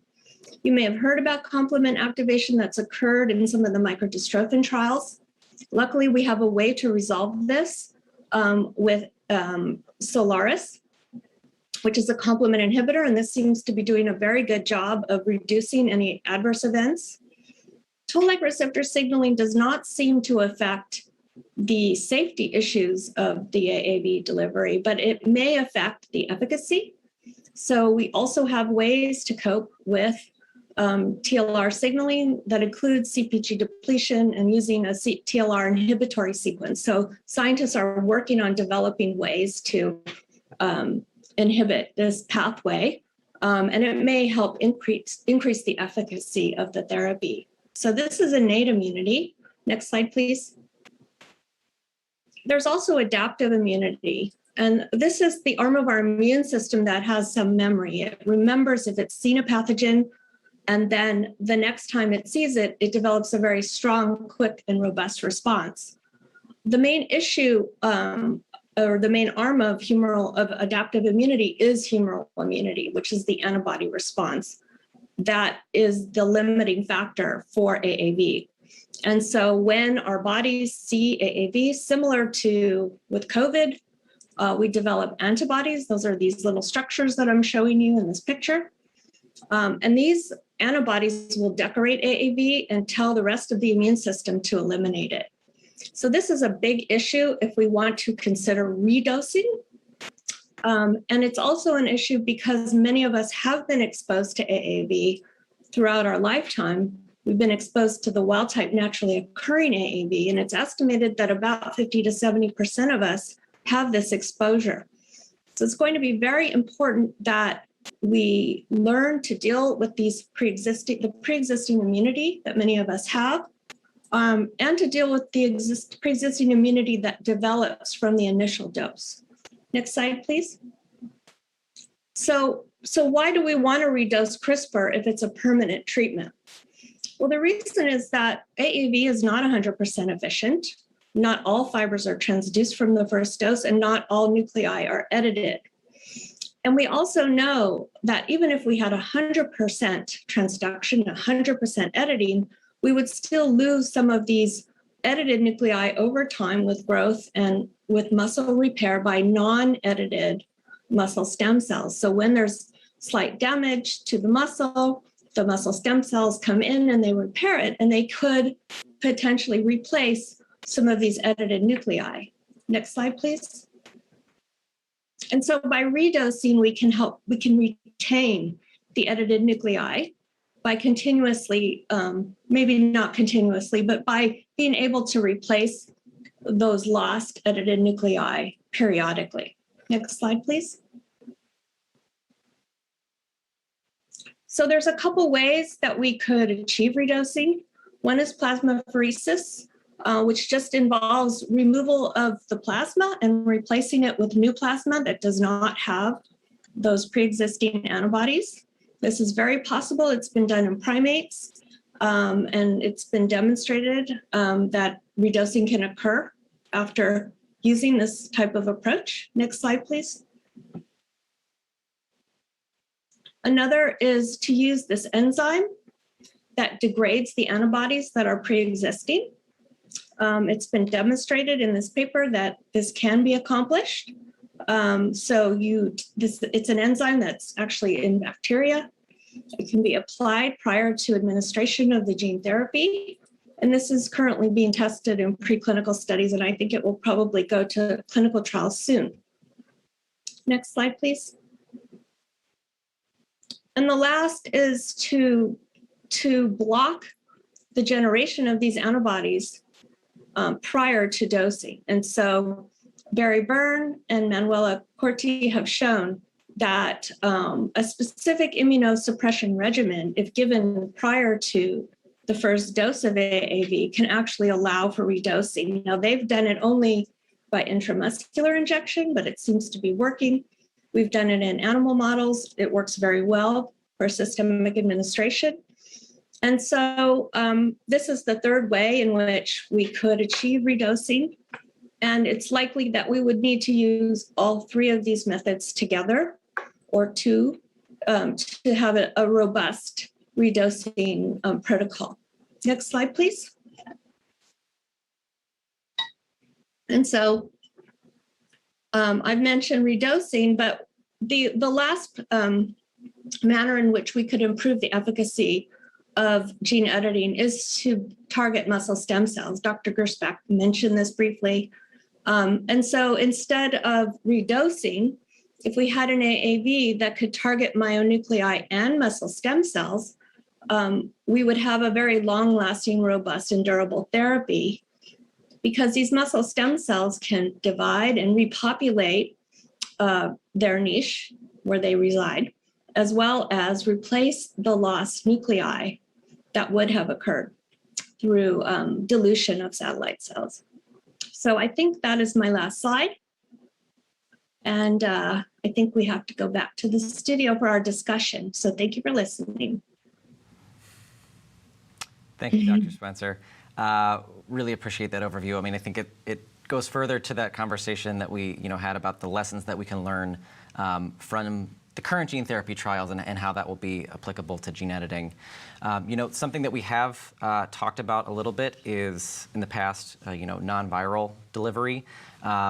Is that, are you expecting that we're still going to see something like AAV used as the primary delivery tool for gene editing rather than something like non-viral delivery as we look towards the clinic? Absolutely. I don't think we are anywhere near where we need to be for non-viral delivery. I haven't seen any evidence of that. My lab spent probably 3 years trying to get some non-viral nanoparticles to be able to traffic to muscle and traffic, across the sarcolemmal membrane. And no matter what we tried, we couldn't get it to work. So I think Dr. Olson has also had a paper relating to non-viral delivery. And so maybe he could comment, but I think right now AAV is the vehicle of choice. It's very efficient compared to any other delivery method. Great, thank you. And we've had quite a few questions come in and not a lot of time. So of course, one of the big questions we've had come in from a number of folks is timing. And I don't think anyone necessarily on this panel can give definitive time. If you want to offer that up, I'm not going to stop you. But I think the question I'd like to ask you is, as we think about the current state of the science, is there any question you feel is really important for us to answer before we move into dosing a Duchenne population where we have to do this systemically? And Dr. Olson, I'll maybe start with you. But you can also touch on timing too, if you'd like. I think that the timing is always a big issue with a new therapy like this. I think one of the big challenges that the entire field is facing, not just the gene editing folks such as us, but others, is virus production and the types of adverse effects that some of these high doses of the viruses have yielded. So I think to the extent that virus manufacturing can be improved with respect to efficiency and doses can be lowered, I think that's going to really benefit things. I think it's also important to point out, as we did, that gene editing could be a one-time correction because muscle cells last for a very long time, and we hope that once the correction's made, that will be sustained. Great, thank you. And Dr. Gershbach, I think you kind of already alluded to maybe the one you thought was the biggest, but if you have any others, I'd be happy to hear them. Yeah, I mean, I think, you asked earlier about my thoughts about efficacy. I mean, I also point out that I think that just understanding how the immune system is going to respond to these things, I think is critical. And, I think that the major challenge there is that we know from gene therapy studies and others that what was seen in animal experiments and preclinical studies didn't necessarily predict everything that was seen in humans. And so I think that understanding what the right systems are for predicting and understanding how the human system is going to respond to these is kind of a critical issue for the field. Great, thank you. Dr. Spencer? I agree with both Dr. Olson and Dr. Gersbach regarding the being able to predict off-target immune responses, et cetera. We really need better systems, especially because the mouse has not been as predictive as we would have liked for the human immune system. So I think a lot of comparisons need to be made to know what we can model in the mouse that would predict. I think also learning or identifying biomarkers that we can screen for in patients prior to dosing that would predict, for example, whether they need to have a complement inhibitor or a different type of inhibitor. I don't think there is a really robust and reproducible way to do this screening right now. Every trial does different pretrial screening, does it slightly differently, has a slightly different cutoff. We're looking at a limited number of immune targets. So right now, it's looking at binding and neutralizing antibodies and looking at interferon gamma responses in T cells. And that's probably not sufficient. I think we need to better understand how the immune system sees AAV, what cells are getting activated. I think targeting some of these cells might improve not just safety, but efficacy for the long term. And I do agree with Dr. Olson that if we have a very efficacious therapy from the beginning, redosing may not be essential for 10 years. It is not as if it's going to be a weekly or monthly thing, but there will likely be a point where you would want to redose if you started with a baby and eventually that baby's going to grow into a full-grown adult. You're going to probably need to redose at least once. So I still believe that giving immunosuppressant at the start of the treatment is going to be critical. So I know that the timelines are hard, but I am going to ask because I know what our families really want to know. Are we talking over 5 years or in under 5 years that we could see patients dosed with gene editing? I sure hope it's in under 5 years. Okay. Yes. I guess, and as a follow-up to that, because we've had questions about different mutations, deletions, point mutations. Dr. Olson, are there any, I guess, mutations where it's more challenging or maybe not feasible for gene editing, or do they all, have the potential to work with this strategy? This is a really good point that I'm glad you brought up. There are types of mutations, particularly large deletion mutations in the dystrophin gene at either end, at the 5' end or the 3' end, that remove essential domains. And if that region of the genome is gone, there's nothing there for CRISPR to edit. So fortunately, those represent a relatively small fraction of the total number of Duchenne mutations. But yes, those would be more amenable to other approaches. Great, thank you. And Dr. Gershbach, you had mentioned, in your introduction about insertions. So we had a question come in about, is there, a limit to the size of an insertion that could potentially be done with gene editing? Are there, maybe ideal deletions that would be targeted? Yeah, I think, to the point that Dr. Olson just made, hypothetically, gene editing can do a lot of different things, right? It can delete things, reframe things, disrupt things. It can also insert things. And we've worked in that area as well. But, I think the challenge is that they don't all work equally well, right? Some are harder than others. Some are more efficient than others. Some are less precise than others. And so, there's a reason why I think everyone on this call has focused on things like removing exons or disrupting splice sites to create these truncated dystrophins, as Dr. Olson highlighted, because that's kind of where the lowest hanging fruit is for the gene editing technology. Things can be inserted, but it's harder to insert. It's less efficient to insert things than it is to remove things. And then as the insertion gets bigger, it also becomes more challenging and less efficient. That being said, there are some tricks that you can do to take, for example, take different exons and squeeze them, multiple exons, and squeeze them together into one kind of master exon that can serve to restore the protein. But all of these things are going to be more challenging than your conventional just remove an exon. I will say though that the technology in general across all the different gene editing platforms is moving remarkably fast, right? Base editing was one example, as Dr. Olson highlighted, of something that we didn't think would be possible, 5, 6, 7 years ago, and now it's reality and even moving into the clinic. So for other disorders. So I think that I remain optimistic that the field and the technology is going to continue to mature, but that's going to take time.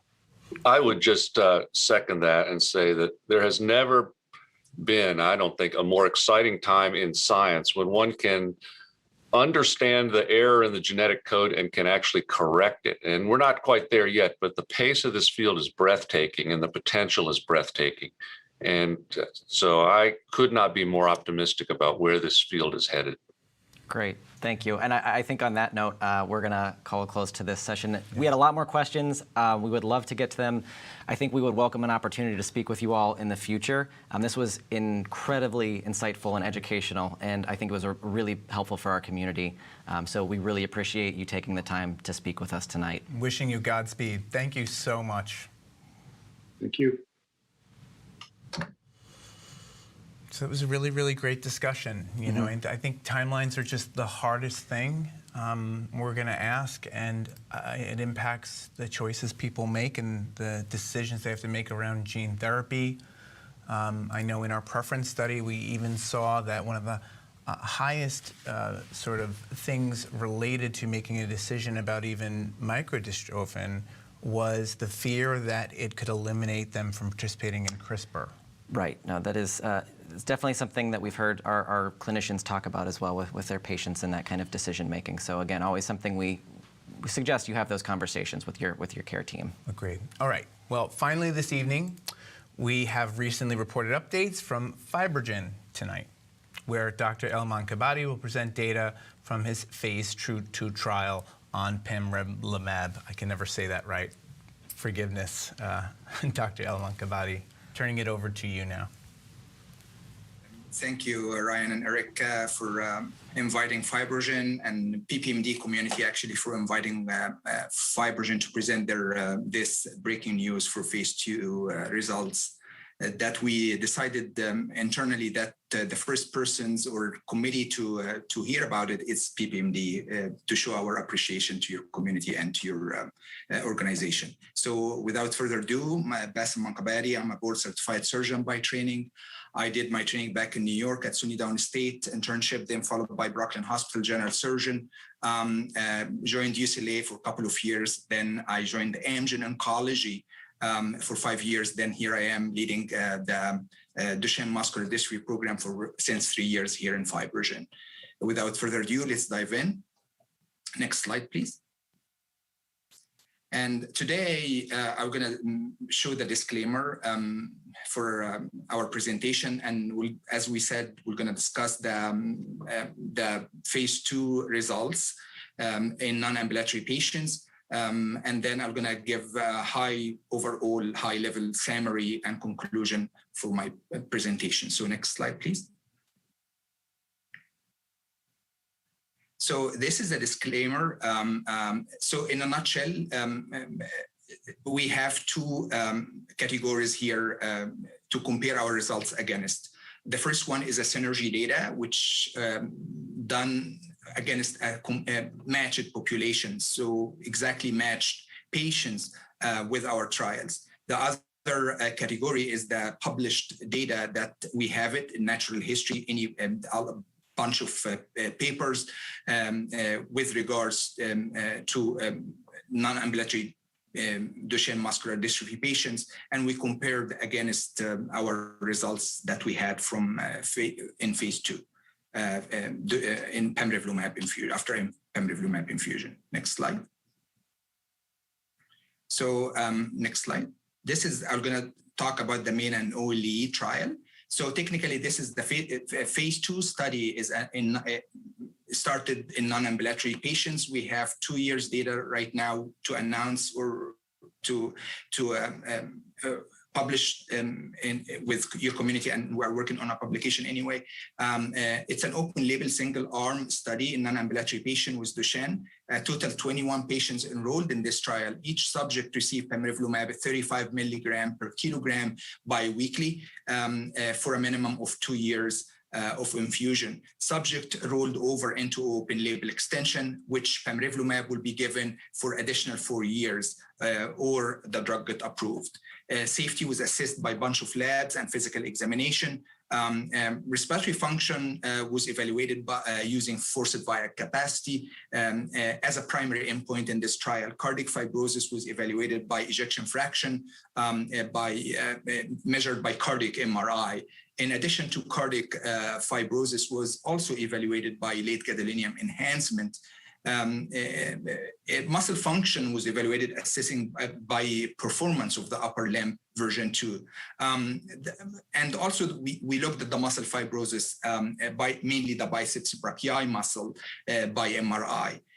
In addition to the grip strengths by handheld myometry. The 2 years data that was analyzed, and the study was logged during the summer last year.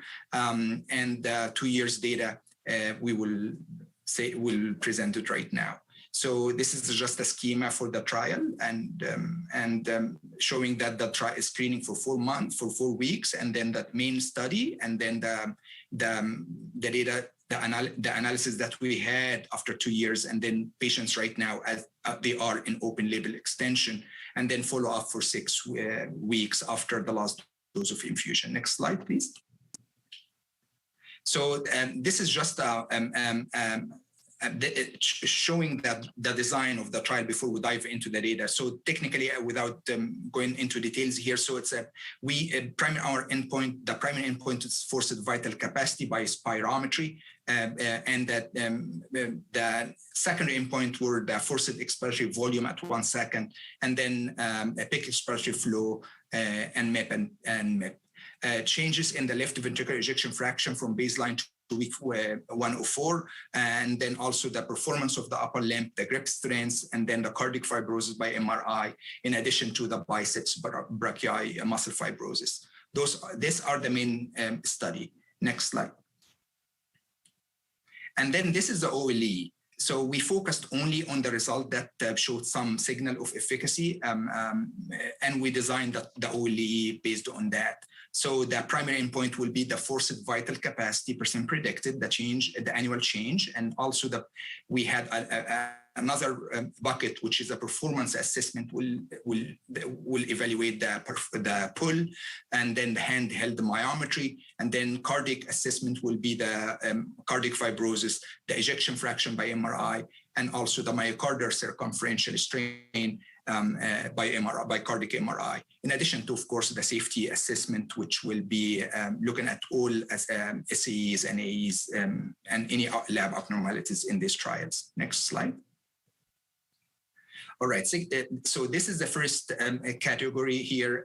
I'm going to talk about the muscle function. So what I meant by that is the performance of the upper limb, muscle MRI, and in addition to the correlation between the fat fraction and the muscle fibrosis by T2 mapping.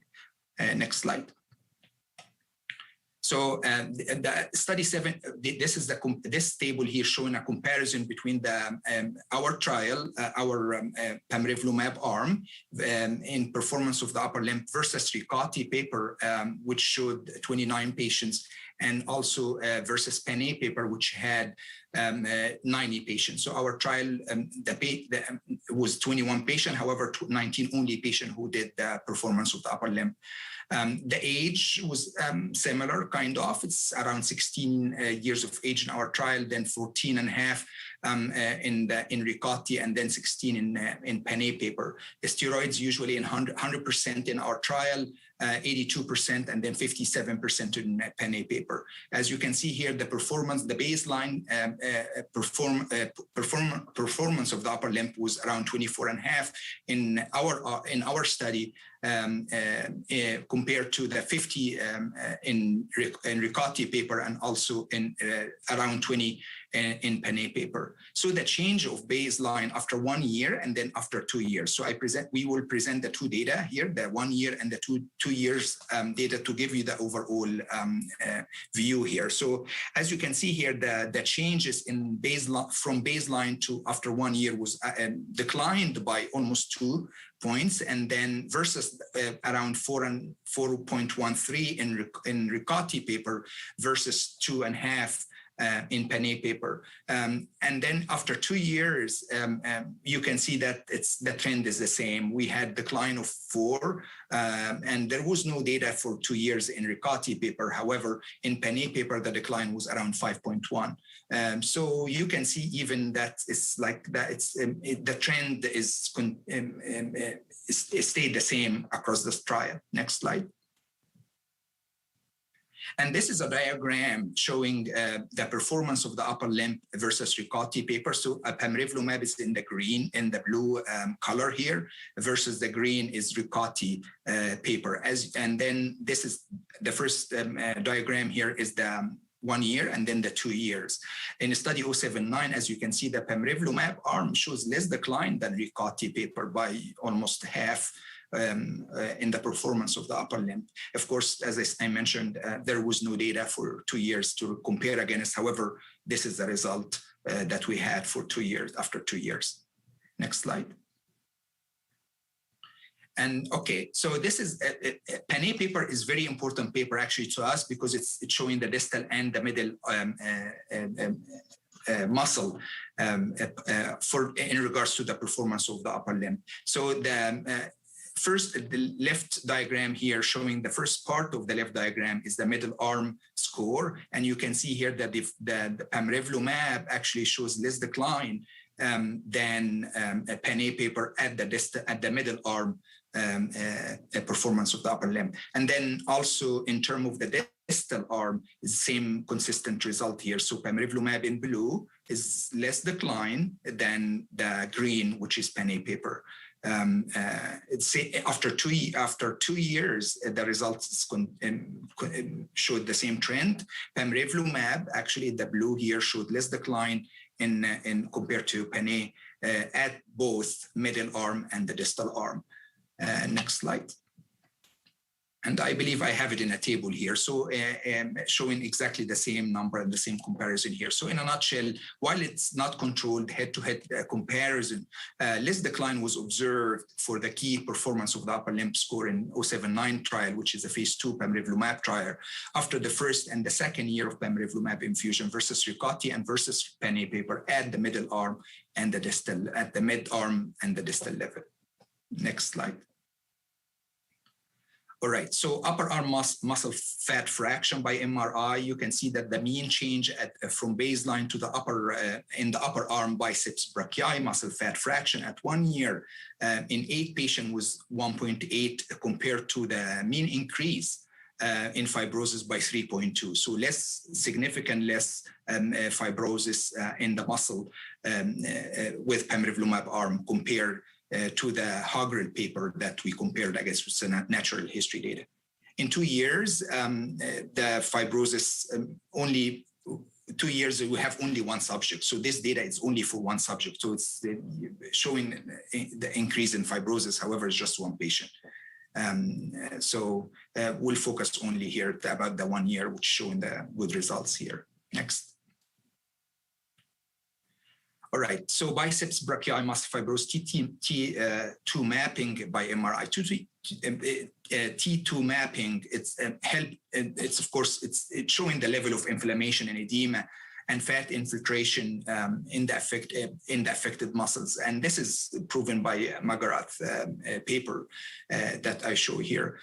In study 079, the mean T2 mapping score at baseline in 12 patients was +8, and the median was +7.5. The annual decline in biceps brachii muscle was around 2.1 gram. At 1 year, in 6 patients, there was a decline in the muscle, in the fibrosis changes in the muscles by 2.6. In pamrevlumab arm is shown in the green here in the left diagram, compared to a Hogger paper that showed like more fibrosis in the muscles.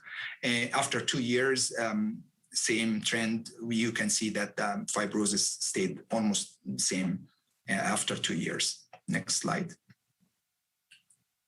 And this is a correlation showing that's a scatter plot showing a correlation between the changes in the fat fraction within the biceps brachii muscles versus the change in the performance of the upper limb. So the bottom line that I'm trying to say, what that mean? All this less decline, less fibrosis changes, does it impact the performance of the upper limb or not?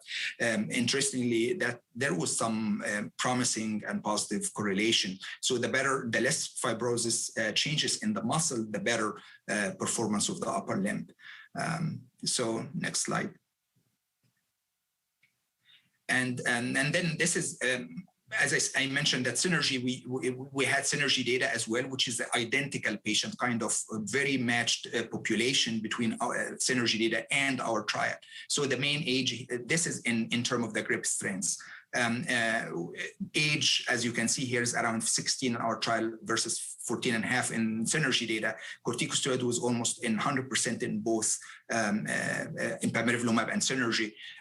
Grip at baseline was 45 versus synergy was around 13. Change in baseline from the grip strengths was in plus. In pamrevlumab arm 1 point in 19 patients. And in the dominant hand. In the non-dominant hand, actually improved by 1.86 also in 19 patients.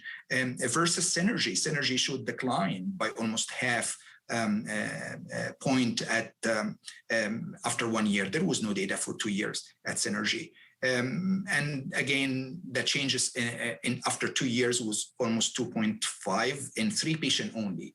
And in the non-dominant, in the dominant hand, and then this is the non-dominant hand. And again, was a little bit better, actually worse. This one is worse than synergy. However, it's only 3 patients. Next slide.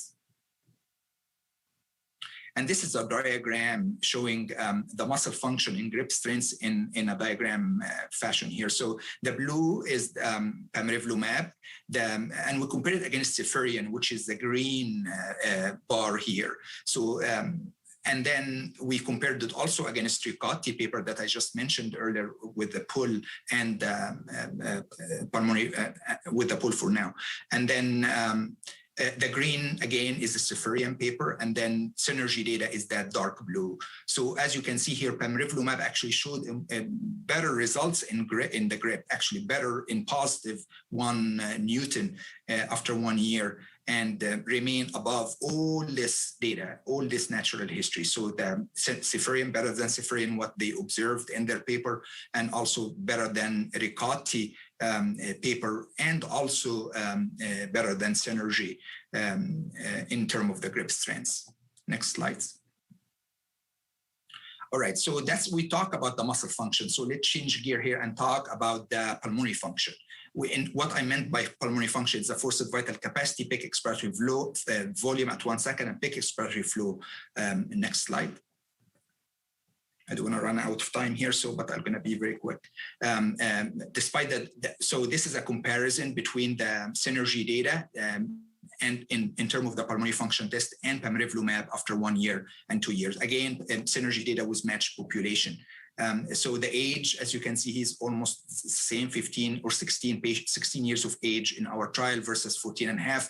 Corticosteroids was almost in both pamrevlumab and also with Synergy.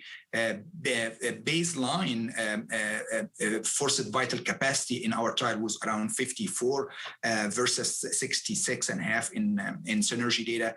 The change in baseline from baseline in forced vital capacity was -4 versus around -7 in Synergy data after 1 year. So it's almost less 50% better results, or yeah.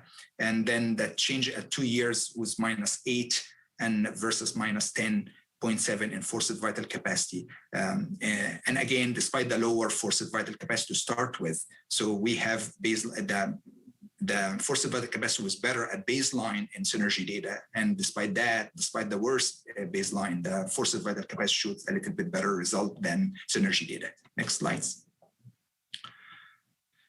All right, so that's Synergy data. So let's, we also didn't stop here. So we compared it against Ricotti papers just to make sure that we're not missing anything here. So as you can see here, this is the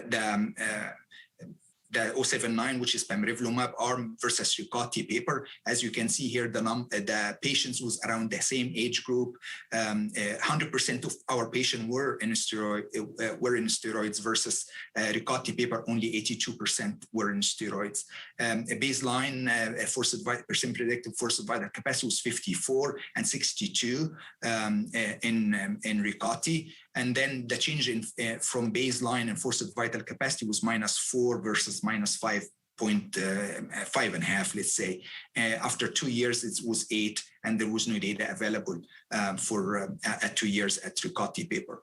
And then that's for forced vital capacity. Also here, I'm showing here in this table the peak expiratory flow, the same thing, where actually the results in pamrevlumab was almost 50% better than the result that observed in terms of the peak expiratory flow changes after 1 year in Ricotti paper. And also forced expiratory volume on 1 second, the same thing, actually almost half better result, like 50% better than Ricotti paper, -4.5 in peak expiratory, forced expiratory volume at 1 second compared to Ricotti.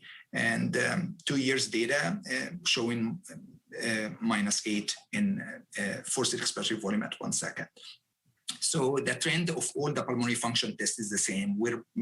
Pamrevlumab as a monoclonal antibodies is better than Ricotti paper here and compare with the 1 year data. Next slides. And this is a diagram to give you a feedback, like a feeling of what we had here. Pamrevlumab is in green, pamrevlumab is in blue, Ricotti is in green. And then we compare it against Mayer. In addition to Ricotti, we compare it against Mayer paper, which showing here in the gray, which is the placebo arm. And then Mayer, the same paper, has the glucocorticoids arm is in that burgundy color. And then Synergy data is in the dark blue. And you can see here the trend after 1 year is pamrevlumab actually way better than all this natural history data. And the same here for the after 2 years. Only as I mentioned earlier, only Synergy data is available. So we compare it against Synergy with matched population. And you can see that the trend after 2 years is in favor of pamrevlumab. Next slides.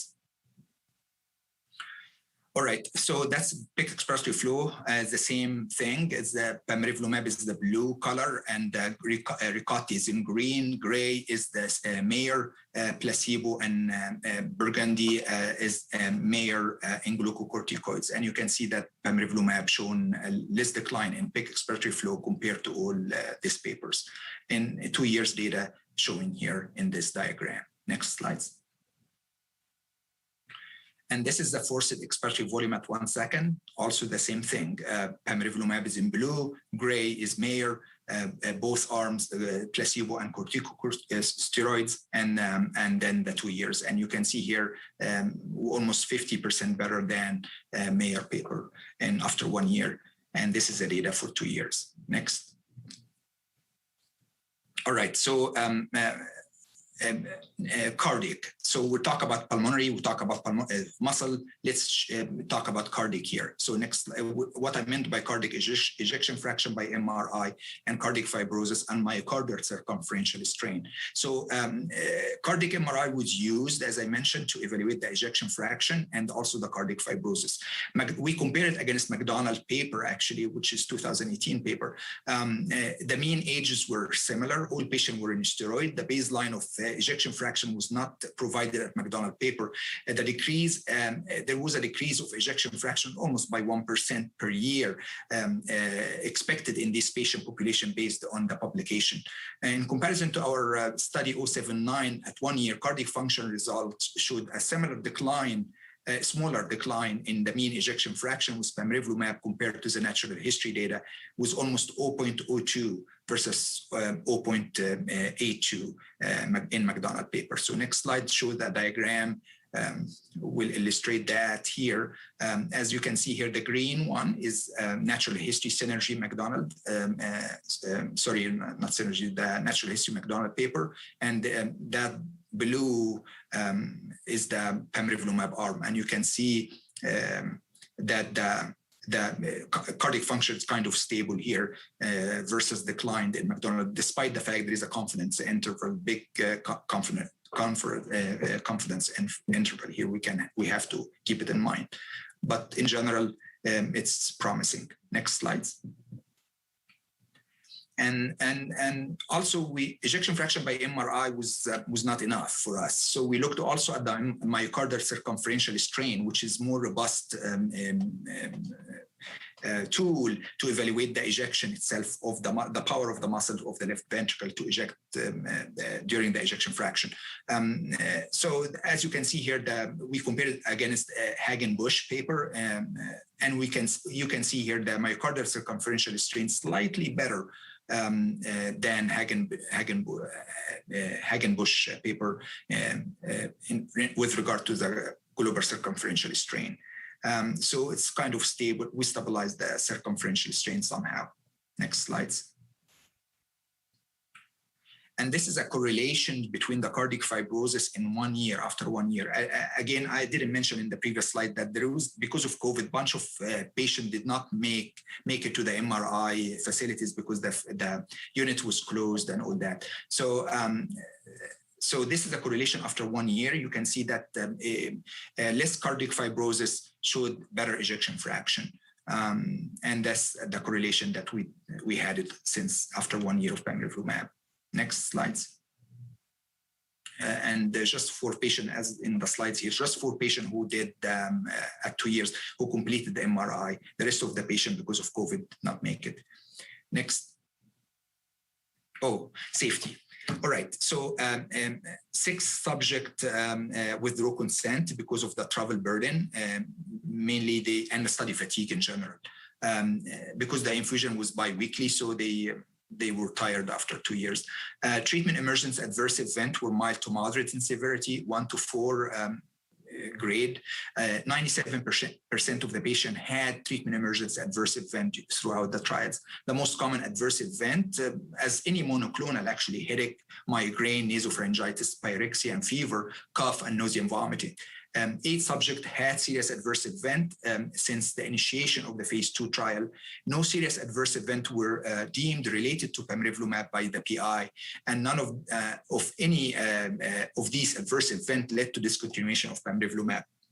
Overall, vital sign, temperature, blood pressure, respiratory rate, heart rate, all were within accepted range throughout the trial. No QTc-B or C, QTc-B or F prolongation, more than 480 millisecond noticed in these trials. And the bunch of lab were almost within accepted range for this population. Albumin, ALK-Phos, LFTs, transaminases, total belly, and so forth.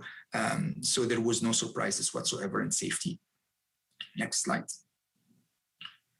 All right, take-home message. So pamrevlumab is an antibodies against CTGF, which is a connective tissue growth factor. CTGF is a protein that plays a key role in fibrosis. Although several potential gene therapies are being investigated, DMD is currently managed through asymptomatic therapy, and there is nothing to cure this disease so far. Pamrevlumab has a potential to bring additional benefits for this DMD population. Pulmonary function is an important aspect for this patient, and most common cause of morbidity and mortality for these populations.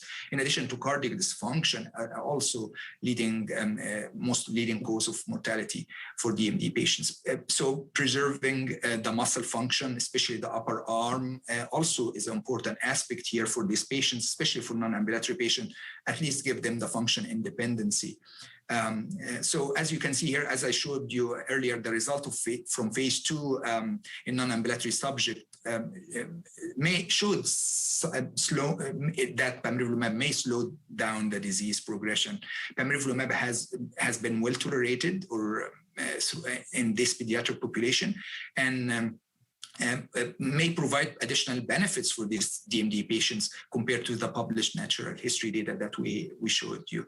Pamrevlumab can also potentially be used in a broad range of patients regardless of their specific gene mutation. So all these patients, all comers, there is no specific gene mutations to exclude any patients in our trials. Phase 3 Lelantos trials evaluating or confirming the efficacy and safety of pamrevlumab are ongoing. Next slide. And then I'll conclude my presentation here by saying my pamrevlumab mechanism of action may mitigate fibrosis in non-ambulatory patients, irrespective of their gene mutation. And this is, to our knowledge, this is the first anti-fibrotic agent that's shown a potential to slow down disease progression in this patient population. Again, thank you on behalf of FibroGen to PPMD community and to the audience, and we're delighted to be invited through PPMD conference. And again, this is just my name and my team, the great team that I have actually, and the email that here you can, if you feel that you have a patient eligible for our phase 3 trial, feel free to email us or call me directly in my cell. Thank you. Thank you, Dr. Al-Mankabadi, and thank you for sharing your data with us here at conference. We know it's a small study population, but we're always excited to see positive trends, even as as you mentioned, comparing these two natural history studies. And of course, we look forward to seeing your, placebo-controlled trials. And as a reminder for those at home, if they are interested, those phase 3 is there's both a non-ambulatory and an ambulatory trial. So, Bassem, I have one last question before we sign off. So we saw the promising trends in the PUL data, the performance of upper limb.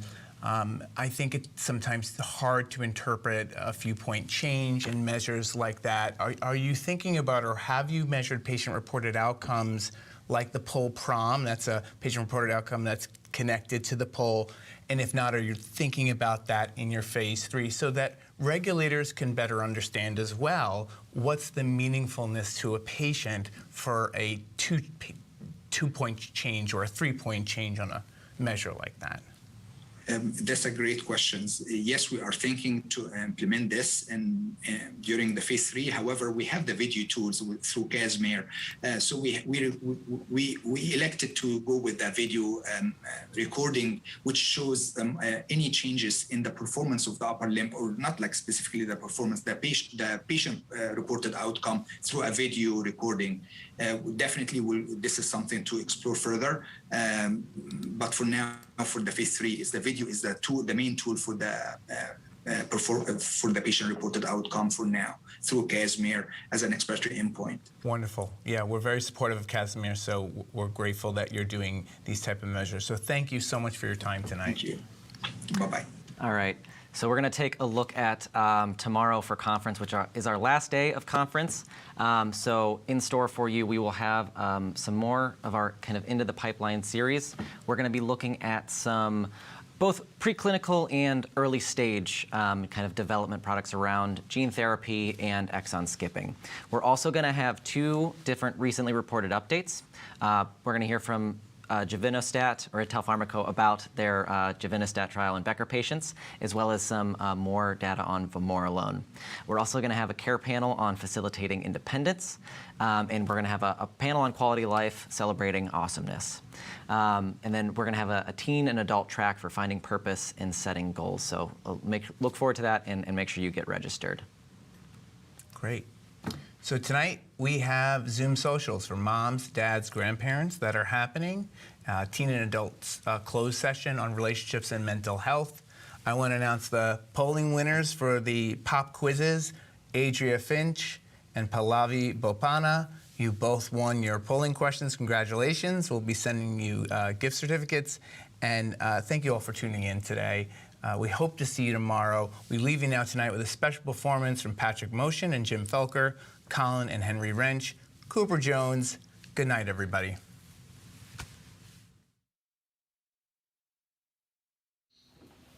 I have a friend from Russia, and a Czech one too. And a Czech one too. He's Jim. I'm not. No, you're Pat. Right, this is Super Tramp. Give it a little bit.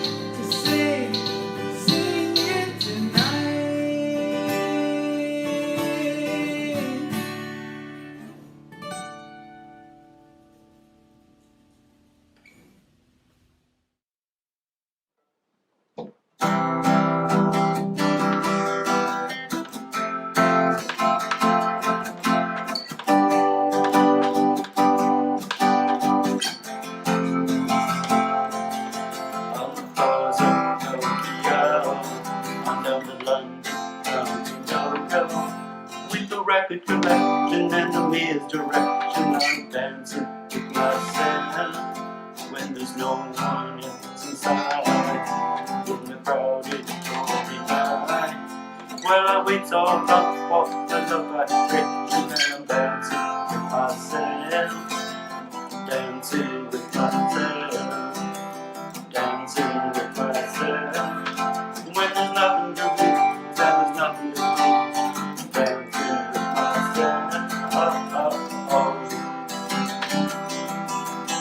Looked all over the world, there's every Barbie girl. But you're empty, I seem to pass me by.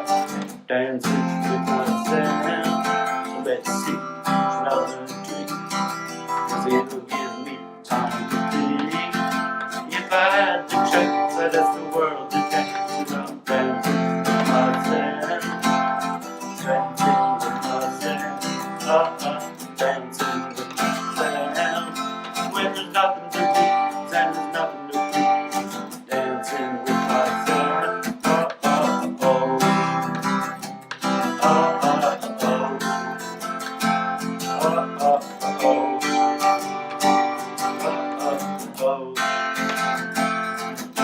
I looked all over the world, and there's every type of girl. And the honesty pass me by, dancing with myself. Another drink, 'cause it'll give me time to think. If I had the chance, I'd ask the world to dance, and I'm dancing with myself, dancing with myself, dancing with myself. If I had the chance, I'd ask the world to dance. If I had the chance, I'd ask the world to dance. If I had the chance. Oh, oh, oh, oh, oh, oh,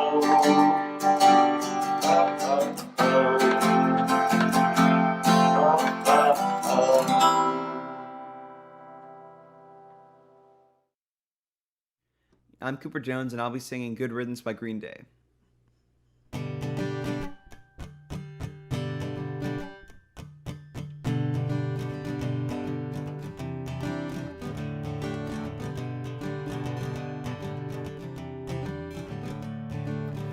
Another turning point, a fork stuck in the road. Time grabs you by the wrist, directs you where to go. So make the best of this test and don't ask why. It's not a question but a lesson learned in time. Something unpredictable, in the end it's right. Hope you've had the time of your life.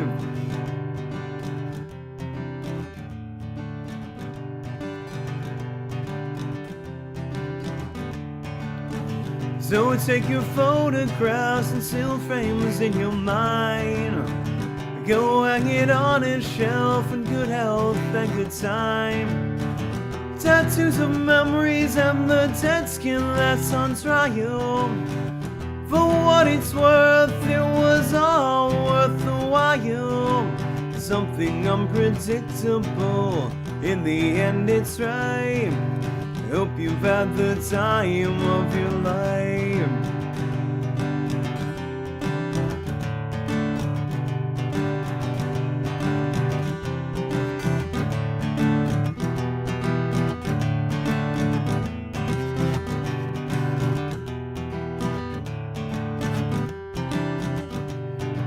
Something unpredictable, in the end it's right. Hope you've had the time of your life. Something unpredictable, in the end it's right. I hope you've had the time of your life. Thank you.